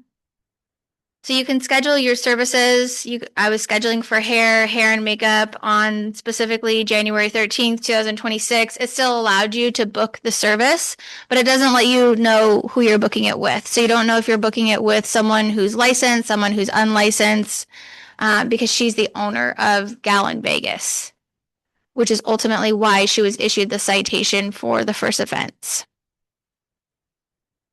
This is just off of Yelp that states makeup artist, hairstylist. This is her Yelp page, services that she offers, gigiartistry.com. Her website is called out.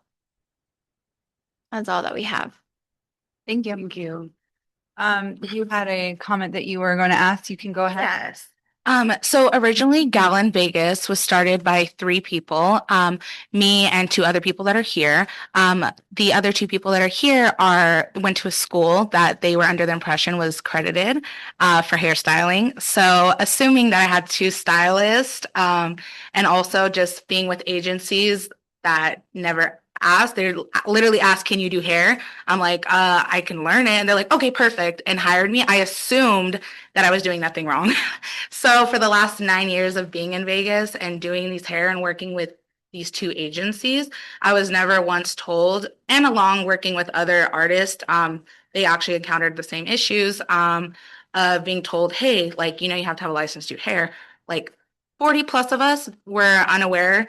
And I still work alongside some of these artists that are unlicensed, and I forfeited doing hair due to the cease and desist, and I just wanted to comply with everything. But yeah, I will say, like, I have been still with different agencies doing doing makeup, and then I'm with someone that's doing hair and makeup, and I know that they're also in the same situation that I was in. Mm-hmm. So for me, it was just a little bit of confusion when I was starting with these agencies, because I was under the impression, hey, they didn't ask for a license, so maybe I don't need it. They're also asking me, can I learn hair? Can they teach me hair? So that being said, I said, yes, I want to learn something else. I want to add more money to my pocket. But yes, also Gallon Vegas was created by 3 people. And upon that, the 2 other artists did go to a hair and makeup school. And so we were under the impression that we could still advertise hair and makeup since there is 3 of us owners. Mm-hmm. I do have bank statements from the time that I started the business in February, and I could provide that. It literally shows that we had no money like in our account. So we've never, like, we've used our friends and family for like the advertisements. Sorry, yes. Yeah, so pretty much we were advertising, marketing research, literally using our friends and family. We rented out a hotel room. Everything came out of our pocket to advertise so that we could start our business. Our business had not even officially launched. Based off the booking site she was on, if you actually put in your card number, it wouldn't allow you. We have somebody that's working in India with us, and they blocked it from you to even allow payment. So we weren't even allowed to accept payment on the website. You couldn't put your card information in. Yeah, I don't know, because we're all like involved in this, but we all got cited separately. Mm-hmm. I was cited from Gigi Artistry. The entity Gallon Vegas never received a email or cease and desist. With that being said, of us all 3 being owners, I would assume that since that's the entity that's under like investigation, that would be like, hey, you would also get a notice from Gallon Vegas. But we never received that from a professional email or anything like that. Mm-hmm. But yeah, I was just under the impression that I was complying with everything from the 23rd until the 15th when I received that citation. This is Board Member Detry. What was the 9 years you said? Something about 9 Yeah, years? I've been in Vegas for about 9 years. Oh, I thought you were doing this for 9 years. No. I've been in Vegas for 9 years, and I've been working with 2 agencies here. And upon working with those agencies throughout the years, they have asked me to perform hair services. And if I do hair services, me not doing hair services, I've been offered to be taught these hair services so that I could take more gigs for them. So with them asking me, oh, can you do hair? I just assumed like, yeah, like I could do hair. You can teach me. I was not under the impression because I assumed like you're not dyeing it or cutting it. I assumed I didn't need that. I was just like, I'm hairstyling. So I tried to take all precautions and comply with everything, but I was still cited. So that's why I'm here. Board Member O'Brien, are you still working with the agencies? You said you were doing makeup. Do you still work with them? I do. Okay. Only work with one of the agencies now because I did have like the other agencies still continuously ask me to do hair and try to put me for hair booking. Sure. And I had to call her and tell her like, girl, I literally told you on the 23rd, I cannot do hair. So it would just be multiple, like I would see on my calendar, like she added hair. I'm like, I call her, hey, I do this appointment. It's literally, I'm calling you 2 hours because I'm looking at my calendar and I'm seeing that you're adding hair. So for me to not be involved in this, I decided to step away from that agency because I just felt like they weren't respecting my wishes. Okay. This is Board Member Douglas. Could you tell me the school that you went for hair and makeup at? I went to, Gabriella speaking, I went to Elegance International Makeup School and I was taught, the only type of hairstyling I was taught there was for on-set media regarding like touch-ups and stuff like that. So I didn't have any physical hair education prior to me going to makeup school and completing that in Los Angeles in 2016. Okay.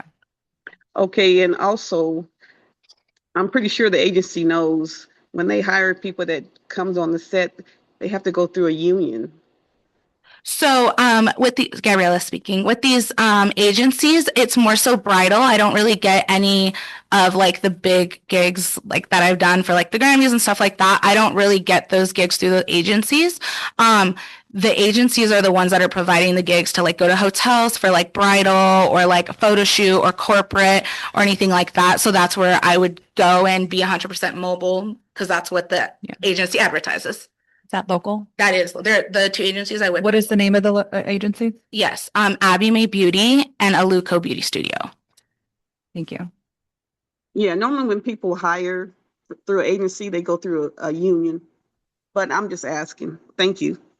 Of course.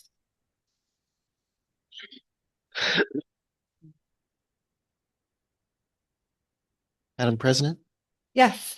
Stephen Don for the record. We've had this issue with some of these schools, and of course, we can't get into any investigation because those are confidential.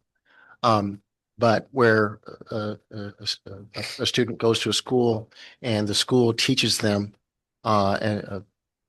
allegedly teaches them how to do hairstyling, and that way they have some kind of certificate, and they think that allows them to do that. Typically what we've seen is that these schools actually have a disclaimer at the bottom saying this is not assured that you can do what we're teaching you, right? It's a certificate. It's not a license to actually do it, right? So we've seen that in some of these schools. So you always got to be careful. Those wonderful lawyers with the fine print at the bottom, right? They put that disclaimer on there saying, we can't assure you that you're going to be able to do this. We'll give you a certificate. They'll sell you anything. Yeah.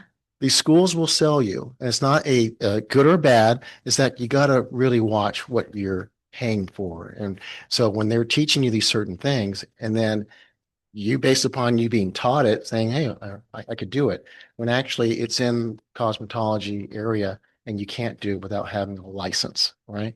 So, Madam President, to make this go a little faster, because you have these three, right? All three of you are here. Yeah, and the same way. Been to like disrespect or like not comply with like, you know, the board. It was simply like I was relying on my education and experience for the last 9 years. And I just assumed like, okay, I can do, like everyone is still doing, you know, so I was just under that impression. I would say, could you practice law? I don't actually, we don't have any, like our statements, like we never had transactional history as far as Gal in Vegas. For my own accountability of doing hair, yes, I was doing hair because I was under the impression I could. My certificate, like you said, a certificate. So yeah, but it does say like salon, theater, photography, TV, film, prosthetic, and special effect on my diploma. Sure. Thank you, Gabriella. Of course. Madam Chair, since we've looked at this before, because we're dealing with certain schools right now that are doing that think that they can teach everything and then just because a student has a certificate doesn't mean you can't do it legally as an occupation. Because these three are linked together, we'll start with you, Gabriella. We recommend that the citation stand, but that the fine be zeroed out. Okay. Board staff recommendation. Thank you. Thank you. Just for clarification also, you don't hold, do you have a makeup license here with us either? Don't know. Okay. I didn't know. Yeah, I didn't know that was like a thing. This is Lauren Gossage for the record. She's not required to have a makeup artist registration when she's a freelance makeup artist. They're required to have that registration the moment that they set foot in our licensed establishments and they start performing services in our licensed establishments. Other than that, they are free to go do makeup without it. Okay. Yeah, it's just makeup. Got it. To registration. The registration. This is Board Member Douglas. Gabrielle, if yes, a pilot had a certificate, would you allow them to fly you anywhere? No, but however, based on my educational like experience on like doing my research when I moved to Vegas, these agencies told me that I didn't need a license to do makeup. Like they asked if I had a diploma or certificate and I provided them with that. So I was under the impression I was good to go since I spent $46,000 and did school for a year and a half. Sheesh. Thank you very much.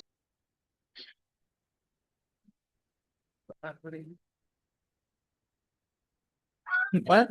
Yeah. And the school shut down now, so it's like I Oh, so literally they got scammed. my credentials, my diploma, and I have not been able to reach out to anybody else. I'm sorry, and that's tough. Yeah, Madam President, All right. I still would like really to leave the citation, but to zero out the fine. That's Okay. what she wants. Yeah. And just so you know, we are dealing with that situation where there are some schools out there that think that they don't fall under our jurisdiction, but they are teaching our services, which means they do fall under our jurisdiction. And we are working with other boards, regulatory boards on that very issue. So if a school is teaching any cosmetology related services, we regulate those schools. And those schools are under the misimpression that they don't need a license from us. Okay. Therefore, they could teach you and then you could test to get that license. They're under the misinterpretation and misinformation that they don't fall under our jurisdiction. And I'm So sorry, I just have one more question.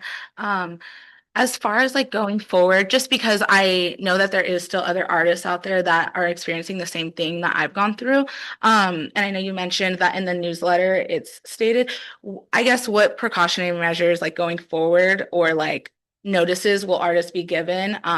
Besides like, I guess I know they're gonna get a cease and desist, but I just know that there's other artists that are working for these agencies that are not compliant and I don't want this to happen to them. So I guess, is there anything, because like it's family and friends in this industry. Like we're all so close. It's very small, everyone kind of knows everyone. So I just thinking about like the future artists and other artists, like what kind of things are. Think about it from your perspective. Had you not been issued this, you would have had no idea, right? Yeah, 100%. So it's the same situation. They're not going to be looking for our newsletter. They're not going to go on our website and find our laws and regulations. How they figure it out is by you. Okay. Your voice, your social media, you going out there and telling them, hey, I just got a citation for this for $1,000 because this is the law in Nevada. No, and then they tell 100%. somebody else and they tell somebody else. So starting the community and getting your advocacy out there and helping the board to make sure that these artists go to school and get the licensure that they need, or at least are protected and not doing the services so they don't get in trouble, right? Because yes, like Steven said, we're going after the schools and trying to get them into compliance and abide by our regulations and correct verbiage and doing the right thing. But that can be a little bit of a lengthy process, as you just witnessed this morning. So the best thing for you to do and the best way for you guys to do it is with your voice and to help us keep the community keep the community safe, keep our licensees in compliance. Those that are working unlicensed, understanding that this is not a hobby and you guys didn't treat it like that. I'm not saying you did, but some do. And that's putting it out there and assisting us in the advocacy that we're trying to do for this community. in Yeah, I this think industry. that's the hardest thing is like knowing that this is like my career. Yeah. And then I see people that like they're doing this for fun. And I'm like, Mhm. I literally spent so much time, even after this, like educating myself, like I'm going back in books, like practicing color theory, like, you know, doing things that are going to help me elevate my business and my craft. So yeah, it is unfortunate when you're like, oh, well, I spent 46 grand and went to school and you learned on YouTube. Welcome to 90% of our board meetings, honestly. I'm sorry, it doesn't even know how to happen. But yeah, we do have a recommendation. Sorry, go ahead. Yeah, so no, Madam President, it's great. It's a partnership, as I said before, with the industry. If you're out there telling your colleagues, your people, family and friends that, you know, this is not a hobby. The government doesn't treat this as a hobby. 100%. It's an occupation. So always realize that, and you need a license to do it. Now, makeup artist, all right, it's a registration. If you're working in a salon, spa, or whatever, and it's a license by us, then you will need to get a registration. Okay. But if you're not, then it's basically freelance. Yeah, It's a I'm 100% registration. mobile. I You think don't need to have a registration from us. Okay. So partnership with us, get those people. Now, we do have a portal on the website that talks about you can anonymously rat people out. in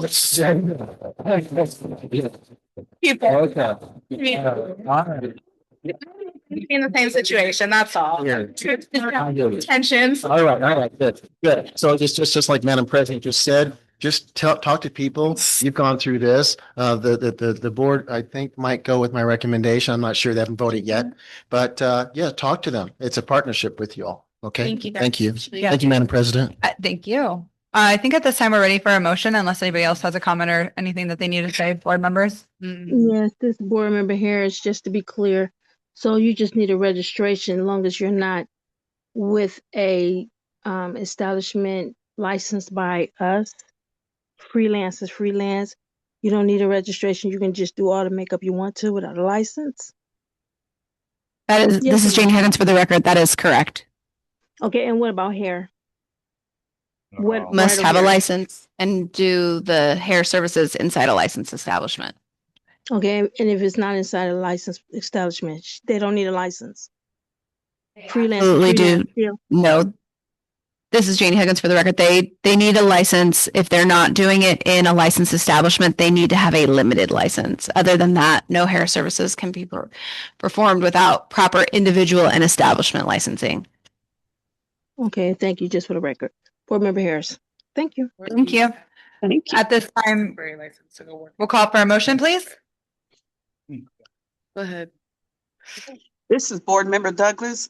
I would like to make a motion I would like to uphold the citation, but cancel the fine for U-10102485.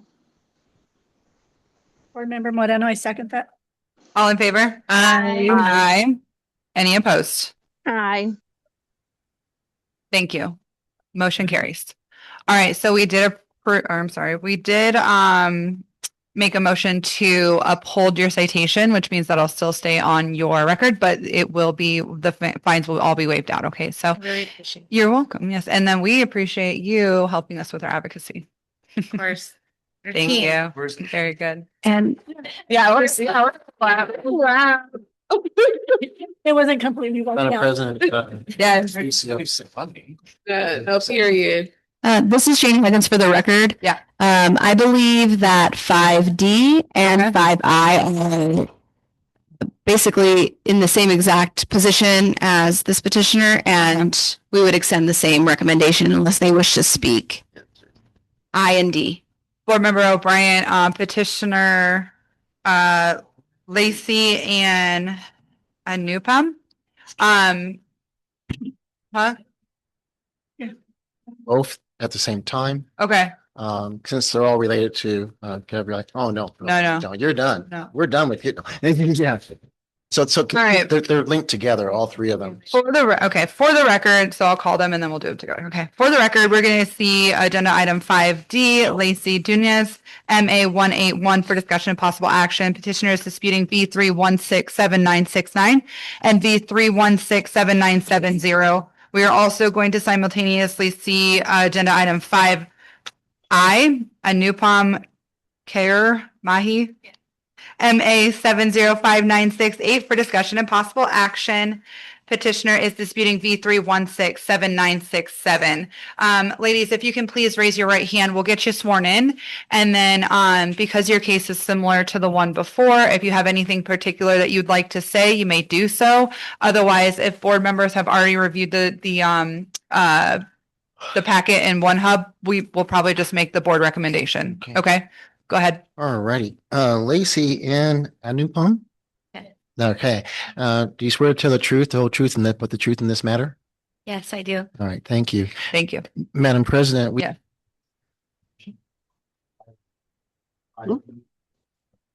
Okay. Fine. Okay. Board members, do we have any questions or comments? This is board member Gentry. Yep. I just wanted to say for the three of your work that you're showing here, I've been doing hair 40 plus years. You're doing a great job. Thank you so much. It's Seems fun. Yeah, it's really nice. I mean, it looks really good. Thank you. But I would urge you to once. Don't they have makeup artists? Yeah. Oh. Any questions or comments from other board members or compliments, I guess? Just my only question is, board staff, is what does the hairstyling license, like what all that, like? Janie Higgins for the record, it would be a hair design license. It's 1,000 hours to complete and then take a test. And then they would need to get a limited license to do the out-call services that they were doing. So if you guys ever have questions, just call the board and they can guide you on that there. Did you guys have anything? I do have a question in regards to the hair design license. Is it only 10 times per year that you can do hair outside of a licensed establishment? This is Janie Higgins for the record. That's for the limited license. So you'd have to get licensed in prior to being eligible to. You'd have to get licensed as a hair designer to be eligible for the limited license. The limited license allows you to do the freelance direct to the consumer services. It depends on the license type or what the services are. The law requires that it's a year long and then it gives you that period of time. However, when the license gets issued, it's still for an expiration date. So it just depends on, right. Okay. Thank you. Add something, whatever Gabby stated, everything went the same way. After we received the citation, immediately stopped performing hair services. Did focused on the makeup only. We have bank statement. If you want the copy, we will give it to you guys. We never taken any transaction. Other than that, my history is I moved here from England to 2023. My background is I was a pharmacist back in India. I moved to London. I did HR degree, but my mother-in-law has a salon, so that's what made me go into the bridal industry. So when I moved here, I Googled, because nowadays I Google everything. I'm new in the US. I do not know much about the Vegas. So when I Googled the best school in Vegas for not the cosmetology, because I'm not into cut and hair color, but for the bridal industry, the school I went to is LMI, Our Makeup Institute in Tivoli Village. And I have a 7-year-old son. When I moved here, he was 3.5 years old. I had to put him into the nursery, pay $1,200 a month so that I could go to school. I want my father to be proud that their daughter is doing something well. I could have performed, like they mentioned, as a makeup artist. We do not need a license.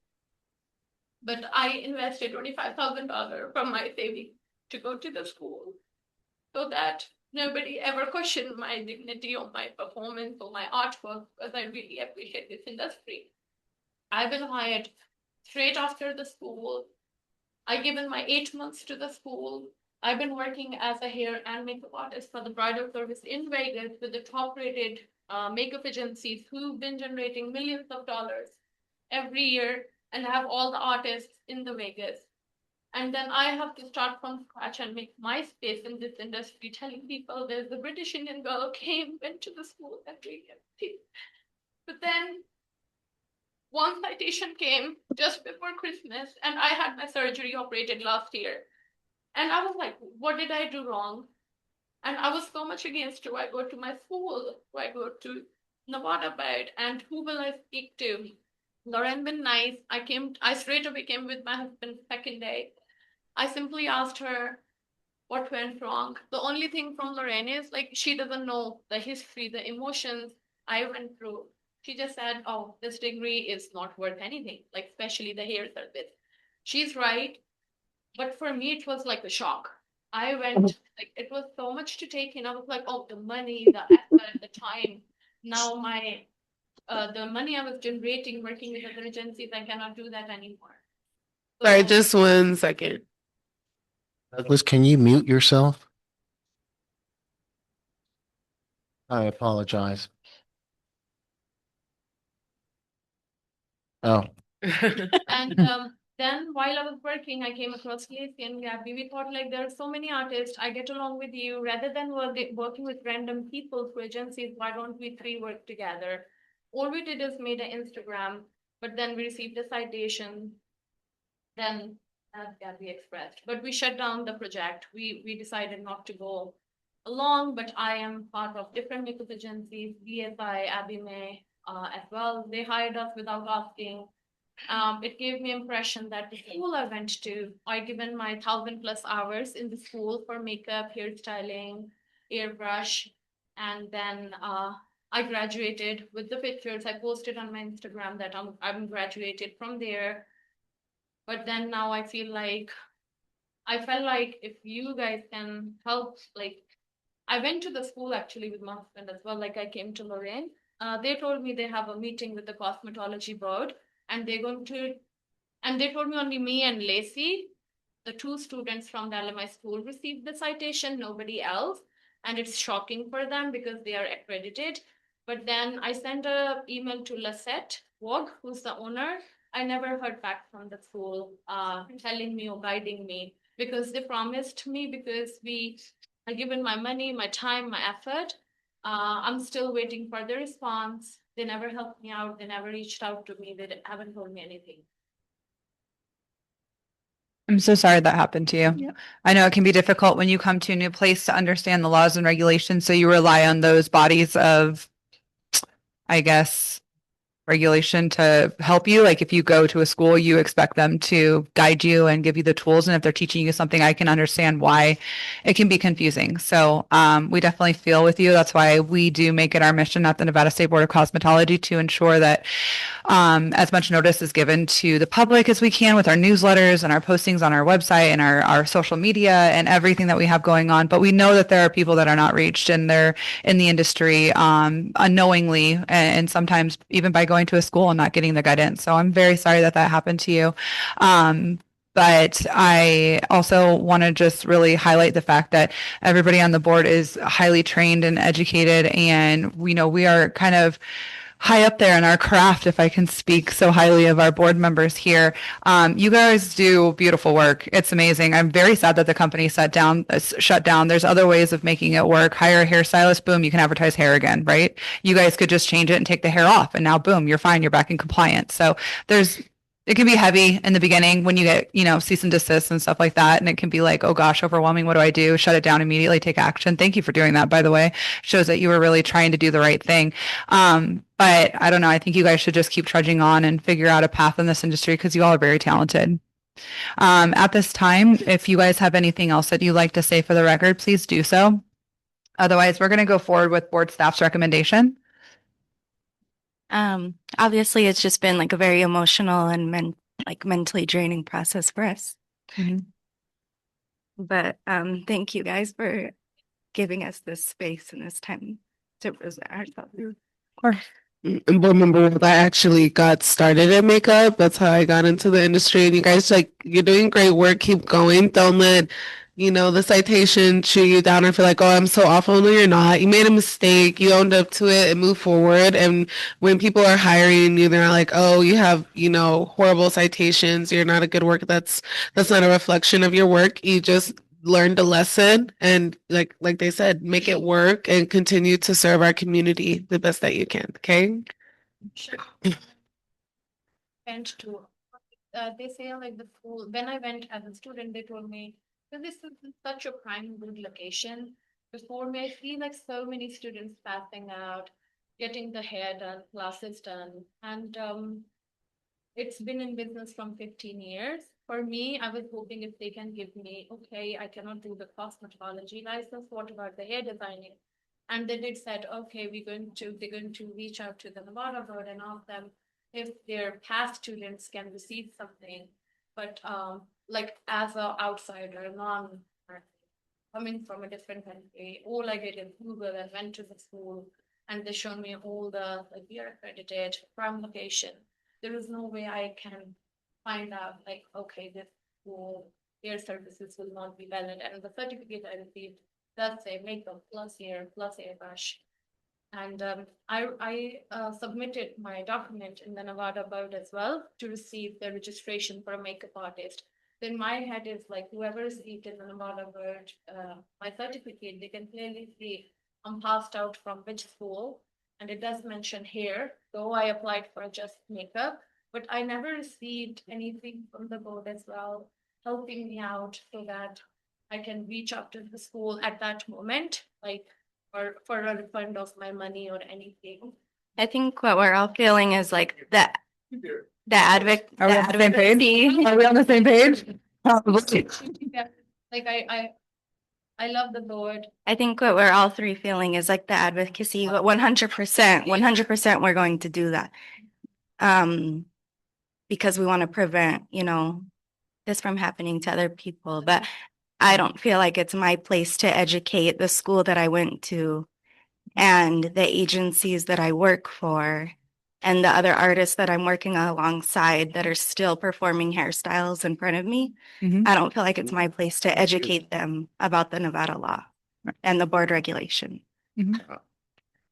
I'll let you. Is there somewhere we can guide them? Steve McDonald for the record, Madam Chair. To address your question of getting refunds, things of that nature, it's a contract between you and that school. We can't, the jurisdiction for us doesn't allow us to go after a school on your behalf to make you whole, right? And that's what you're asking for. Hey, you taught me this and you taught me hairstyling, and yet I'm not, according to the state of Nevada, I'm not qualified to even test for it, right? So they sold you a package saying, hey, makeup, this, hair, and yet hair is, you can't do it without having the requisite hours, which is 1,000 hours for the hair designer license. A cosmetologist is 1,600 hours. So it is a little lower, the amount of hours, but it's a contract between you and the school. So the only thing that you can do is work with the school, or my dad will talk to you about what possibilities that you can do when you have a lawyer, right? But our statute doesn't allow us to go after schools on behalf of the students. Okay, to go get money and then give it to you. The statute that we have, the chapter, doesn't give us that authority. So I can't do that. What I can do is go after the school and make them comply and bring them before the board and discipline them. But I can't get the money and then give it to you. Our law doesn't allow that. So the statute that I'm responsible for. The deputy AG wanted to add something. Joseph Ostunio for the record. I think you mentioned that the school was in California. Is that correct? That was Oh, this is in Nevada. Oh, okay. Well, that changes my advice. I was going to say in California, you may have resources to refer them to the Department of Education there or the Attorney General's office. I would encourage you to file a complaint with our office. I don't know what's going to happen with it, but I don't think we have the jurisdiction here to act, but it's worth it. You might find some guidance there. And I would also do some research on class action lawsuits. That'll be probably the least expensive. For the record, you can also contact that school's accrediting body, which I believe is in their catalog. I think it's ACC, yes, as well as their regulatory body, which is the Commission on Post-Secondary Ed. And because they do receive federal funding, the Department of Ed, you can look into that as well. Legal advice. Institute legal advice, as I am not an attorney. Yeah. That's your compliance officer right there. You know. I know that. Oh, No, go ahead. Too fast. I know that the Office of the Attorney General, the Consumer Protection Division, is actually in this building. So you could probably go down there and you might get some resources. So yeah. Nope, that's where they're headed next. All right. Well, I hope that helps your path. And sorry. No, we haven't voted yet. We're gonna vote. We're gonna vote now, unless there is something else that you wanted on the record. No, thank you. Here anymore. That's a good thing to put on the record. Very good. And I know you stated that you didn't feel like it was your job or your responsibility to educate those around I you. don't feel And like it's in my place. Sure. I feel out of place. Yeah. I to do that. understand. I do. And I don't want to put pressure on you. That's not what we were asking. It's just if you feel so inclined, that would be the best way to get the word out to your community of hairstylists and those working in the agencies that you're at. That's all that was intended for that. We don't expect you guys to go shout it from the mountains or, go start a whole revolution. We'd like it and we support it, but you know what I mean? That's just what we were saying by that. And then I don't know if anybody else knows this, but on our website, there's a really cool option that we have that if you guys not you guys, but if someone stumbles across somebody doing something illegally and it is on your heart to report that, whether you were harmed or somebody that was harmed, or it's just not right, because they're not following the law, you can anonymously submit your complaint and it'll go through and the board will look into it. So there are things that we're trying to do and just to help, keep the community safe out there. And that's what this is all about, right? Safe, compliant, and following our regulations. So if there's nothing else, we can go ahead. Here, I want to add cheers. It's not just like Director Steve said, ratting somebody out. You can even make a complaint against the schools that they're not doing well. So it's not just people, it's also the establishments, Absolutely. And your work is beautiful. Maybe consider going to hair school, an accredited hair school, just so you have that license to continue doing more than what just make that your work is done. Yeah, thank you for that.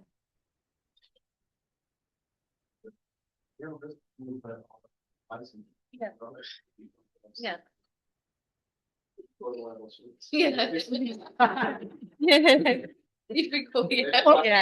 She kind of knows what you're not doing. Very good. Anything else, you guys? Okay, we're going to call for a motion and then we'll wrap this up. Can I please have a motion? Okay. Motion can be just go with board staff's recommendation.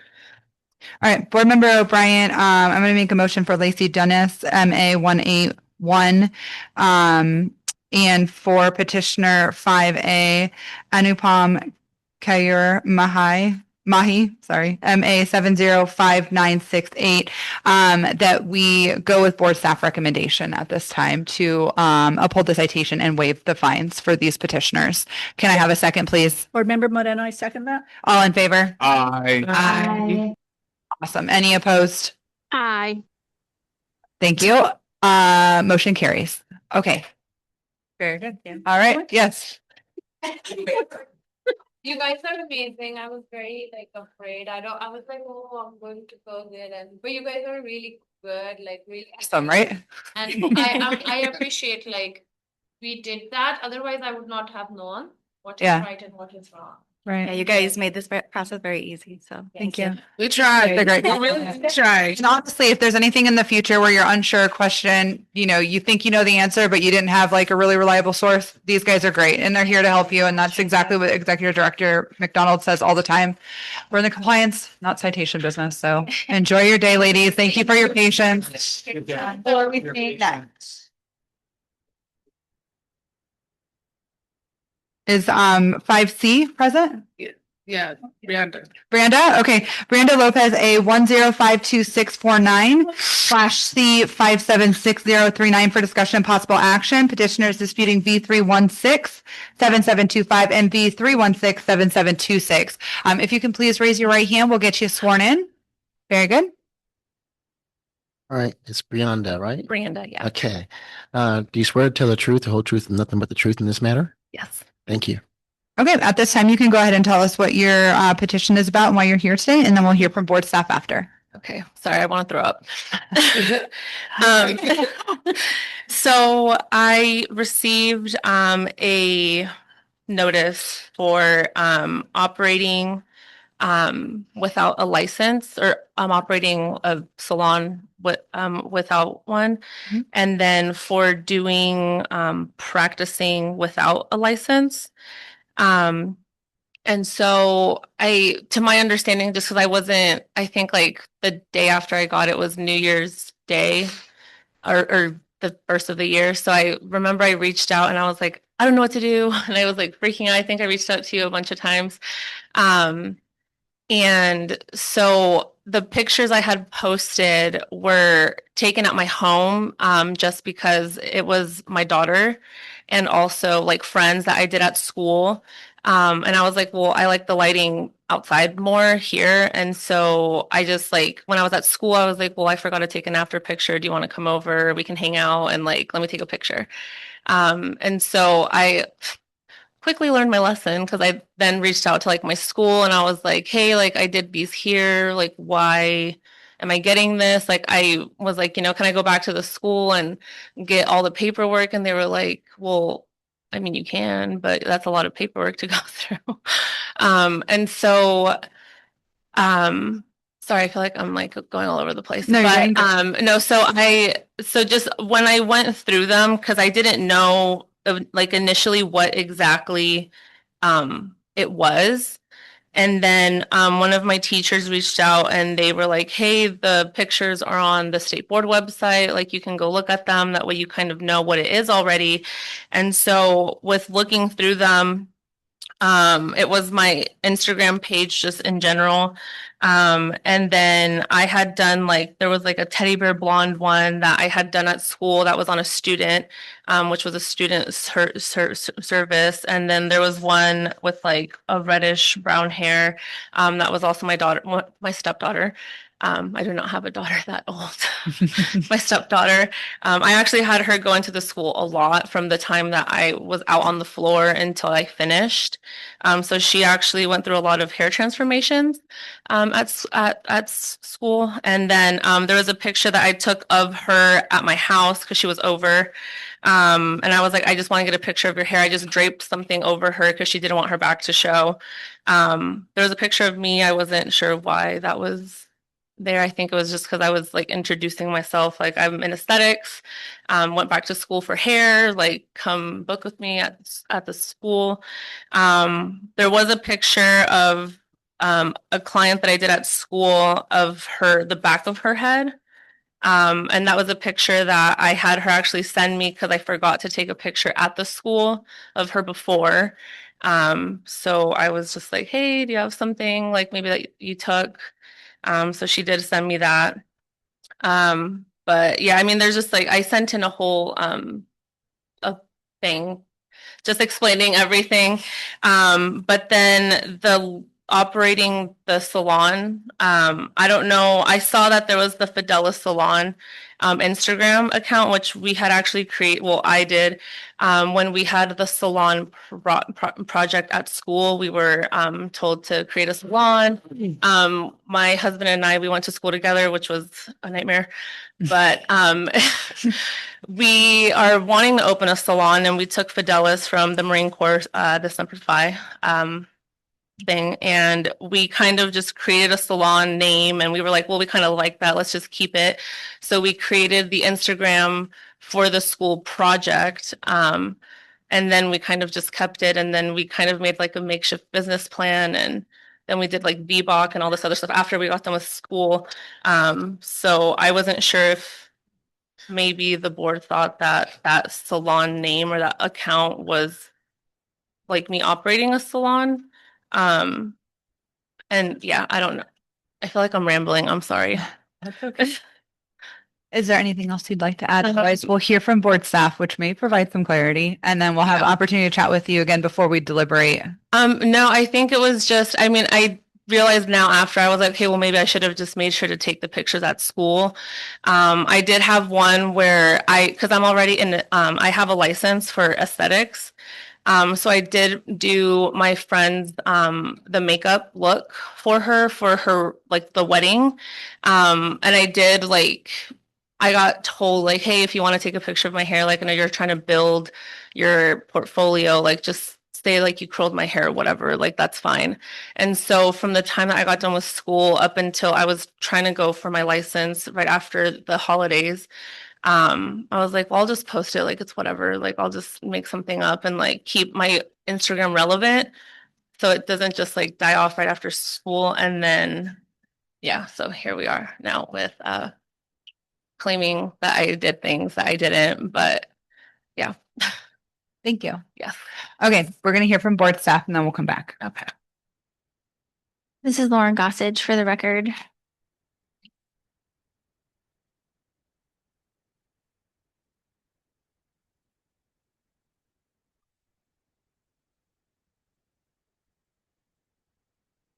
This individual was cited for practicing without a license. At the time that the citation was issued, she was unlicensed. She had graduated but not yet tested and received her license, and for operating a salon without a license. The citation was issued on December 31st, 2025. This is just showing her accounts at the time that she was issued the citation. Now, just showing that she has received her cosmetologist license. It's active. She received it February 24th, 2026. This was the account that we found on December 31st, 2025.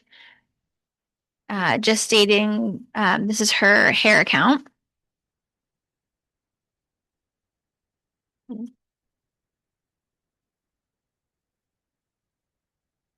This was posted on November 2nd, November 22nd. She completed in school on October of 2025. So all of these posts were prior to her completing school, but they weren't taken inside of the school. And so our only assumption is that she's performing services outside of the school and not without a license. This is just a picture of her on the Instagram showing that this account does lead back to her. Posted on November 29th, completed October of 2025. Posted on November 20th, completed October of 2025.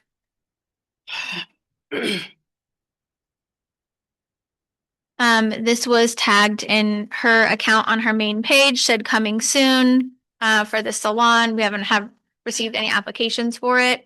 And then on January 5th, 2026, her account went private, and then it was still private on February 4th of 2026.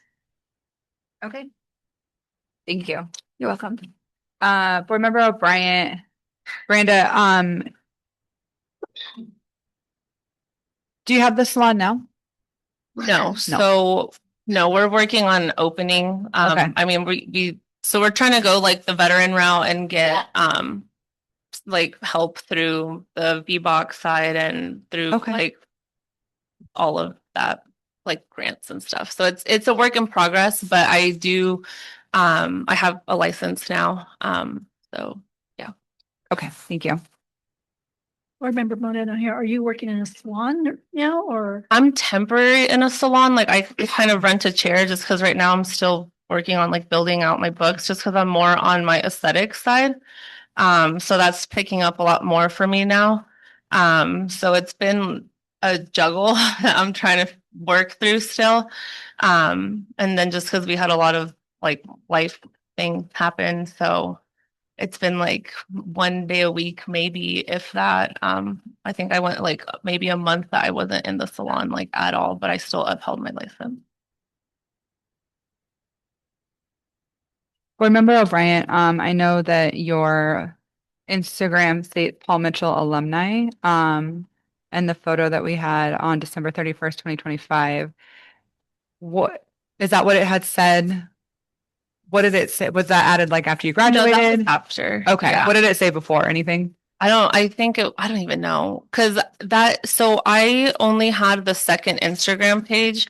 Because state board would go in and do their walkarounds. And I just remember specifically Erica, because I remember I ran up to her and I was like, I need to know if I can use salmon sperm. And she was like, what? And I was like, listen, I know, like there was just like a bunch of things. So like I always would talk to whoever would go in. Yeah. Because I was like, should I make a separate account? Because I was posting it on my esthetician page, but still saying like I'm a student, yada yada. And so then she was the one to recommend to make the separate account. I didn't want to. I was like, that's just too much.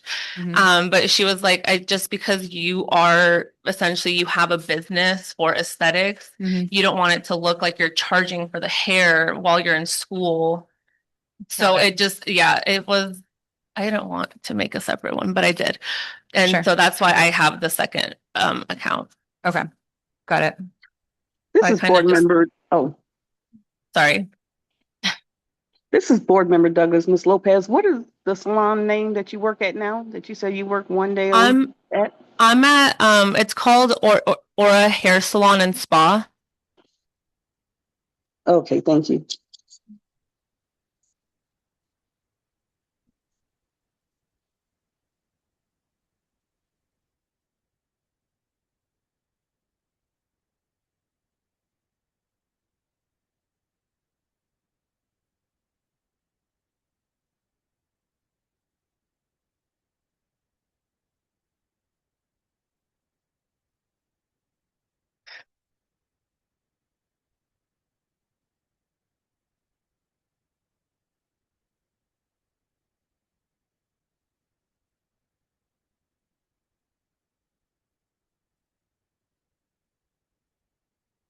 Should I think out loud so we can start talking Yeah. about it? Okay. Yeah. All right. I'll think out loud.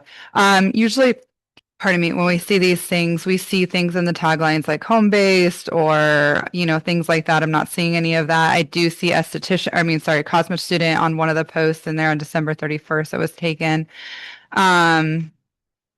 The one photo of the gal's back of the head, it looks like a gentleman's hand, if I can be so forward to say.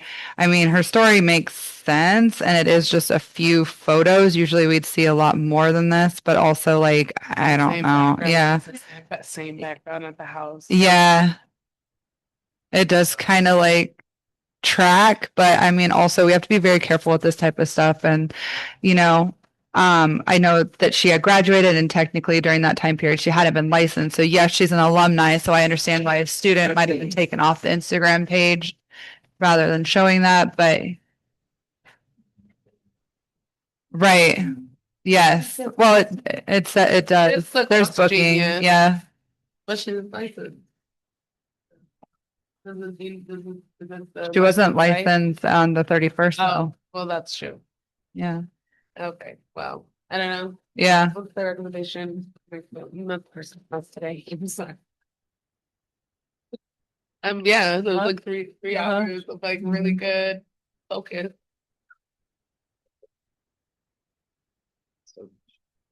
Yeah. Yeah. Yeah, that's the only because I was like looking hard for like those hashtags and like the little things. And yeah, we don't see like the same background that's Usually outside of the school. Like, yeah. yeah. So Right. Like this backyard. Yeah. Right. it does. I mean, the photo of the wedding hair makes sense. You're not going to take a photo of wedding hair in the, Cosmo place. Like, Like I'll get like trying to get back too, just to have it, even if it's good. I don't know. Yeah. Should we just ask them for? Madam Yeah. President, I can see, I can hear your deliberation. Yeah, right. Our dad's talking about something else. rein it in, everybody. Yeah, rein it in. Be focused, Deputy Attorney General. To move this along for Okay. this petitioner. Yeah, she has definitely. I'm glad that she created a separate account because Mhm. that cleans it up. You're a student as well as a licensee. You already had an esthetician license, right? See, so you can't combine them both together because people get confused, right? Yes. So that's really what it's about. I'll say this, we didn't cite her for false advertising either, so that's okay. That's an additional possible violation. I'm always into that false advertising. Yeah, I spoke to the owner of the school and operations and everyone, and they were like, so, and I was like, okay, I got it. Yeah. I was like, I did do the services, Right. the hair at the school, and they were like, we get it because they are your friends or like your mom or your stepdaughter or whoever, just be more clear about it. And then that's when I was just like, I'm just not gonna post anymore. Right. Like I'll wait. Sure. So what board staff recommendation is to uh uphold the citation but waive the fine. Because she is licensed now, which is compliance. We want her to get licensed. She does. She has a cosmetology license. There were some things that were, I guess, could be held against you because you are a licensee, a current one. Mhm. And you basically say, you ought to know better, right? That you can't do the things because you already have a license. You've gone through school already with Paul Mitchell, one of the big corporate standard Yeah. things. See, so they taught you. You know, we know that. So that could also be possibly held against you, saying, well, you already gone through this process for it. Why would you should know better. Yeah, and I did, sorry, not to cut you off, just because when I had made the separate accounts, like, and when State Board would go in, I would constantly be like, hey, like, does this look good still? Like, are both my Instagrams still fine? Like, I also made now a Facebook page, like, is this fine? And so I Did you just do it to always, Mitchell or to us? to whoever was in there for State Board when I would see them.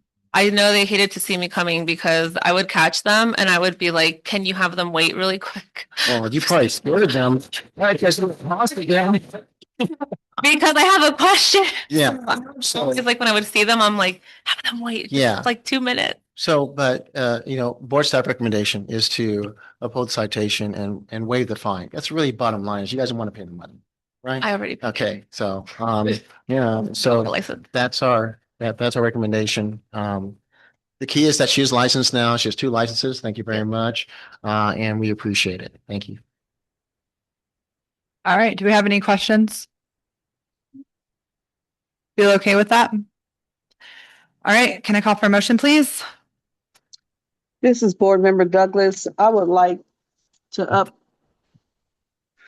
uphold the citation and go away with the fine for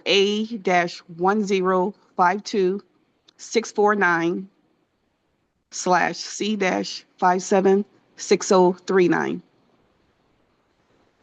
Can I have a second? Board Member Moreno, I second that. All in favor? Aye. Aye. Any opposed? Aye. Okay, thank you. Motion carries.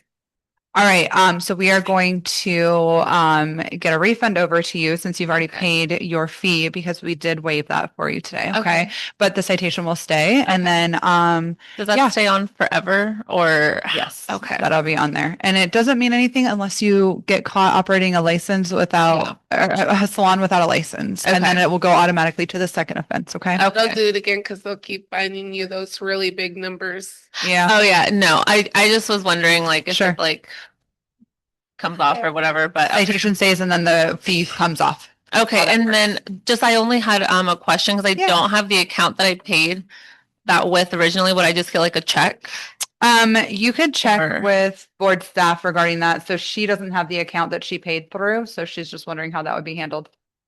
Just for the record, I'll reach out to you and get your mailing address and we will cut you a check. Okay. Sounds Very good. good. We'll be Thank hearing you. from Awesome. Thank you so much. Bye. Who are we seeing next? Bye. This is Janie Huggins for the record. Skipping far ahead to 6E, we have an attorney online who is only here if you need questions. We've negotiated a probationary agreement, which they are 1000% in acceptance of. So if the board wishes to vote on Thank you. Okay. probation for that individual, they have provided their documents. They don't have anything additional to say. They were only online in the event that you needed anything from them. Okay, let's jump to 6E and get that handled, and then we can jump back to our friends that are here, okay? All right, so 6E, does everyone have time to go pull that up on OneHub real quick? Okay. We're going to jump to agenda item 6E, Wenting Lee A 105705 for discussion and possible action. The renewal for Wenting Lee A 105705 cannot be administratively approved. Board staff is requesting that the board review the license holder's eligibility renewal as she was cited for prostitution. Petitioner Lee, are you present? This is Janie Higgins for the record. She won't be present. Okay. The attorney. Her attorney will be present. Okay, perfect. Got that. I think that was already. Okay. Okay, no, I just wanted to see if he was even on. Okay.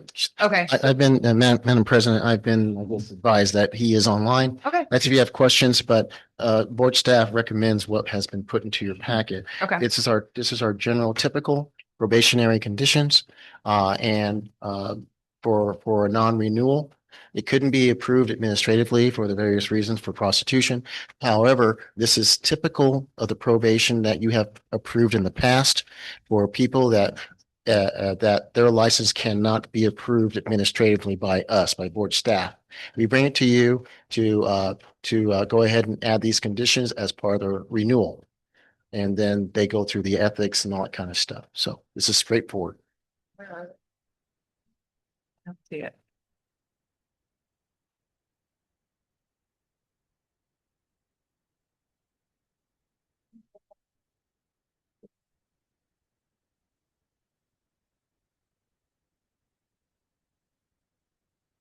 Documents, got it. I went to the wrong one. My fault.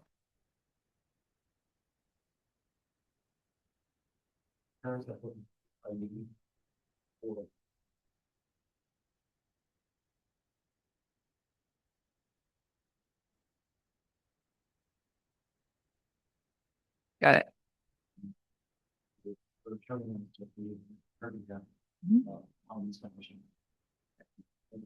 Thank you.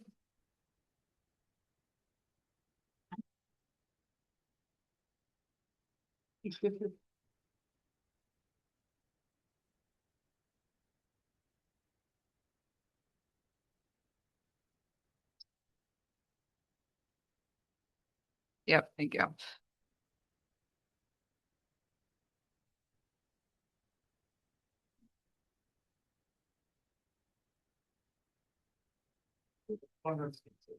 Yeah, we'll take you around.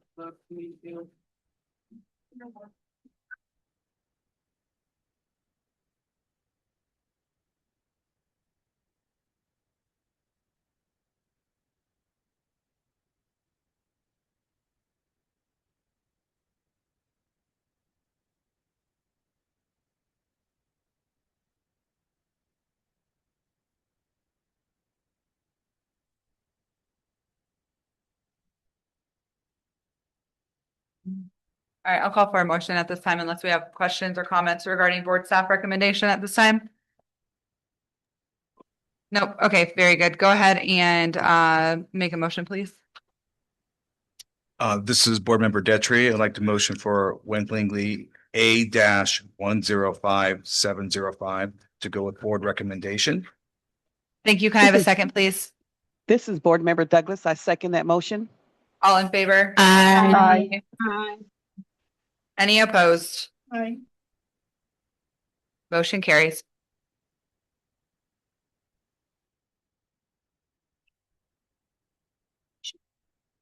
Okay. Thank you, Petitioner Lee. We are going to move forward now to who are we seeing next? Who's here? Yep. Ours are kind of tied together. Yeah, together. Names? Letting you know.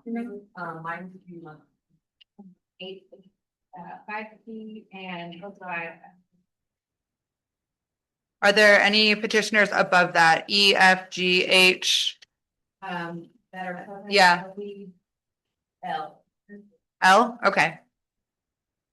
Who's L? Fung Tang? Yeah. Fung Tang on behalf of K Royalty Nails and Spas, is that you? Okay, go ahead. We're gonna see you next.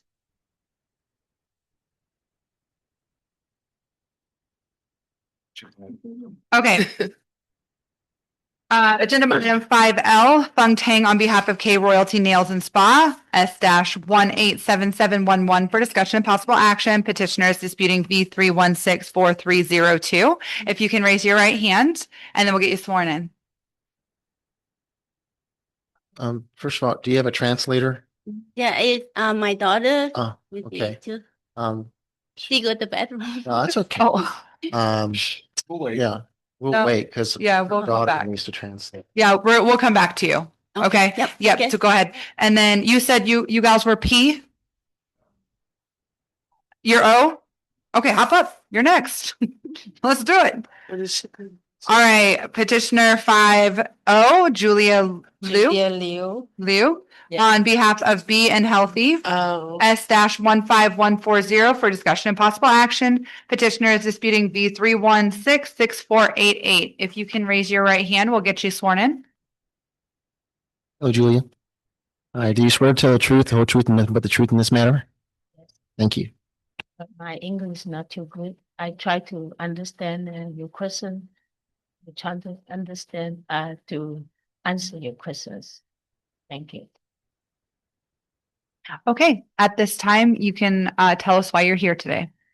I'm here because I got the letter say inspection come in say I have the little machine, like a high frequency machine. One bring me here, and then another one I have in November. I have a citation file for saying my salon have a co-worker there without license, but that's not working people.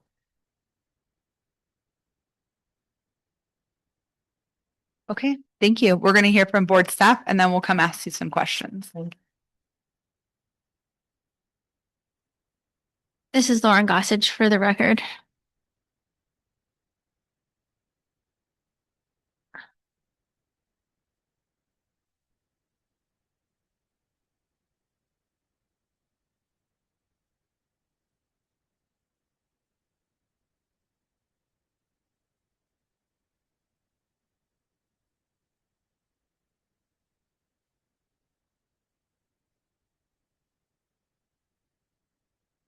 Okay, for Julia Liu on behalf of Be and Healthy, she's petitioning this violation 3166488 for allowing an unlicensed individual to perform services.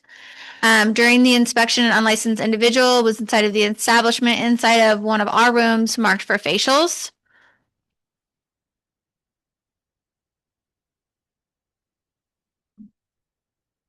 And this was a picture from the inspection on November 24th, 2025. So this individual was found inside of one of our rooms. Thank you.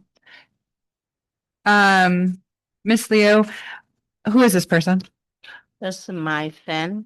She's a massage therapist. She come here because I don't have people for massage for this time. I want to ask her to come in for part-time 2 days. And then I have client inside the room for cupping, but I go get some too.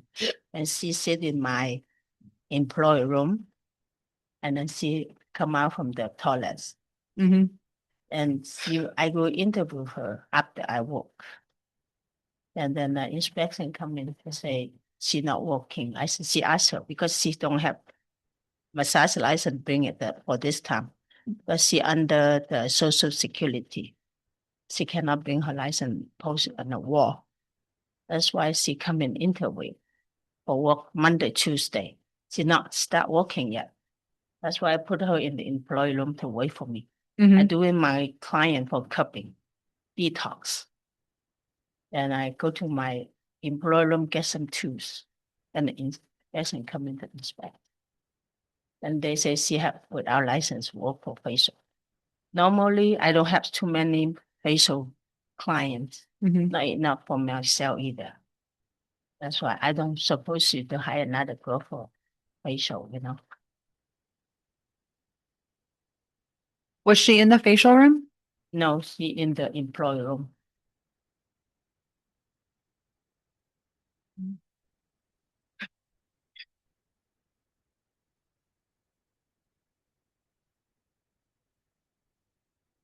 You're looking at, looking at board staff.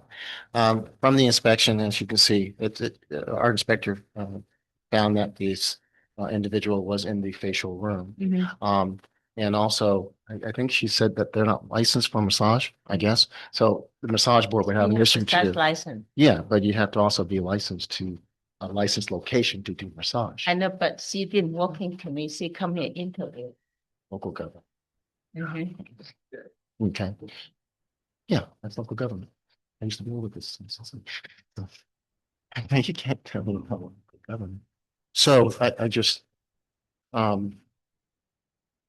it comes down to credibility.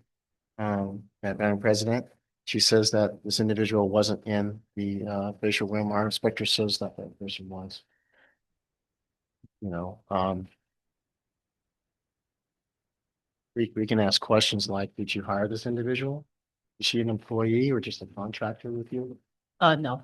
Oh, no. She work with somebody else, but I have no massage therapies in my shop right now. I just need one person work for 2 days. That's why I asked her come help me. Then I asked her come interview that day. And I finished my client, I will let her give me massage to try interview. That's why she come from the toilets. And she don't speak English at all. But I don't want to involve because she don't work here yet. I just told the inspection, that's my friend that come here. She don't speak any English. Can you provide us with her name or massage license number? We can verify her status through the massage board. Okay, I think I have that massage license. But Thank you. Her name? her name is Chen. Chin. But Okay. I see under the Social Security, they don't want to get the license for the poor people. Now she working. That's a person I don't want. Is she licensed to do massage therapy? Yes. If you can spell her name, I can verify her license through the massage. Okay. board. We can look right now. I go to see if she's actually licensed by the massage. confirm. Give me a second. Where Madam Chair and board members, we can't mix occupations within rooms. Right. Right. Right. So she can't be in a cosmetology room. Cosmetologist cannot be in a massage room. That's two different jurisdictions. There was a massage board. That's the reason why you keep them separate, just like barbering. Madam Vice President knows about barbering and cosmetology. Yeah, it just has to be separated enough so that way each board inspector knows where to go.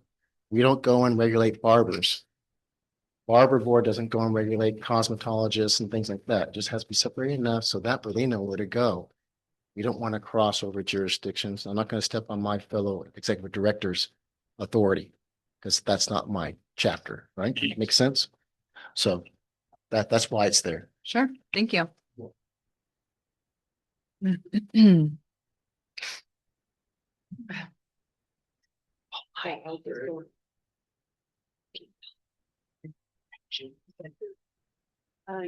was left. I was like, goodbye.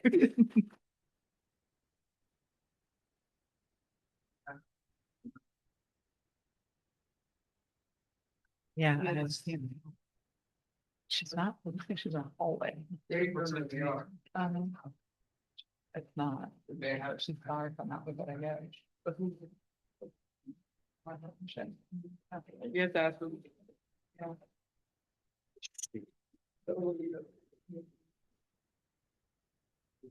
I know. I know.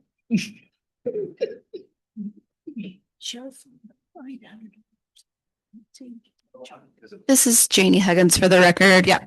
I have pulled up the person that she says this is in the massage board system. The photo that they've provided to the Nevada Massage Therapy Board, it does appear to be this individual. So if you want to allow it because it was a massage therapist, then okay. Yeah. Recommendation is to Yeah. go ahead and remove the citation. Okay. Fine.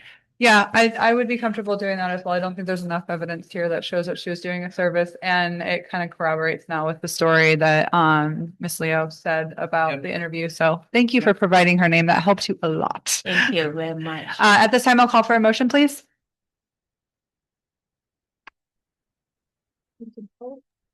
Yep. Oh, This is Board Member Douglas. I would like to, I'm getting rid of the fine, right? yes, we're gonna waive. Yeah. Citation. And citation. Dismiss. Yes. This is Board Member Douglas. I would like to get rid of the petitioner's fine and citation for S-15140. Thank you. Can I have a second, please? This Board Member Harris, I second that motion. All in favor? Aye. Aye. Any opposed? Okay, motion carries. Thank you so much. Thank you. We did waive everything for you today. Thank you. You're welcome. Then I think I have another issue yesterday for the equipment in my shop, right? Oh, that warning. Okay. Okay, thank you. And if you have any other questions, reach out to board staff, okay? Okay. And if you do hire the massage, make sure you get your establishment license with the board. Okay, very good. Thank you. Do not have them do any services in cosmetology rooms. Perfect. Thank you. All right, let's jump back to petitioner 5L. Fung Tang on behalf of K Royalty Nails and Spa S187711 for discussion and possible action. Petitioner is disputing fee 3164302. If you both can raise your right hand, please, we'll get you both sworn in, okay? Righty. Okay. Is it Food Tang? Yeah. All right. Good afternoon. Do you swear to tell the truth, the whole truth, and nothing but the truth? Yeah. Okay. And your daughter's name for the record? Yeah. All righty. And you're going to translate for her, correct? Do you swear to translate as best as you can in this matter? Not testifying for her, okay, but just translating what is being said to the best of your knowledge. I do. Oh, sorry. All right. Thank you. So at this time, you can tell us why you're here today, and if you both can make sure that the mics are pulled up to you so that we can hear and the people online can hear as well. Thank you. Go ahead. My name is Fontaine. So I'm here today because on that day I am out of town. So my salon was closed. And she, after school, she stopped by there to waiting for the people to pick up her friend. And then I asked her, okay, if you get there, she'll open the door and let inside because I don't want everyone to come in because we're not service. And actually, at the salon, it's me and my husband. So we are out of town, so we don't need the service. But the person come in and she the one to told them, she the one to told her, we closed. And I don't know what to communicate with them. And then she get just worried about something. And then she opened the door and then that's the person comment. And she didn't tell me either until after done, she called mom. People comment and person and then they say, maybe you get the file. I said, what? Don't open things. I'm closed and I'm not there. No one's there. What happened? I said, I'm here to waiting to pick up. And I said, how come? I saw you close the door. Why you guys there? And then open the door and let the people get in. He said, no, I don't. And I just, okay, I'm not there right now. Until I'm out of town, until I'm back on the 3rd, that's a Friday. And until I cannot go to the because we close. I come to the step 4. I come to here. I think about, I think we come in the week later, right? The next week, right? Yeah. And then I come in and then I try to explain and then they say, okay, they file already going through for I don't know what's it called. Vacation? Yeah. So I said, what I can do? They said, because we don't open and nothing in there. So they claim on because the people no license, right? No license working there. I said, no one it is. That's the two kids over there. And I said, and I what I can do because if I do it, okay, it's fine for me, but I don't do it like that. So I try to Miss Haynes told me to do the meeting. And I said, okay, I don't know what doing that before too. So my daughter, the one to another daughter, contact to me Jenny about submit all the document, everything what I have. So I just okay, just do try the best we can do because if if if we open and we take the service, so I'm okay with that, but I don't. And you know, in the door, in the one I try to look at the camera back, they come in and then the store did not open, the line not enough. She had to use her phone to look at around because on the back with the door. So no people, no customer, no nothing over there. Just the girl after school.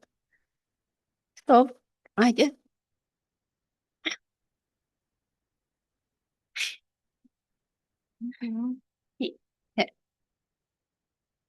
and I just con nói đi, nói thì con nói là như thế nào thì biết nói sao đó. Nói thì mẹ thì nhận mua là cái đấy mẹ không có cái làm ra sao bắt người đóng tiền phạt. She's basically saying that like she would understand if like she was fine for it, like if she had an unlicensed work and all that, she was there and all that, but she wasn't, and she doesn't think that it's fair that she get that much things that like she didn't know was like going on in a way, and that she wasn't there for it, and like it wasn't on her basically. Gotcha. Thank you. Thank you for sharing that. Appreciate it. Were you the one in the salon? I was with my best friend after school, yes. What were you doing? We were just waiting for transportation after school. It wasn't nothing being provided. Like she said, the store wasn't open. She wasn't paying customers. We wasn't doing nothing. We was waiting because she was out of town. My dad was at work, and we didn't have no way home. Sure. Were you just hanging out, watching TV? We were at her desk, just sitting there, you know, just there basically. Thank you. We're going to hear from State Board at this time for the presentation, and we'll come back, okay? Yeah.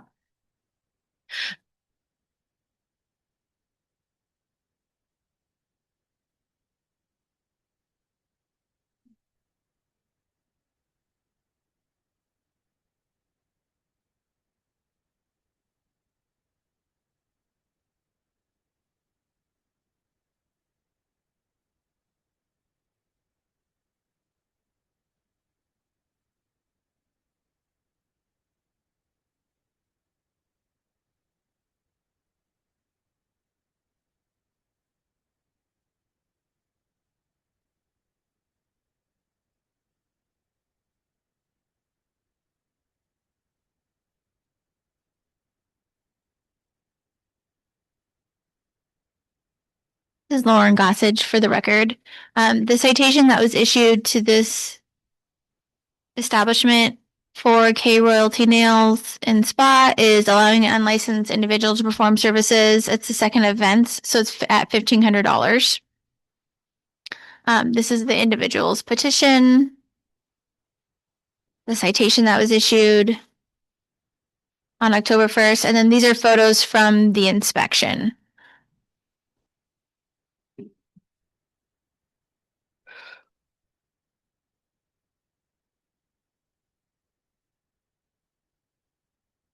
And then the petitioner did also submit some supporting documentation as well. That's been uploaded into OneHub. If you refresh it, it should be, I'm going to pull it up.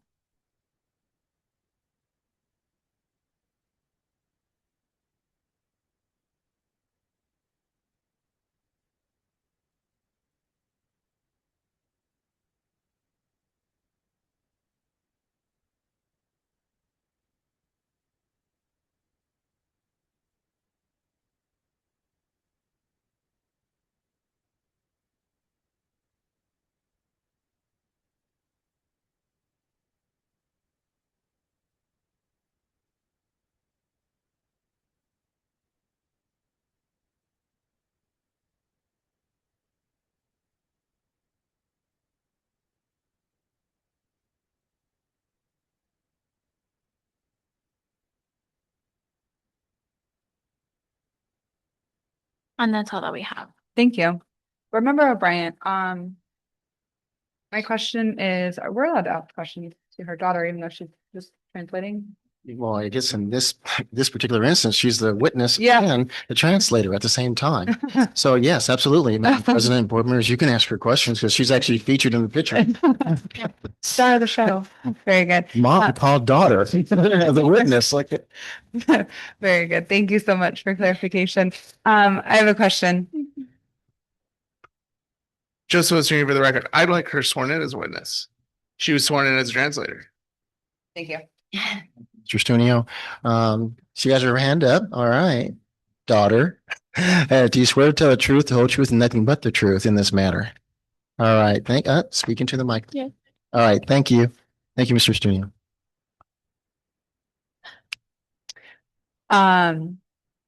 First, let me just say this for the record. I grew up with my mom. She had a salon as well. And I spent so much time there, all the time. It was such a safe place. So I'm happy that your daughter has somewhere to go to wait for a safe ride, especially in our city. Just putting that out there on the record for right now. That's one of the benefits of having your own business, right? You can provide the security for your daughter and a place for her to go, and she has someone to look up to and all the things. We at the board just need to make sure that everything's being done correctly and that nothing is nefarious and that we're abiding by the laws and regulations that we are looking to uphold. My question is for you, dear. What's on the counter in the photo? Lights on and a towel. I think that. Yeah, because I'm go and left everything because that day I'm leaving, so I left everything there, and then I thought when I'm back, I clean up before I'm the opening, So I told them to come and then let's see whatever, just leave the for me because we close. I just think because we close, we don't open. So whatever. So that day when I'm back from the trip, and then I clean up everything and then ready for the next day, Right. So I actually I don't know. Sure. Thank you. Board staff, I noticed that you had said this is a second offense. Can we have some information on that? When was the first offense? Outcome, et cetera? This is Janie Huggins for the record. A citation was issued on February 7th, 2024 for an individual practicing without a license. The note is that upon entering the establishment, a female was sitting at a nail station working on her own nails. When she asked if she had a license, the owner said that it was her niece, but she was wearing an apron. And we have some photos of her sitting at a desk doing a nail service. And that citation it looks as though it was paid back when it was issued. Okay. So kind of a very similar situation. Do you want to speak on that? Go for it. Yeah. That's how they say I want to, but this one, like, that's a sort must be only me to do it and everything. And then my husband, and that day, this is one of the picture is my husband, he go to school for the nail technicians, and that day, we don't do the other, my aunt that just come, then she just took my face, and then I asked my husband to, because I have to waiting for the customer on the front. I asked him, okay, can you set up for me the one that the basically chair, because I need to get to the end and later, because my regular customer no one to doing that. Only me to doing it. And the salon is much me, only me. And my husband goes to the school for training. And then by that time that happened, I don't want to actually, I don't know before either. I don't know to have the board, have the meeting. I can talk, explain.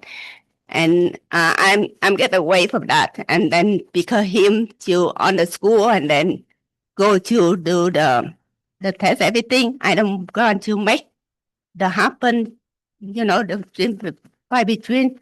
So it's okay, I'm paid. And then the girl go to and I think the picture have the one girl there. So she just have one of my she just come and then she just, okay, can I still, actually she don't do the nail, she do something like, hôm xưa mà nó làm cái gì? Cái case up, yeah. And then I don't know, and then she take a picture, but I don't know either. And when they already post a picture, I said, oh, what? She don't do anything. She just sit there and she do that stuff. It's not for the nail.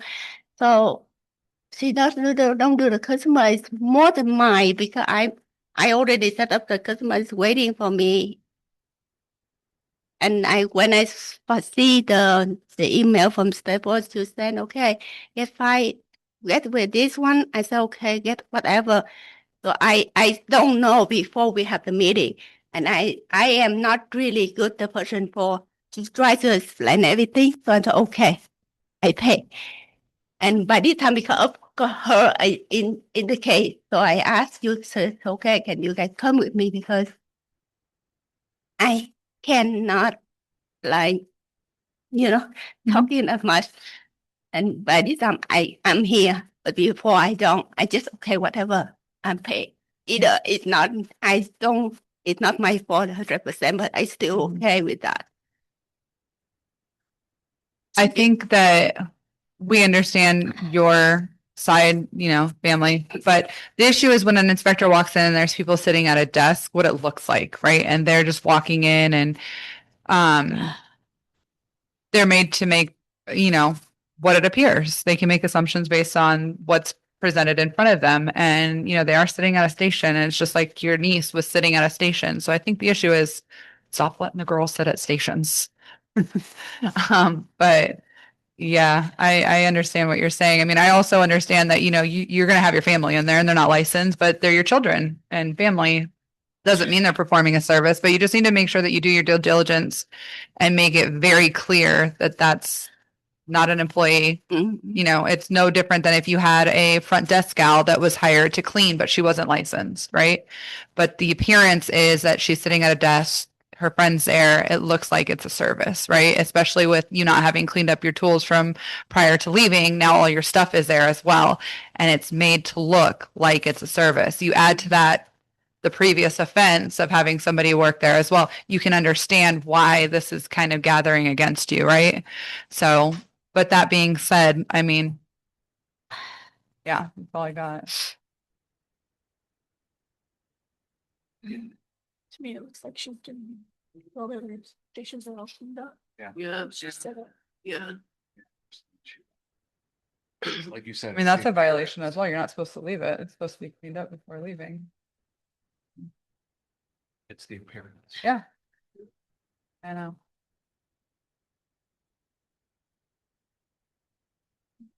Keeping Board whole member, house. so were you just like you and your friend, were you playing like in the nails?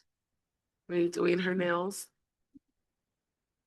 I said my name, board member Wold. Yeah, no, it's okay. I was saying, were you doing her nails at the station?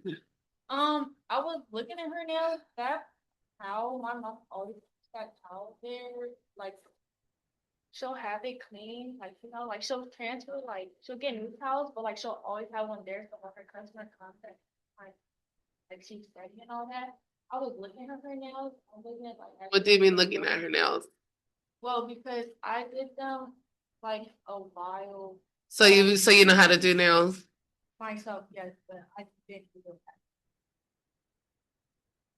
So you just, so the towel was there and then you were just like looking at her nails, and then what did you do to her? What were you doing to her nails since you did them a while ago? Jeff. It was a kid that I bought. I don't know if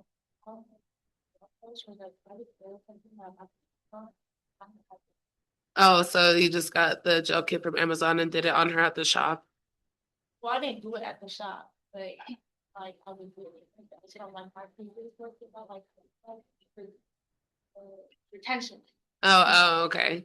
And then were you just like gonna fill them while you guys were waiting for your ride? I was looking at the retention. Okay. Because it looked like you were doing her nail, just keeping it 1,000. So, that's all. Most people don't go to a nail salon just to get their nails looked at. They usually, get them done. You got all the tools to fill them, whatever you need to do. So that's all. This This is Lauren Gossage for the record. I just have a question. If you said that your establishment was closed, these individuals who are at the front door, who are these two individuals? Because this is you and your friend, and then there's two other people that are by the front door. Who are those individuals?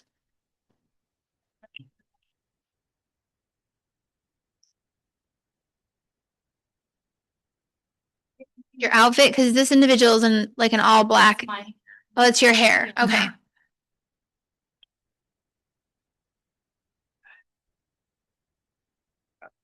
If you look at her jacket and that picture and the other picture was missing.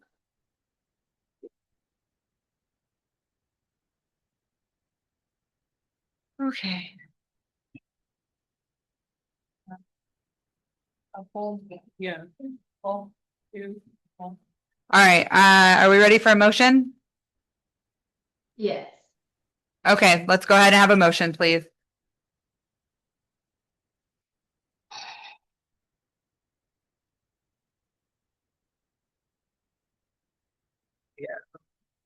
Oh. I, Board Member Wold, would like to deny the petition, right? For Feng Teng on behalf of K Royalty Nails and Spa S-187711 for violation 3164302 to uphold the citation and fee. This Can I is have a Board Member second? Douglas. I second that motion. All in favor? Aye. Aye. Any opposed? All right, motion carries. Unfortunately, we had to deny your petition for today. My only suggestion is if the girls are going to be in the salon, especially if you're not, don't let them sit at the stations. It's all about appearances. Thank you, guys. Thank you. Thank Okay. you. You guys are together? And what are your agenda numbers or your names? That'll be easy. Okay. What's her? Okay, so I think it's P and S. Is that right? Yeah. P and S? Okay, you guys can come. Are you doing it together Oh, okay. or separate? Yeah. Are you- Bye, thank you. Okay. Bye, guys. Have a good day. Okay, you can. Yeah. I have to tell my sitter how to leave. Bye. Hi. Oh, okay. Okay, yep. Go ahead. Just trying to. Bye. Bye.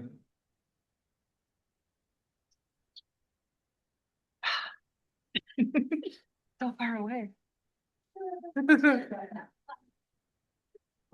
All right, guys, we are gonna go forward with petitioner P Azar Jangiri. Yep. Sorry, A 52315 and petition 5S Hulux Salons S 187341 for discussion and possible action. Petitioner P Azar is disputing V3167271 and petitioner Hulux Suites is disputing V3167267 and V3167269. Ladies, if we can please have you raise your right hand, we'll get you sworn in. Sure. And President Azar, and who's the name? Who's the second? Jessica. Jessica. Okay. All right. Do you both swear to tell the truth, the whole truth, and nothing but the truth in this matter? Yes. Thank you. Now, Madam President, she does have a staff. We'll let them go first, obviously, one at a time. So Azar will go first, and then I would think that Lauren should do the presentation. Yep. Because we do have to do them separately. Yep, I like that. And then we'll collectively chat. Yes. Okay, let's do that. Hi, my name is Azar. So I got a citation on December 16th, individual practicing without a license or certificate. I'm an esthetician, not an advanced esthetician, so that's what I'm assuming. It says biomicroneedling, fibroblast, and microchanneling. So I do not do microchanneling, and I do not do fibroblast. So I think she might have taken a picture of something that looked like a fibroblast machine, but it's a type of machine. So that's the only thing I can think, that she didn't maybe understand that was different things, which is laying there. So as far as my reason I'm petitioning this, is because two of those things I do not offer, and one of those things I do offer, and I had spoken with her before about it. She had come in April of 2025. And she had said something about, oh, what's liquid biomicroneedling? And I showed it to her, I showed her the box, I told her that it's literally it's like basically a deep exfoliation. And she was fine, or I don't know if she was fine. She didn't say anything. She didn't cite me on it. So yeah, that was that. And then when she came back again, then she cited me on it. Didn't do it first, but she did put it in there. So there's two things here. I want to show the board that this only goes to the epidermis and not the dermis. And I have documentation to show that. And they use the word microneedling because it's a marketing thing. It's a trendy word. It's a trendy word. It's very popular. So it's not microneedling because there's absolutely no needles. They're spicule sponges. And it goes into this hydrolyzed liquid, and all you do is put it on your skin, leave it on for 5 minutes, you wipe it off. That's it. So what it does, it helps products absorption, and that's what makes it so that's what makes it a great treatment for people. So your skin barrier gets cleaned out, and the product, and then putting on top of it absorbs better. So basically, like I said, there's no signs, and I even have a comparison of sponge spicules, which is what this is, and it'll say right on it, sponge spicule, and it tells you that the target depth is epidermis, it's non-invasive. And then, it compares it to microneedling and mesotherapy, which there. So, yeah, so basically I wanted to be clear because there's so much stuff that's obviously being introduced all the time in the aesthetic world. And I'm not disrespecting anybody, but I just want to maybe educate or maybe let her know that, I could be wrong, but to me, if it's not piercing the skin, then that's not how, I guess if you're an advanced esthetician, you can pierce the skin, but that's not piercing the skin. So it's an exfoliation. It's a topical exfoliation. Madam President, if she could provide that information, since she brought it in. Oh, yeah. Please, you want that as part of the record. And I had a question as well, not to get too out of order here, but you said the spicula, what are they called? Spicules. Yeah. Okay, there you go. They go on first and they help with product absorption into the dermis, right? How does it do that? I don't know exactly the details, but the thing is, it's derivative from the sponge spicule, so it's hydrolyzed and it's turned into a powder. So you mix it with, like I said, liquid. That's all you put in your skin. And then you just apply that to the skin, and then do you let it sit for a while? And then after that, you perform the services. Exactly. And then I wipe it off. Okay. Because, So is it like an exfoliant or like open the pores? Is that accurate? Yeah. Okay. Okay. Yeah. Can we have the documentation? Yep. Thank you.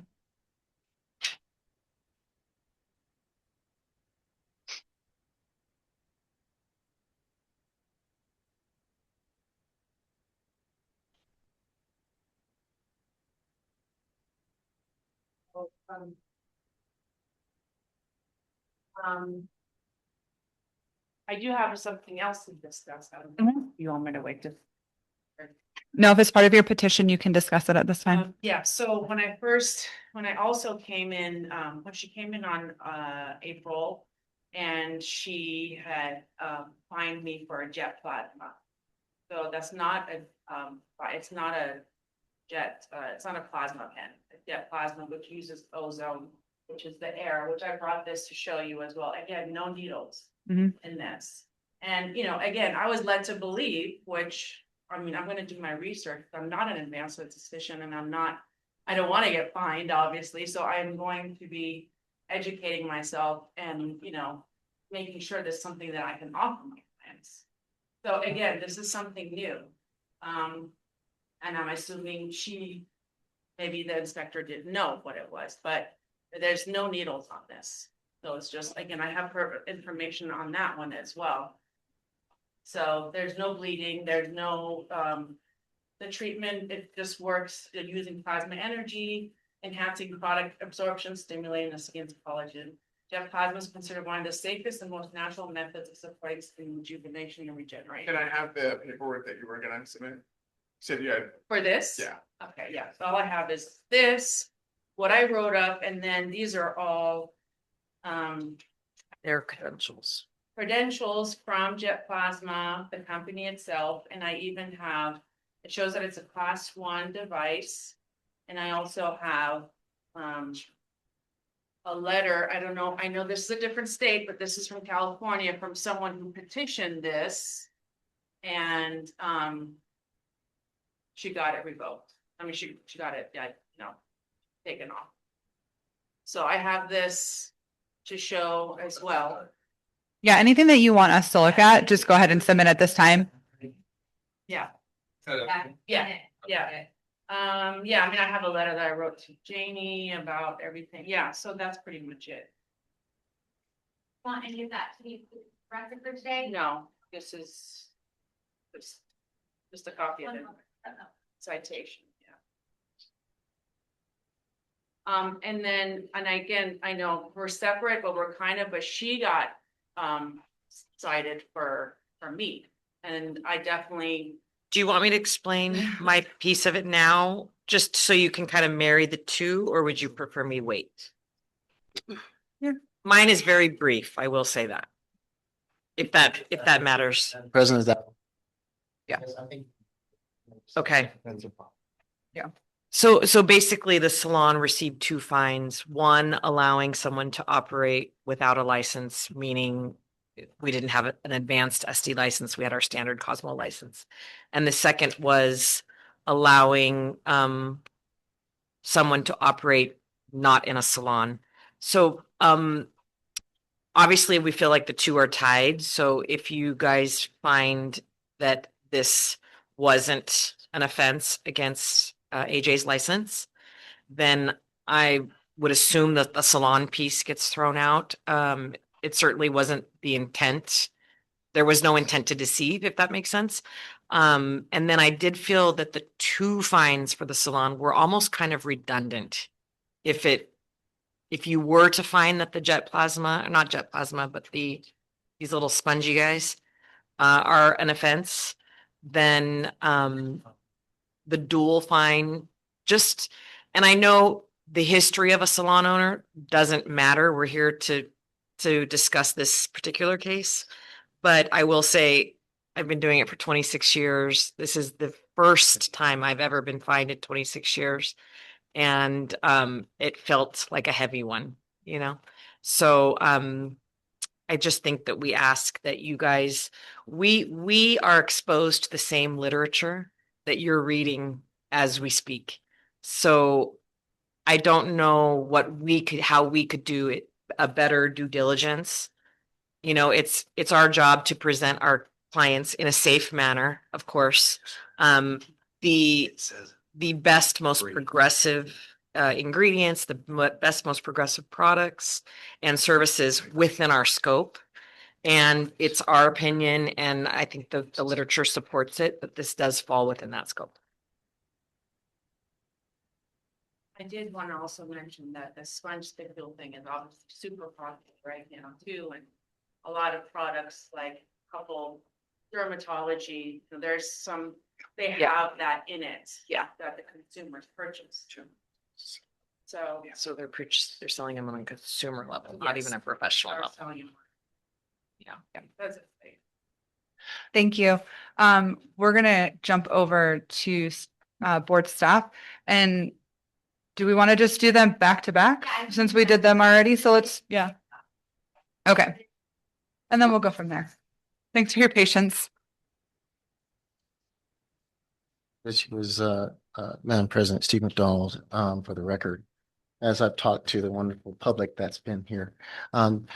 Whenever there might be a possible question, whether it falls within your scope or it doesn't, it's best that you reach out first, right? We hear that, we hear that a lot, that people will go and people that will try to get a salon They'll do all this construction work and everything like that, and then they can't get a license from us.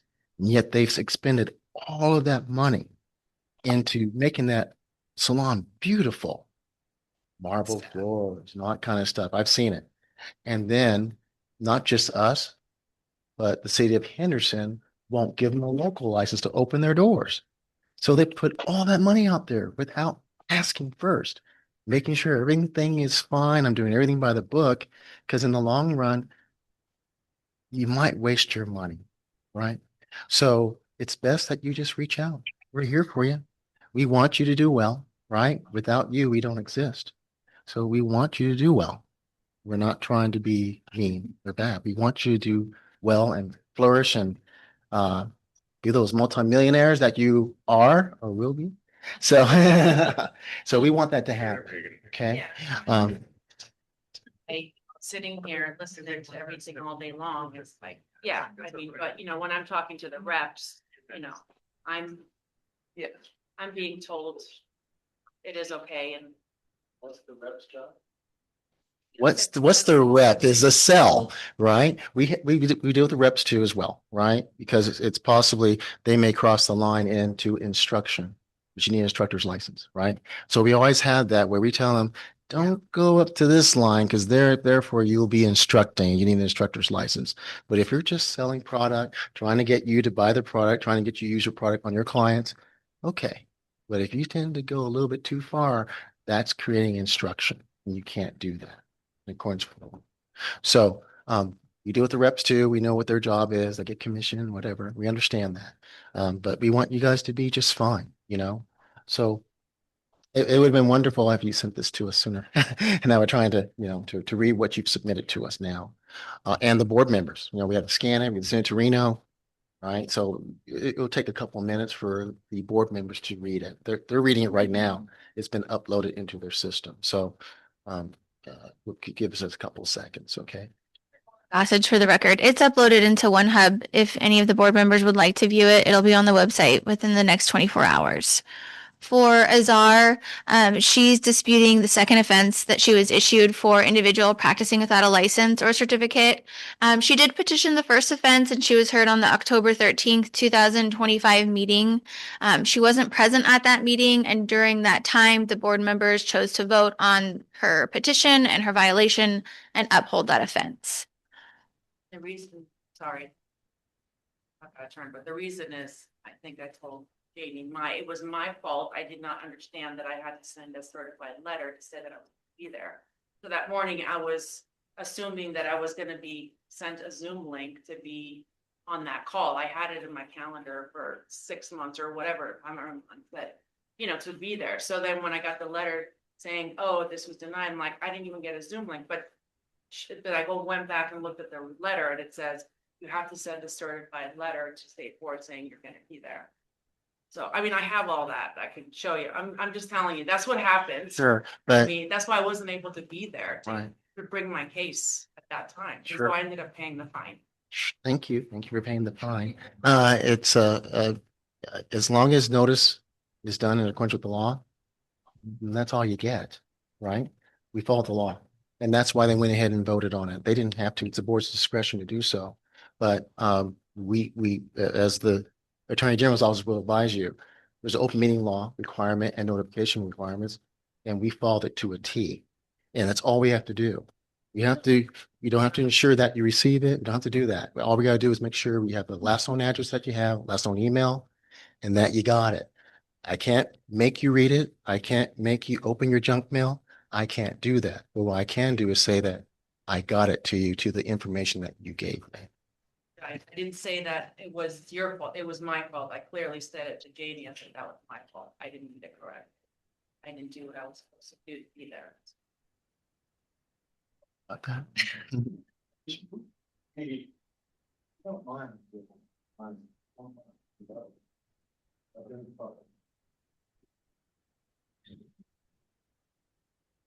Go ahead. It's okay. This is Lauren Gossage for the record. The citation that was issued to Azar was issued on December 16th, 2025 for a second offense. This was a photo that was taken during the inspection in her room, and she was cited for the Procel biomicroneedling and for the jet plasma that was found in her room. So regarding the Procel, I told the inspector this, she saw my sign when she came the first time, and I said, I don't do Procel, I have another friend that we kind of give each other business, and sometimes I give her business to, and she gives me whatever referrals, we do that to each other, so that was me promoting her. But once she said that, I took it down, so I don't know if that, and that's the jet plasma I brought. Yeah. Plasma specifically falls within the scope of practice of an advanced esthetician. So that service is advanced aesthetics. Even though there's no needles and. It's the technology and the device that falls within their scope of practice. So plasma specifically is within the scope of practice of an advanced esthetician. This is a letter that she had sent in to Janie that was included with the packet as well. And then let me jump into Hugh Lux.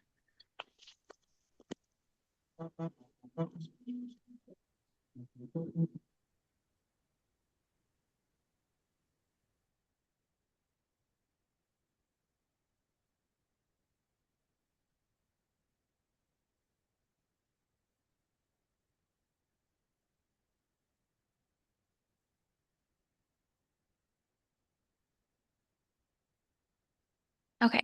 Hugh Lux Suites is petitioning operating a salon without a license specifically because it's not licensed to offer advanced aesthetics, and then allowing an unlicensed individual to perform services for Azar, who is cited for practicing advanced aesthetics without a license. On April 23rd, 2025, the establishment received a compliance review letting them know that Azar was found offering advanced aesthetic services during that inspection, and that the establishment wasn't authorized to provide those services. So a new establishment application would have been required to add that service on. Compliance reviews have been issued as a corrective warning with no monetary value. So non-compliance will result in a citation upon future inspections. These were the photos that were taken during the April 23rd, 2025 inspection, which resulted in that compliance review that was just up on the screen. And then this is the citation that was issued to the establishment on December 16th, 2025 as a result of the inspection.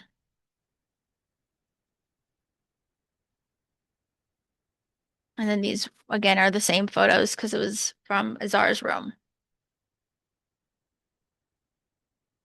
And that's all that we have.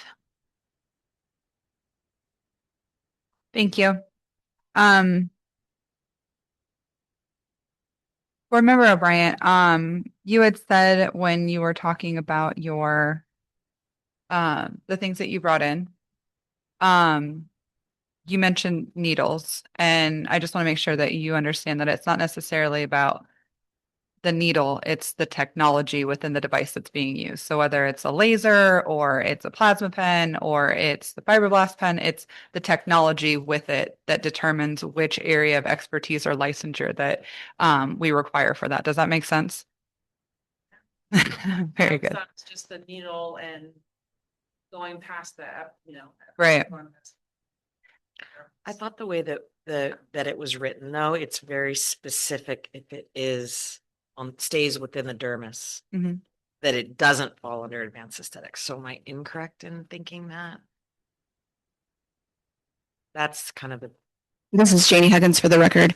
The dermis and the epidermis, the limit for an esthetician is the stratum corneum. You're not allowed to puncture or remove skin beyond that. I believe there are specific regulations about even causing abrasion, injury, or puncturing, regardless of the device in which you puncture, whether it's a needle or something else. it's the stratum corneum, not the dermis or the epidermis. That's referenced in other services, like chemical peels goes to the papillary dermis. So hopefully that So did clarifies. you find in that paperwork that it exceeds that? That's what I wasn't. Still reviewing. Okay. Specific to the needling service versus the plasma pen. Any of that plasma energy is specifically in the law for the scope of practice for an advanced esthetician. And then if I may ask a question while you're reading and researching. Obviously my goal today as a salon owner is to prevent this in the future. So I have multiple locations. I did, as a result of this, immediately relicense one location to include the advanced aesthetic license, which I intend to do with this location once today is resolved. So that at least the salon is protected going forward. But what I am unclear on, one of the two fines that states allowing someone to operate without a license, how would a salon owner protect themselves from that going forward? I was hoping for some advice on that. Our team sits about 100 people. It's many, many rooms. It's many square feet. It's a big team, and I'm not using that as an excuse by any stretch, but I do need to walk away from today with a concrete solution. if you guys can guide me on that. This is Janie Huggins for the record. That's precisely why you were given the initial warning in April. And whenever possible, we give a very specific warning, like her name and license number were provided to you. It wasn't like we didn't know who it was. So we try to point out and give guidance to the establishment so you know exactly what the problem is and how you can correct it. Okay. This is Board Member Jeffers, if I can offer some input on this question. I am a salon owner up here in Reno, an advanced esthetician salon, aesthetic salon or spa. What I do with my contractors is obviously I have them submit to me if they are what services they're offering. I do check their menu online. It's a lot of due diligence as the owner side to see what the scope is that they're offering. And because we only require one establishment license for the entirety of your business, this is where it falls on the owner that we have to be kind of checking in with our renters. Hey, what are you offering? Are you licensed? It is up to them to make sure that they're doing it, but we're also liable. So I know it's not like a clear-cut answer, but that's what I do is I'm constantly like, what are you offering? Are you bringing in a new service? Like you kind of have to be involved, even though they're renters. Definitely. I agree 100%. Where it got sticky was obviously when the laws changed and the SDs. I feel like in reality, if you had 6 SDs up here, they would all kind of say, well, this falls within here. This falls with it. There's differing opinions. And because I do hold obviously a cosmetology license, but I don't practice aesthetics. So when I'm reading the literature and my takeaway is it's safe. My big mistake was not calling the board and fact checking that item. At the end of the day, that's what it is. I get it. I'm learning, but SDs are real tricky because they have so many, I know modalities. there's a ton of modalities and there's a ton of like technology that's changing all the time. I always have them reference that chart that you guys actually put in your supporting documents with that they can go back to and see what's under their scope of practice. It's a lot of work. I mean, one thing that's has been something we thought about is like maybe everybody has their own individual establishment license. I don't know, that could be something years down the road, but as far as us as salon owners and suite renters, as the owner, it's kind of we're in there. Whenever they renew their contract, I'm looking at their license. I'm checking they have liability insurance. Like I'm doing all that legwork that thus protects me as the owner. We definitely do the same. May I ask just one more question real quick? so in a, let's say a SOLA situation, so if somebody's fined or cited individually in a SOLA, is the SOLA cited as well? They're not. Yeah. Okay. Because that's how we are set up, obviously, but they're not. So I'll have to I won't take your time today, but I will look into that. Thank you. This is Janie Huggins for the record. For a situation like this, they absolutely are cited as well. They You're are not. cited Yeah. as well. Okay. We offer the warning to get into compliance whenever possible. Same. Correct. Gotcha. It's kind of like a heads up, like, hey, this is what was found on your premises. Right. Just letting you know, because you're right. There's a lot of rooms and doors and drawers and how are you supposed to know, right? Especially as their tenant, or I'm sorry, their landlord, they expect a sense of privacy, but you need to make sure that you're able to understand like what's going on in there. And if they're not doing their due diligence, that's where our inspectors are like, hey, heads up, this is what's going on your premises. Right. And, just take it as that and then just jump on it. But yeah, like everything that board member Jeffers said, I mean, great advice from a great business owner up there on just how to kind of stay on top of it. But yeah, it's a heavy load, right? Yeah. Especially like she said, with all the changing technology. I want to jump. Did make sense on the pen? Yes, I mean, it makes sense. Yeah, it's just it's frustrating because in my head it was just needles. It's right. And anything. So it's just a little frustrating because obviously I purchased this. Right. The other thing I wanted to mention is I don't really like not her to get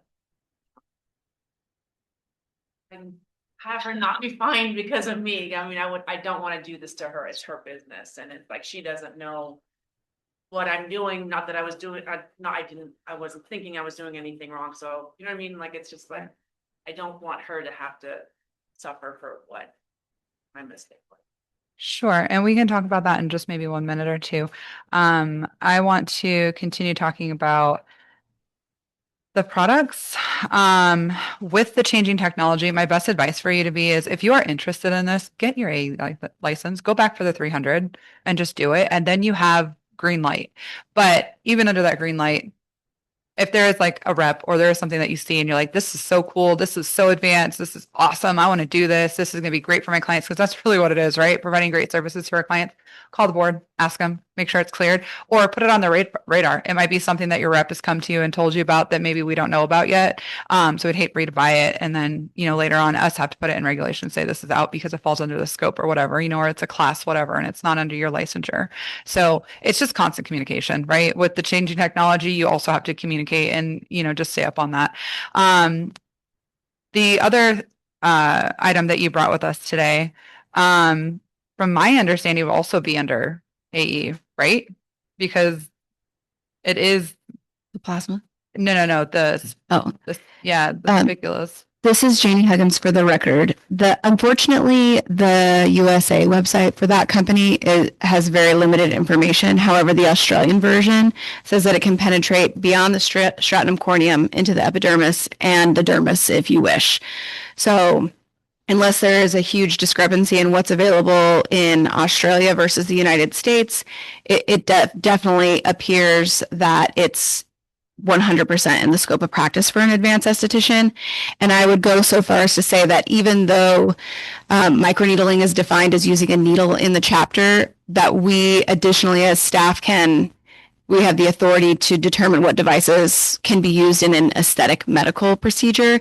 And I would say that because the protocol, the intent on what it does, like stimulating collagen and things like that, it's nearly identical, and that it does have the capability to puncture or go into the epidermis and dermis.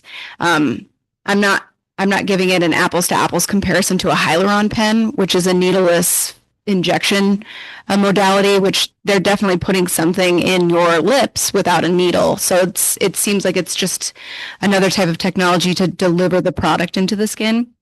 So I would say that it is within the scope of practice for an advanced esthetician. It's very similar to microneedling, and it absolutely has the capability to go beyond that limit that is set in regulation. Something that you're going to come up with it and see.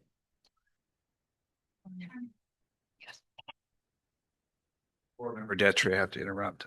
I think I need to recuse myself. Okay. I'm reading this and looking, and are you Jessica? Yeah, I have to go. Okay. Because I know Teresa. Okay. Oh, I did recognize you. You're Bill. Oh, that's Is your name right. Bill? Yeah, I did recognize you. I wasn't even. But I don't know you, so I didn't. No, Yeah. Sorry. Jessica, but Yeah. I know the partner. Yeah, we're okay. Yeah. Thank you, William. Sorry. Madam Chair, we still That's have a okay. quorum. That's Okay. fine. Okay. So, I just had one more thing. I'm so sorry. And it's probably what you're going to just say about that. What you're going to notice being in the I'm an AE.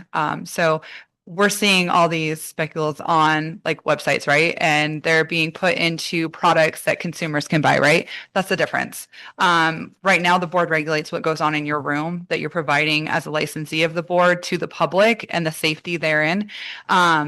So it can be kind of confusing as well because you're seeing these items in consumer products that they can go and purchase online, on Instagram, on social media, in drugstores and things like that, right?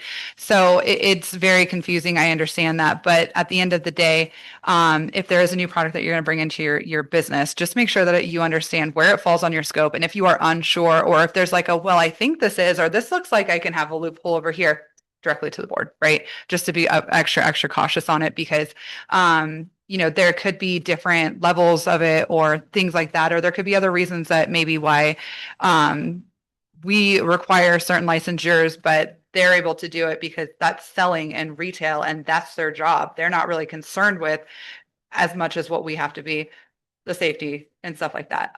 We have to make sure that our licensees are using, safe products for our public, et cetera, et cetera. So that's why the law is written as it is. But again, I can't say it enough ad nauseum. Just check with the board on that stuff. Okay. So I think I don't have anything else. I mean, both of the items are not under scope. They're both AE. Yeah. Yeah. I mean, he was reading up and all of that. Right. Okay. So then separately though, with this salon, I'm sorry, was that S, right? Yes. So, they were cited for her working there, Right. technically being unlicensed because she's not within her scope, right? Okay.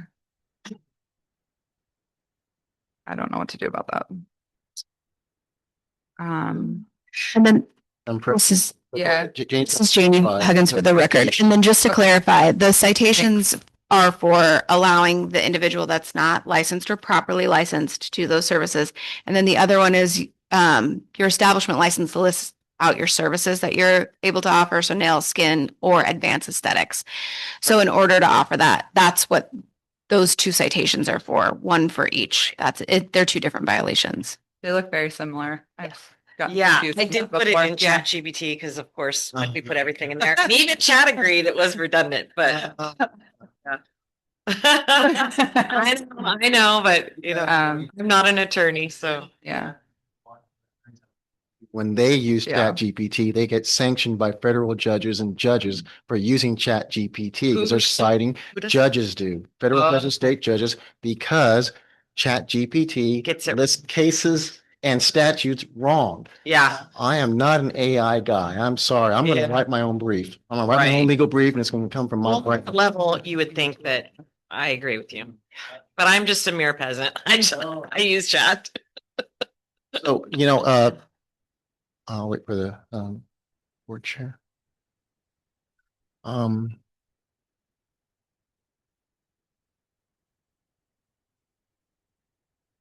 Well, because I think that she was coming. Either either. Yeah. And we can't relicense the salon until this is resolved. Oh. I did do the other one immediately. Once I learned. She's wanting to continue. Madam President, Yeah. Madam Vice President, board members, our recommendation is to again, leave the citations, but to lessen the fine. the board's discretion, the board member's discretion, 50% or less, that kind of thing. Because there was, I think there was an honest intent to try to provide services. We wish you would have called us first. Sure. So do But because we probably would have had this stuff that you gave us and would have advised you. So that way you would not have run across our inspector, right? So Board Member Bryant, can I have clarification on the recommendation? Is that for both petitioners or strictly for one? that'd be for both. For both. Okay, thank you. And the caveat is that because she's already on the salon side, has already got her other location licensed. So that helps your case, right? So that she's trying to get in compliance, and that's what we want. So, okay. Thank you, Madam Chair. Thank you. Board members, let's deliberate. How do we feel on the board recommendation? Do we have any other things that we'd like to add, questions to ask, et cetera? Ready to make a motion? Where are we at? Board Member Moreno. Agree? Okay. Yeah, I agree with one more question. Yeah, of You course. do know that you can't use those items anymore, correct? Till you become an A. Okay. So I wanted to make sure that was Okay. clear. Yeah, no, good point. Your point Yeah. is to make sure that we have all of our questions answered and everything. All right, let's call for a motion. Okay. Okay, so let's call them separately, please. I'd like to make a motion for petitioner 5P, Azar Jahangiri, a 52315. We'd like to deny this. I'm sorry. Yes, we would like to uphold the citation and no, I'm sorry. We would like to go with Executive Director McDonald's recommendation. To uphold, yeah. Uphold the citation. Oh, we didn't discuss the reduction. I'm so sorry. Yeah. I'm out. 50%. Are we cool with 50% board? Yes. Yeah. Yes. Okay. All right. Let me restart. Okay. Motion for petitioner P Azar Jahangiri, sorry, a 52315 to uphold the citation and reduce the fee by 50%. Board Member Board Moreno. I Member second. Harris, Thank you. All in favor? Aye. Aye. All right. Any opposed? Okay, motion carries. Okay, and then I would like to make a motion for 5S Hugh Lux Salons S187341 to uphold the citation and reduce the fine to 50%. Board Member Moreno. I second that. All in favor? Aye. Any opposed? Okay, motion carries. Okay, okay, so we are all done. We did reduce your fine by 50% just because we know that you guys are in phase trying to get into compliance, and that's what we ask of you. The citation will resume or reside on your, record. But if there's any other questions, please reach out. We know you will. Yeah, we will. Okay. So once I get the fine paid for the salon, then I can just immediately apply for relicensure. All good. Thank you. Thank you. Thank you for waiting. Yeah.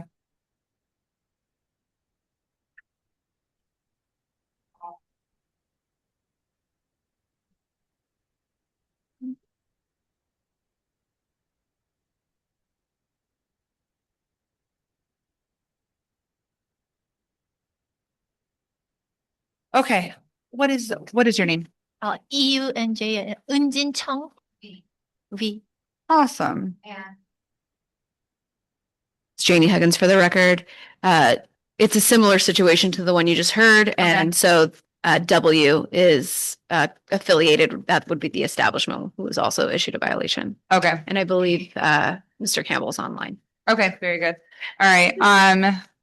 Let's go ahead and go 5. This is Board Member Detry. I have to recuse myself again. Oh, see you later.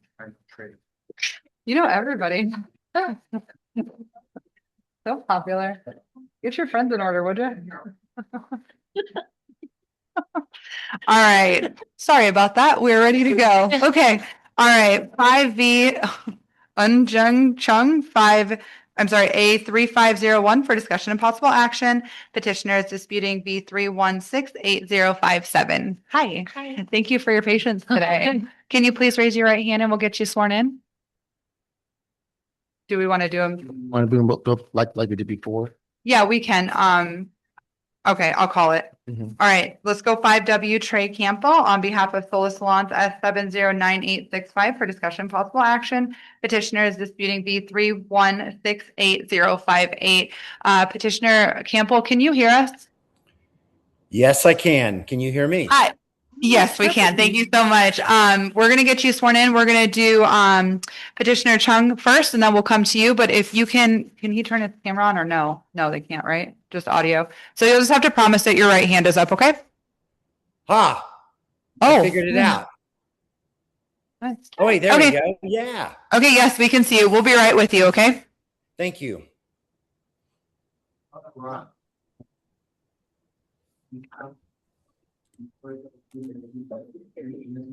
Yes.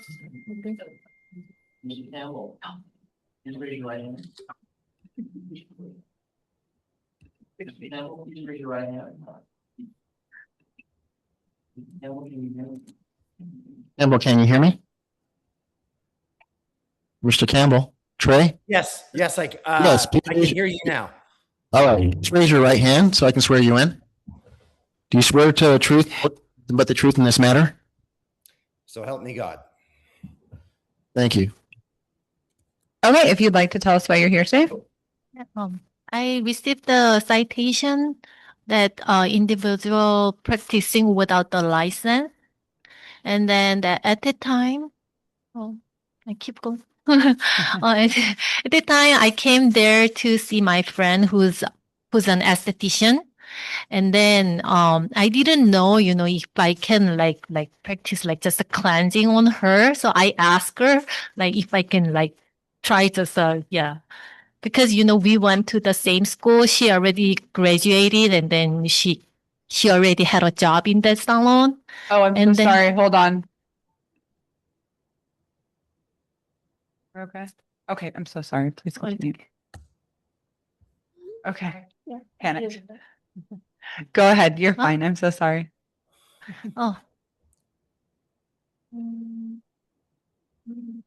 Oh, yeah, I don't remember.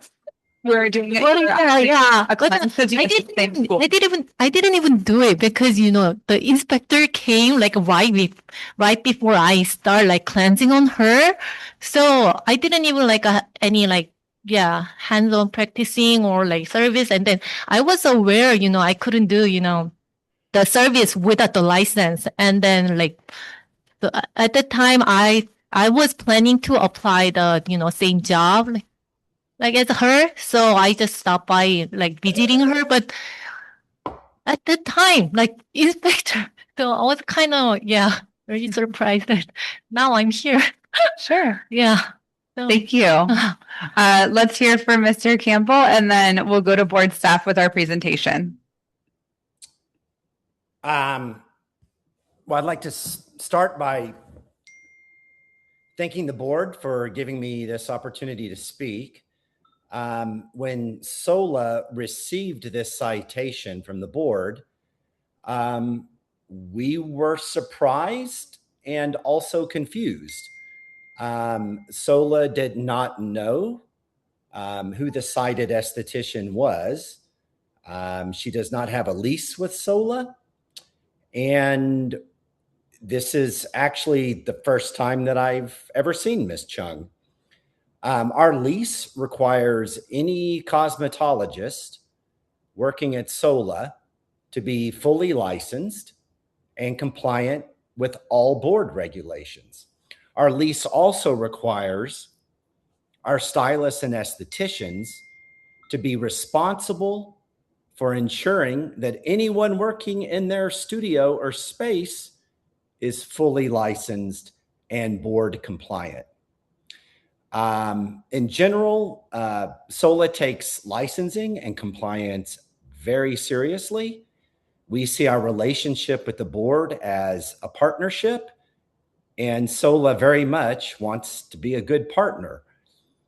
And to that end, we have physical audits to understand who is operating inside SOLA to try to prevent this very thing from happening. Thank you very much. Thank you, Mr. Campbell. We're going to hear from board staff for their presentation, and then we will come back and hear from you at that time, okay? Thank you. And Ms. Chung, you'll also have another opportunity to speak, and we'll ask you some questions. Okay? Yeah. Yeah. Yeah. I think I already said like, oh, I need to say, and then the Sola probably didn't know because as I said, there's the esthetician who's my friend. I just visited her, and then at the time, like she didn't have a client, so I asked her like if I can just try the like cleansing on her, and but as I said, like I couldn't do because inspector came at the same time, so I explained to him, I didn't do any performance or service on her, any like a hands-on practice. So yeah. Sure. That's all I need to say. Thank you. Gossage for the record. Ms. Chung was cited for practicing without a license. She is licensed now. She did pay and receive her license. At the time that she was found, she was a student who had graduated and not taken her test. This was the photos from the inspection on January 14th, 2026. This is her at the bowl, and someone was laying down on the bed.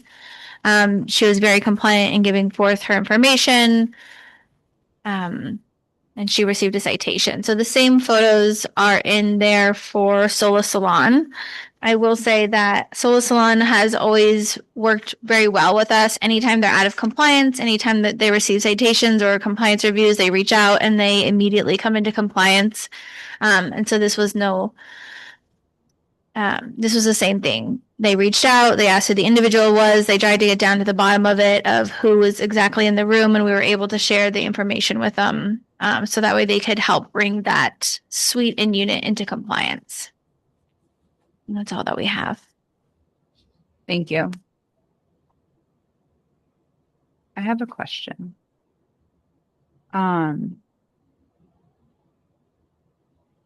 What's the difference between this studio and Hugh's studio for how that was handled?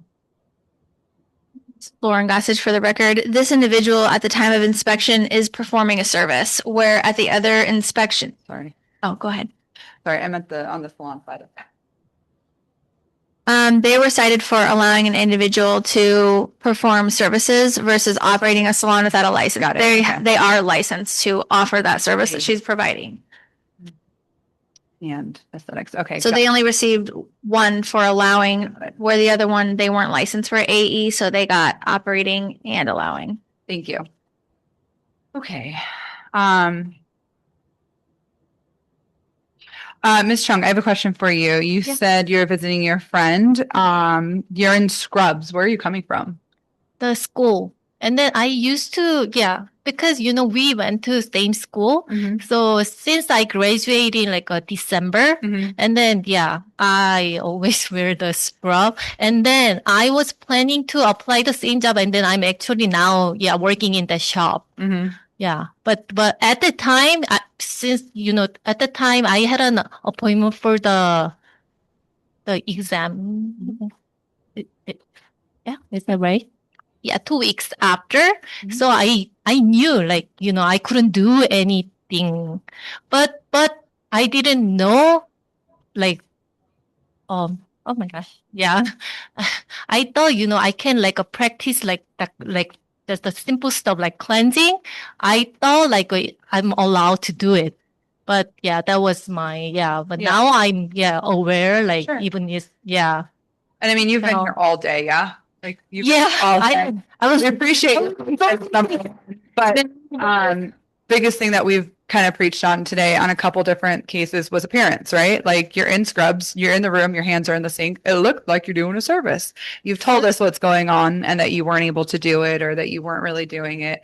And you were just going to do the cleansing and practicing for your exam. I didn't even do that. Right. Yeah. But you can understand like when an inspector comes in and you're sitting at the bowl and it's all set up and she's on the table, it looks like you're doing a service, right? Bed sheet on the bed and then. Oh, we've seen worse setups. The setup is not necessarily what we're debating. It's just that there's a client in the room or what appears to be a client, your friend, and that you are in scrubs at a wash basin that looks like you're about to do a service, right? Like you can agree to that. It's what it looks like. That wasn't planned, but I just asked her, if I can do, but as I say, I didn't do anything. Sure. So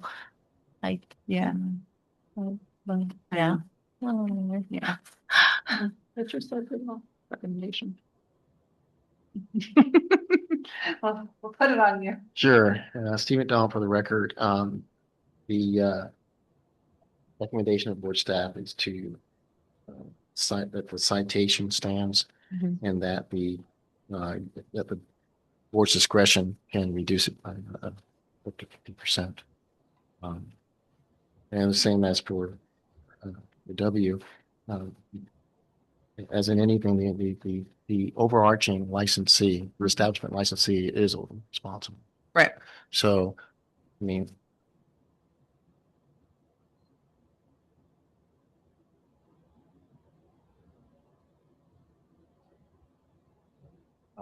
okay. There is a slight difference with SOLA. Mr. Campbell, I've been informed that their SOLA was not given a warning that we typically give. So I didn't see it. Compliance review, which is a zero fine. Right. So for Ms. Chung, I'm glad that you're licensed now because that is compliance. We like that. That's why I'm recommending the citation stand, but to drop it, reduce it by 50%, or at the board's discretion, can drop it to zero. It's the board members. I don't have a vote. It's their call on that. And on SOLA, on item 5W, we want to reduce that to a compliance review. Okay. And zero fine on that. Mhm. And that way, Mr. Campbell, I think I used to do commercial real estate, so I know a lot about leases as a lawyer. You might want to tighten up your leases with your tenants, because I used to do that as well. I worked for a developer. So that might be something you might want to look at and know what's going on in those rooms, and to address that. So that's the only reason why. That's why it's somewhat different from the last one. That was because SOLA did not get a compliance review that we did give the last one. Okay. So that's my recommendation. Drop the citation and fine for SOLA down to a compliance review with zero fine. And then Ms. Chung, keep the citation, uphold it, but drop the fine down to 50%. Okay. Board members, do we have any questions, comments? How do we feel about that? Board Member Harris, I think that's fair. Thank you. Thank you. I agree. Okay. All right, let's call for a motion, please. Okay, I can do it. Petitioner 5V, Eun-Jin Chung, A3501. I would like to make a motion to uphold the citation and do a fine reduction of 50%. Can I get a motion? Second. Board Member Harris, I second that motion. All in favor? Aye. Aye. Any opposed? All right, motion carried. Thank you.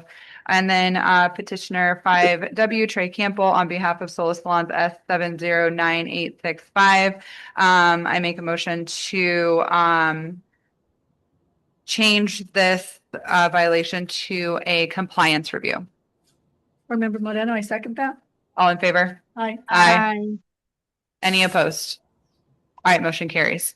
Mr. Campbell, so we did go ahead and rectify that error. You should have been issued a compliance review for that. So we went ahead and did that today instead of doing the fine structure. So we hope that helps you out. And Thank you very for your much. time. Yeah, thank you for coming. And then Ms. Chung, we did uphold your citation and then we did give you a reduction in your fine. So I hope that helped you as well. I expected it to zero. Yes. I didn't do any. Yes. And then, so do I get a refund? Yes. I already paid for it, so I just wait for like. Okay. Okay. Thank you. Have a good day. Okay, 1 second, everyone. Thank you very much. Thank you for your time. Yeah, you did half the work, dude. Okay. Okay, we are at, There's nobody else present at this time, so let's go ahead and jump back to 5E, Janelle Phillips, HB 705031 which is U 101024812 for discussion and possible action. Petitioner is disputing V 3167027 and V 3167028. Is Petitioner Phillips here? I see her. I just saw her. Oh, there she is. Hi, Petitioner Phillips. Hi, sorry, y'all don't have some noise. I'm on vacation. No, enjoy your vacation. Thank you for being present. Can you please raise your right hand? We are going to get you sworn in. All right. Joel, do you swear to tell the truth, the whole truth, and nothing but the truth in this matter? I do. Thank you. Okay, so how this works is you are able to tell us about your petition at this time. Once you are finished, we're going to jump over to the board staff for their presentation, and then we'll come back and chat with you more, okay? Okay. Okay, so sorry, the y'all, I'm just floor is happy it's my turn. So basically my petition today is basically just that I was fined. I have received 2 citations the day after I had passed my test to get my license. And I was never notified that I had been fined. So when I had went to the office, the papers they had given me, it was the wrong address. And then my name was never spelled right, like either first or last name. So nothing was ever like sent to me or nothing was in my name at all. Okay, thank you. We'll hear from board staff at this time. This is Lauren Gossage for the record.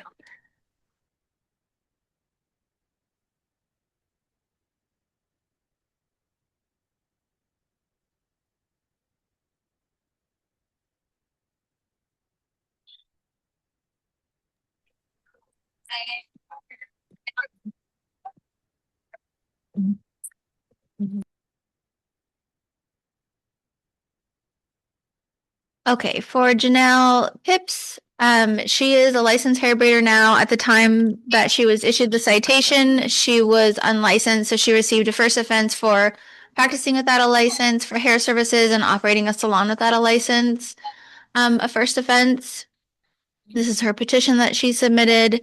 She was cited on December 10th, 2025 for operating and practicing.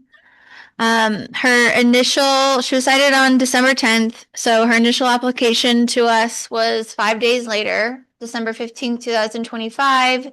She passed her practical exam on January 7th, 2026.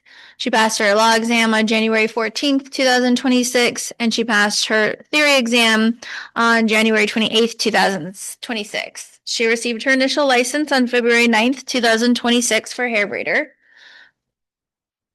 This was the account that we found on October 15th, 2025 when the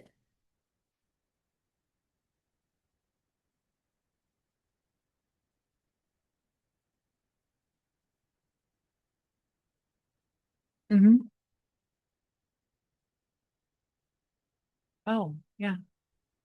Oh. What? I don't know if I lost connection or what. I can't hear anything. Can you guys hear me? No, I'm so sorry. We were fixing something technical. We're Okay, here. I was like, oh my God. Account that we found on October 16th, 2025, that shows availability, services being performed without a license.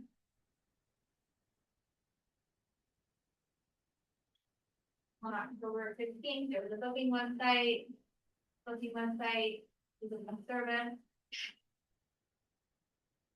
November 13th, 2025, this was the Instagram. Still had open availability.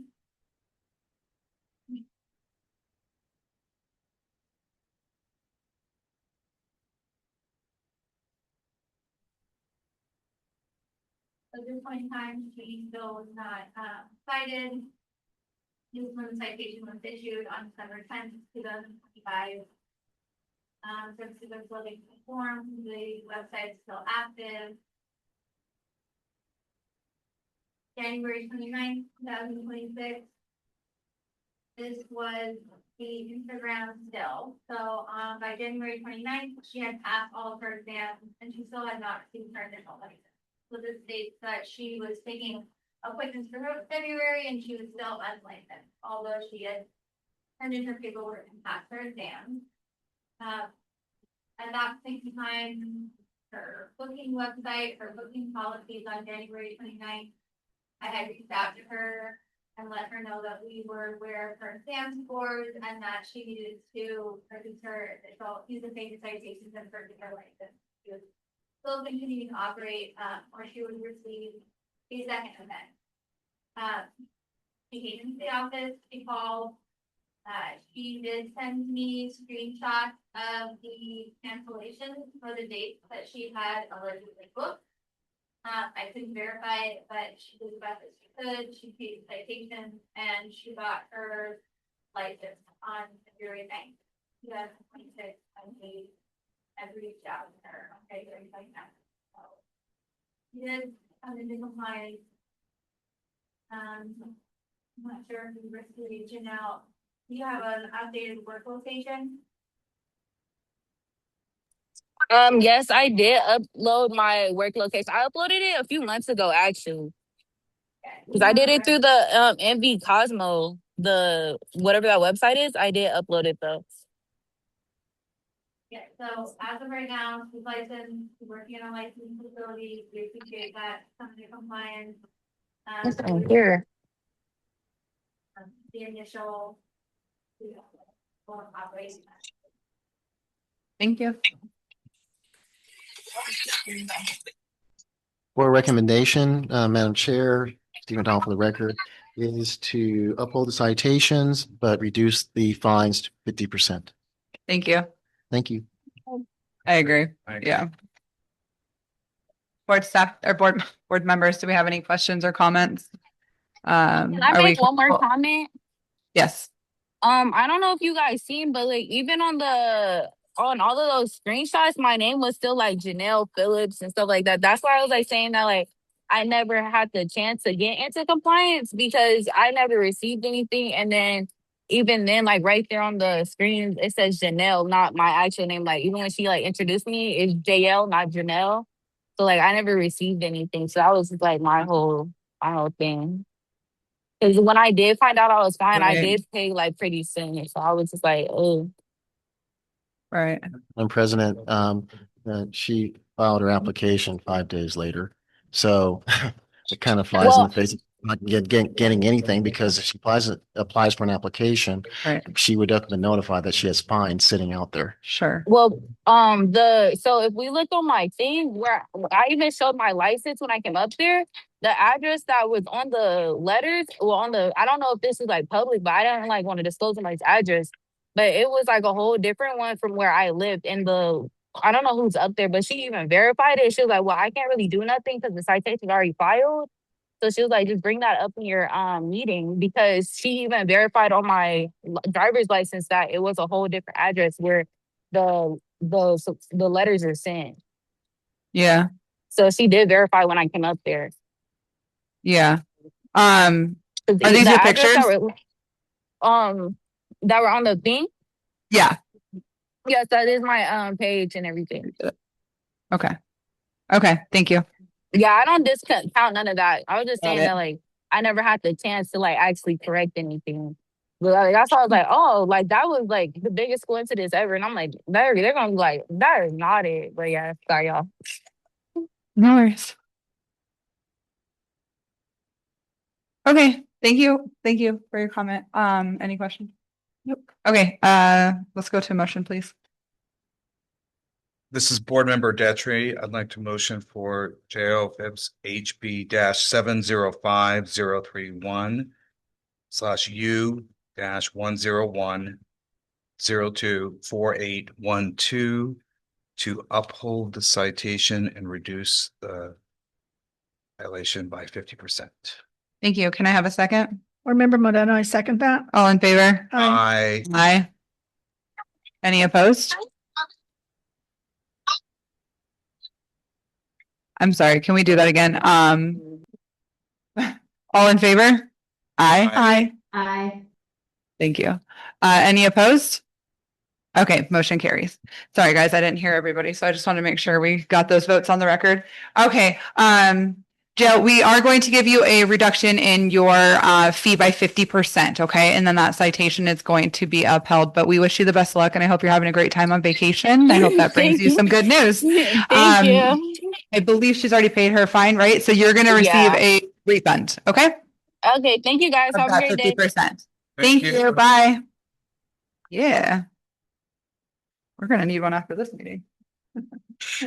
Okay, petition 5F.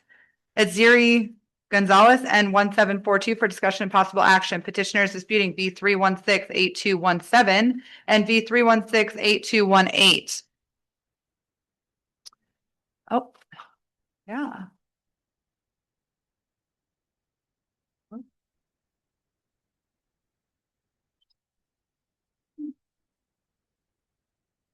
Mhm. All right, Petitioner Gonzalez, can you hear us? Hello. Hi, thank you. We're gonna get you sworn in. Okay. Do we have a translator with us? Yes, I'm here. Wonderful. Do you guys, Is there any video? yeah. We're trying to get it on. No, ¿por qué no prende? No sé, no me deja hacer nada. A ver. Okay, yeah. On the video, We found it. okay.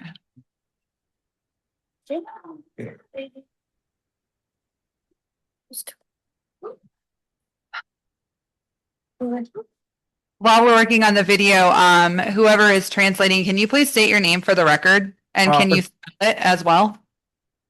It's Francisco Flores. Thank you. And can you spell it? It's FRANCISCO. Flores is FLORES.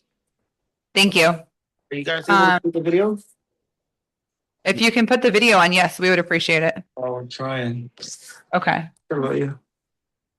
Video, reflejar mi video, dice.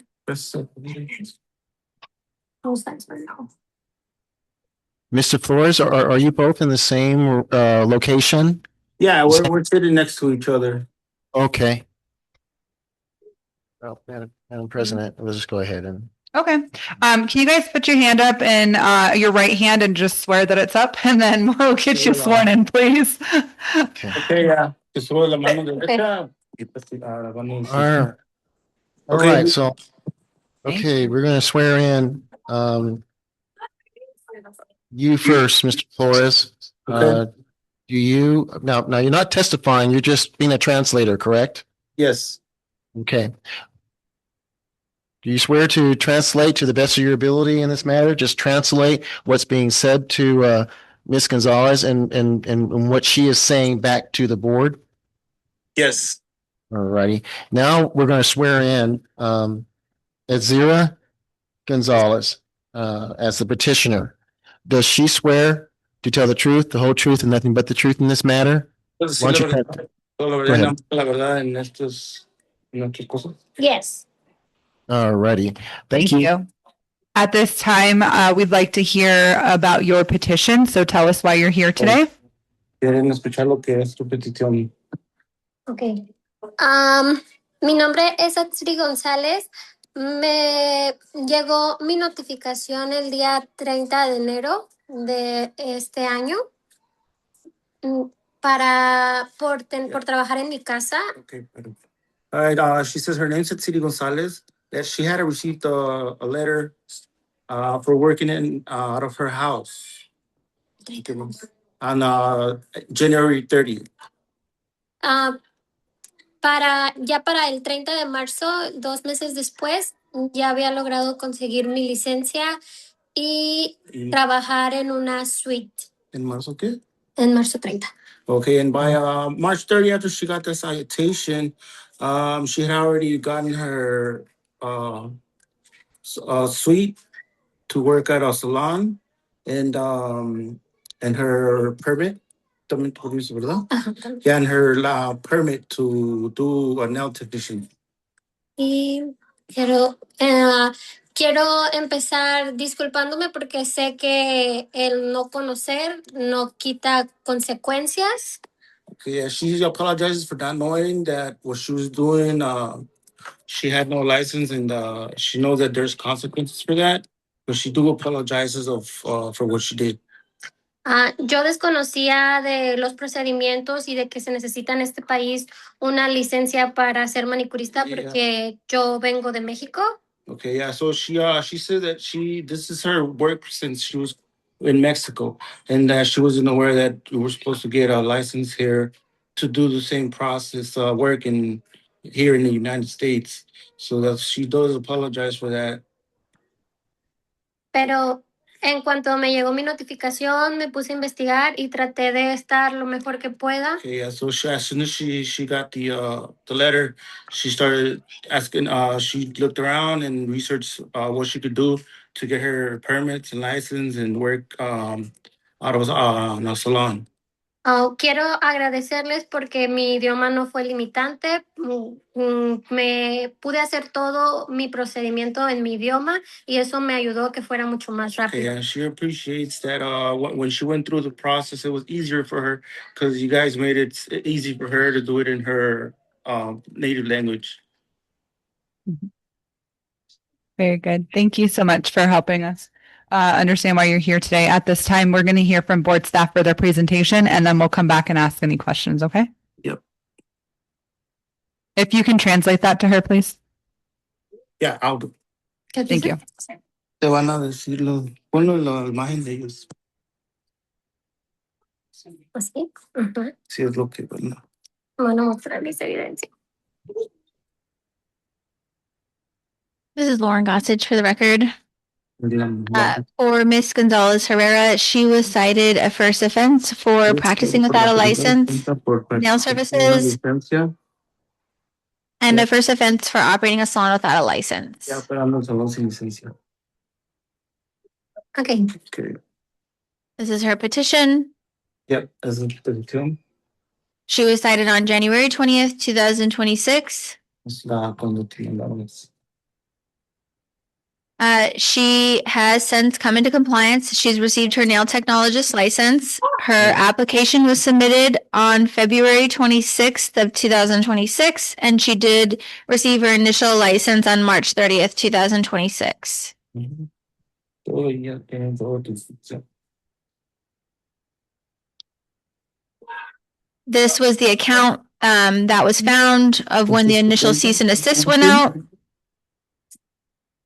En tu cuenta todo lo que has hecho. Bueno, lo que hacías ahí. This is the individual. ¿Quién es? No, esa es la persona. Soy yo. Oh.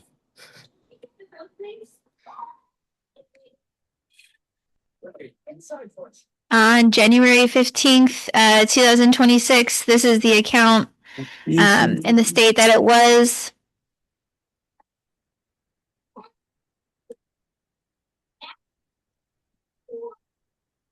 Sí, se dieron cuenta de Instagram que tenías. Ese es mi TikTok. Mi TikTok. Y ese es el TikTok. And so ultimately she was cited because she never removed her advertisements, and she was unlicensed until March 30th of 2026. Yeah. But she's fully in compliance to our knowledge and works in an active licensed location. Yep. Sí, Board ya- Member O'Brien. No salió que estaba desactivada, es que tú tenías tu cuenta activada antes de la carta. Porque a mí me llegó hasta el 30. Sí, y ya después de ahí, pues fue cuando tú la Desactivé. sacaste. Pero ya ahora sí estás con tu licencia, trabajando en un local con permisos y todo. Sí. Okay. All right, Madam Chair, Steve McDonald for the record, same recommendation. She is in compliance. We are pleased with that. Welcome to the industry. So we want to uphold the citation and reduce the fine by 50%. Thank you. Board, do we have any questions, comments? Nope. All right, let's go ahead and make a motion, please. This is Board Member Detry. I'd like to motion for Atzera Gonzalez N-1742 to uphold citation and reduce the violation by 50%. Las citations te va a quedar y te van a hacer la reducción de 50%. Board Member Moreno, I second that. All in favor? Aye. Aye. Any opposed? Okay, motion carries. All right, Ms. Gonzalez, we are going to uphold the citation and we did reduce your fine by 50%. So we hope that helps. And thank you for getting into compliance and welcome to the industry. Okay. Thank you so much. Thank you. Thank you. And question, how can she get hold because she already paid the fines? She will receive a refund from the board and they'll reach out. So ellos te They're van gonna a- reach out. ellos te van a mandar a ti ya. Thank you. Thank you. All right, thank you guys. All right, let's go to 5G, Kiana Morrison, U-10102490 for discussion, possible action. Petitioner is disputing V3168562 and V3168563. Petitioner Morrison, are you present?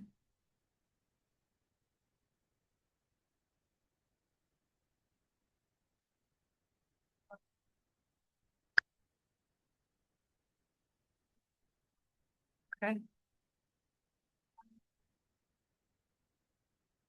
Okay. Not on the. Huh? Want to do a call to see if anyone's on the agenda online that's on the agenda? Yeah. And then we can just close everything out. Yep. Yeah. Would that be everything with you? Fine. Madam President and our wonderful Deputy Attorney General.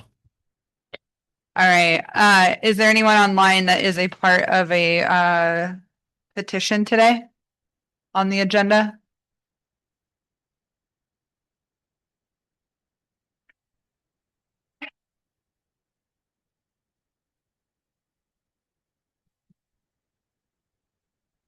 Do we know who Jasmine Jones is? Okay. Madam President, I would actually call these because they might be with someone that's on. Yeah. So I would go ahead and call them. Okay. All right. Petitioner Kiana Morris, U-10102490. Are you present? Negative.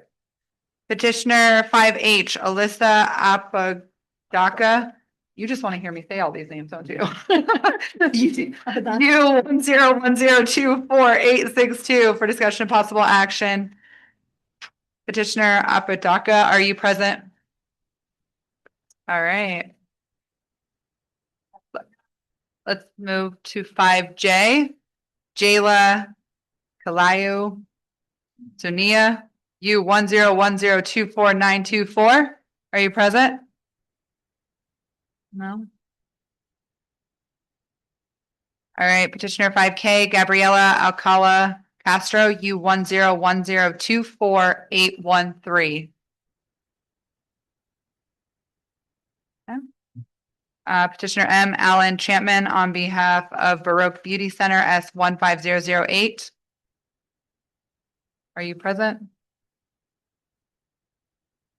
Petitioner 5N, Ketia Ellis on behalf of the Beauty Lounge, S710038. Are you present?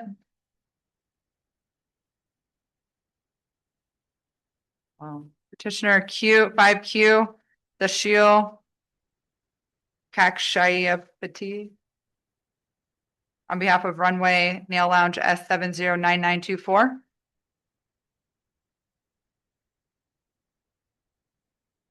Okay. 5R, Yanin Chan on behalf of Body Comfort Day Spa, S708212. Are you present? Okay. Petitioner 5T, Elliot Columbus on behalf of Cadence Nails, S18524. Are you present? Five U, Jaden T. Trong, and 105767. Are you present? 5X, Giselle Oriana, and 53734. Are you present? We already did Trey. Thanks for finding something. You did. That's okay. Madam Chair, I would request, Steve McDonald for the record, request that you just take one motion if the DAG agrees. One motion for all of these items under 5 where the petitioner has not shown they were noticed properly in accordance with the law. And I would take that as a motion to deny their petition. All right, board members, are we comfortable with that? Everybody had time to review the documents in board pack? I mean, that was a while ago. One hub? Yeah. Okay, very good. All right, then, we just make a motion. Okay. Okay. All right, board member O'Brien, I would like to make a motion to deny the petitions for 5G. Kiana Morris, U10102491, H Alyssa Apodaca, U1010248862, Jayla Kaleo Sunia, U10102494, Gabriela Alacala Castro, U1010248813, Alan Campman on behalf of Baroque Beauty Center S15008, Ketia Ellis on behalf of the Beauty Lounge S710038, Tashil Kakshayapati on behalf of Runway Nail Lounge S709924, Yanan Chan on behalf of the Body Comfort Day Spa S708212, Elliot Columbus on behalf of Cadence Nails S18524, Jaden T. Trong N105767, Giselle Oriana N53734 for denial. Can I have a second? Gentry, I second the motion. All in favor? Aye. Okay. Any opposed? Okay, motion carries. All right. Let's go on to agenda item 6, licensing application for review. Lee Hu He A 105869 for discussion and possible action. The renewal for Lee Hu He A 105869 cannot be administratively approved. Board staff is requesting the board to review the license holder's eligibility for renewal as she was cited for prostitution. This is Janie Huggins for the record. For 6A, 6B, and 6D, we've made multiple attempts to notify those respondents for this matter, and we have not been able to confirm that they've received the certified mail. So I don't know if you guys wish to table them or how you would like to proceed with those particular agenda items. Do we see the possibility of no more? Yeah, well, with Madam Chair, is the requirement for us to notify people is by certified mail when we can't get a hold of them. So the law requires us to do certified mail. We do it by certified mail. And if we can't get confirmation, that's really not for us to get confirmation. Right. Ours is just to put it in the mail, take it down to the post office and do it certified. That's what the law requires. And the DAG can correct me if I'm wrong. Am I wrong, Deputy Attorney General? You're not wrong, but I'm just going to add something to what you said. Sure. There's no requirement that they receive it. All the statute says is that it needs to be mailed. Right, mailed to the last known address that we have, and we sent it by certified mail. So, and that's what the law requires of notice when it comes to this. Okay. So Thanks. it all comes down to what the pleasure of the board. If you want to entertain these or you want to carry these forward to a future agenda. No. No. No. Okay. Okay. All right. So then we will do the same thing that we did before. We'll make a joint motion. Okay. Lee Huey, I would like to make board member O'Brien, I'd like to make a motion to denying the licensing application for Lee Hugh He A 105869, Kate Yuen Pham C-2686856, and Lucian Shen A 105984. For denial, please. We're going to take that after this. Okay, can I have a second, please, on that motion that's on the floor? Board Member Moreno, I second that.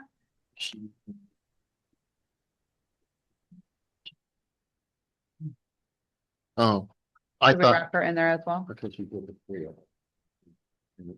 You're the next two.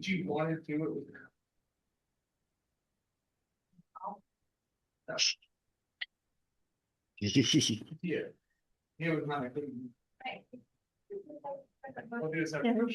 Yeah, let's do the. three Motion that- on the floor. Can I get a second? Board Member Moreno, I second that. I'm gonna do a second. All in favor? All in favor? Aye. Okay. Any opposed? All right, motion carries. Very good. All right, now let's jump down to 6F for Katia June Carrillo dash Nifui. C. Or noted information that it was properly delivered. Okay, so they're not present. That's why we're doing them separate. Got it. Okay. That they did So receive. Shibu, Lee, Actually- Washam will be included in that one. Got it.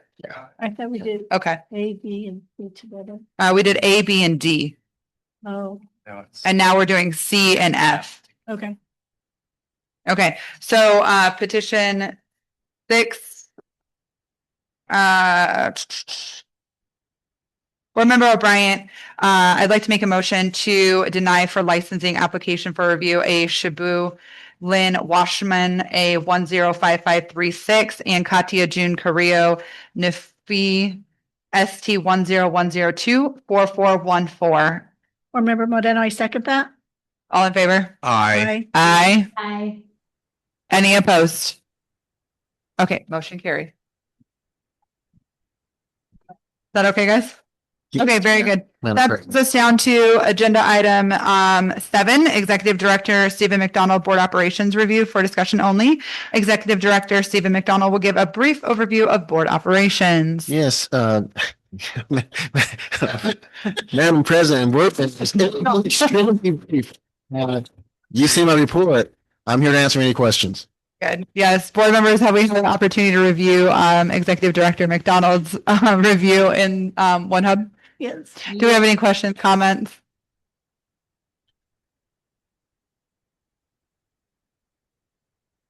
Okay. All right, then we can go forward. Very good. Thank you for providing that. It was very thorough as always, and I like seeing the good work. Thank you, Madam President. Job. Yeah. I also particularly love the future is bright part, so I always like that one. All right, agenda item 8, review of financial statement for discussion only. The board is to review financial statements. Board members, this was included in our packet for OneHub. Were we able to review these documents?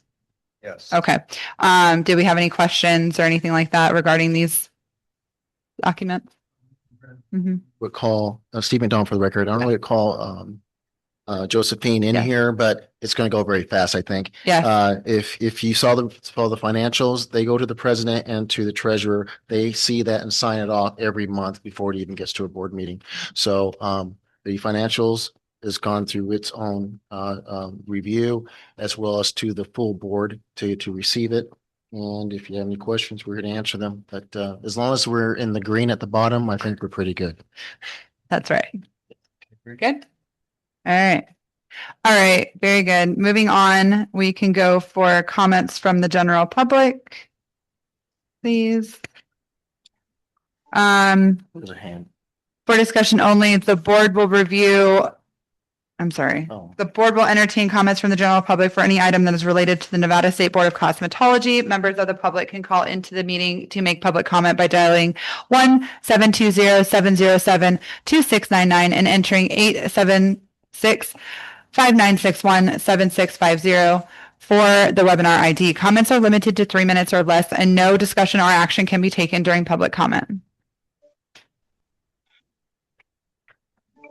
You want to ask if anyone wants to raise their hand that's online? Yes. If you have a public comment that you'd like to make, just please raise your hand and we'll go ahead and admit you. No? Just watching with us. All right. Agenda item 10 is comments from board members for discussion only. The board will entertain comments from board members for any item that is or is not on the published agenda and is related to the Nevada State Board of Cosmetology. No action can be taken on a matter unless it is included in an agenda. Comments should be limited to 3 minutes or less. Do we have any comments from our board members? I have a comment. Something that came up today, the makeup licensure in the establishments versus outside of, and then the hair braiding. I would just like maybe just some thoughts and consideration on that in the future, just to make that less convoluted and make sure that it's more direct and make sure that that balances out, because it seems a little uneven at this point, really, for the makeup versus the hair. If we're doing bridal makeup and bridal hair, I don't see too much of a difference there, but that's just something that maybe can be discussed later on in the future, depending on how that would affect and be regulated, and all of the contingencies that go along with that will need to be obviously weighed heavily to ensure compliance and safety. But that was just something that sparked my interest with those 3 gals earlier today. So, Sure. yeah. Madam Chair, we have been in discussions with schools that are doing that. Mhm. And as well as the makeup artists, if you go back to the history of that statute that changed back in 2015, there was actually litigation involved, and the legislature was involved, and that's the compromise that came out of it, was that makeup artist the way it's written. So it was actually litigation involved in Got that, it. and that's why it's written the way it is. That makes sense. But we'll definitely take a look at it. We have looked at it because we have to now. Sure. But I just want to let you know that. Thank you. That's helpful. Do we need to do anything with the public comment that's on the board documents from Perry? They've already been, they're part of the record. Okay, And so they're it's already, there. and he's aware of it as well. He's not here, but Okay. we made him aware that we're going to post that, and he was fine with that. Awesome. Okay, guys, that wraps it up. The time is 4:54 p.m. on July 13th, 2026, and we are adjourned. Thank you so much for your patience today and your time and all your effort. Thank you. Thank you. May I say as well, thank you, board members. Appreciate you all as well. I know we all are busy and have our own personal things and work that we have to do. But I do appreciate all the hard work that you do. I truly do. I have a great board. Thank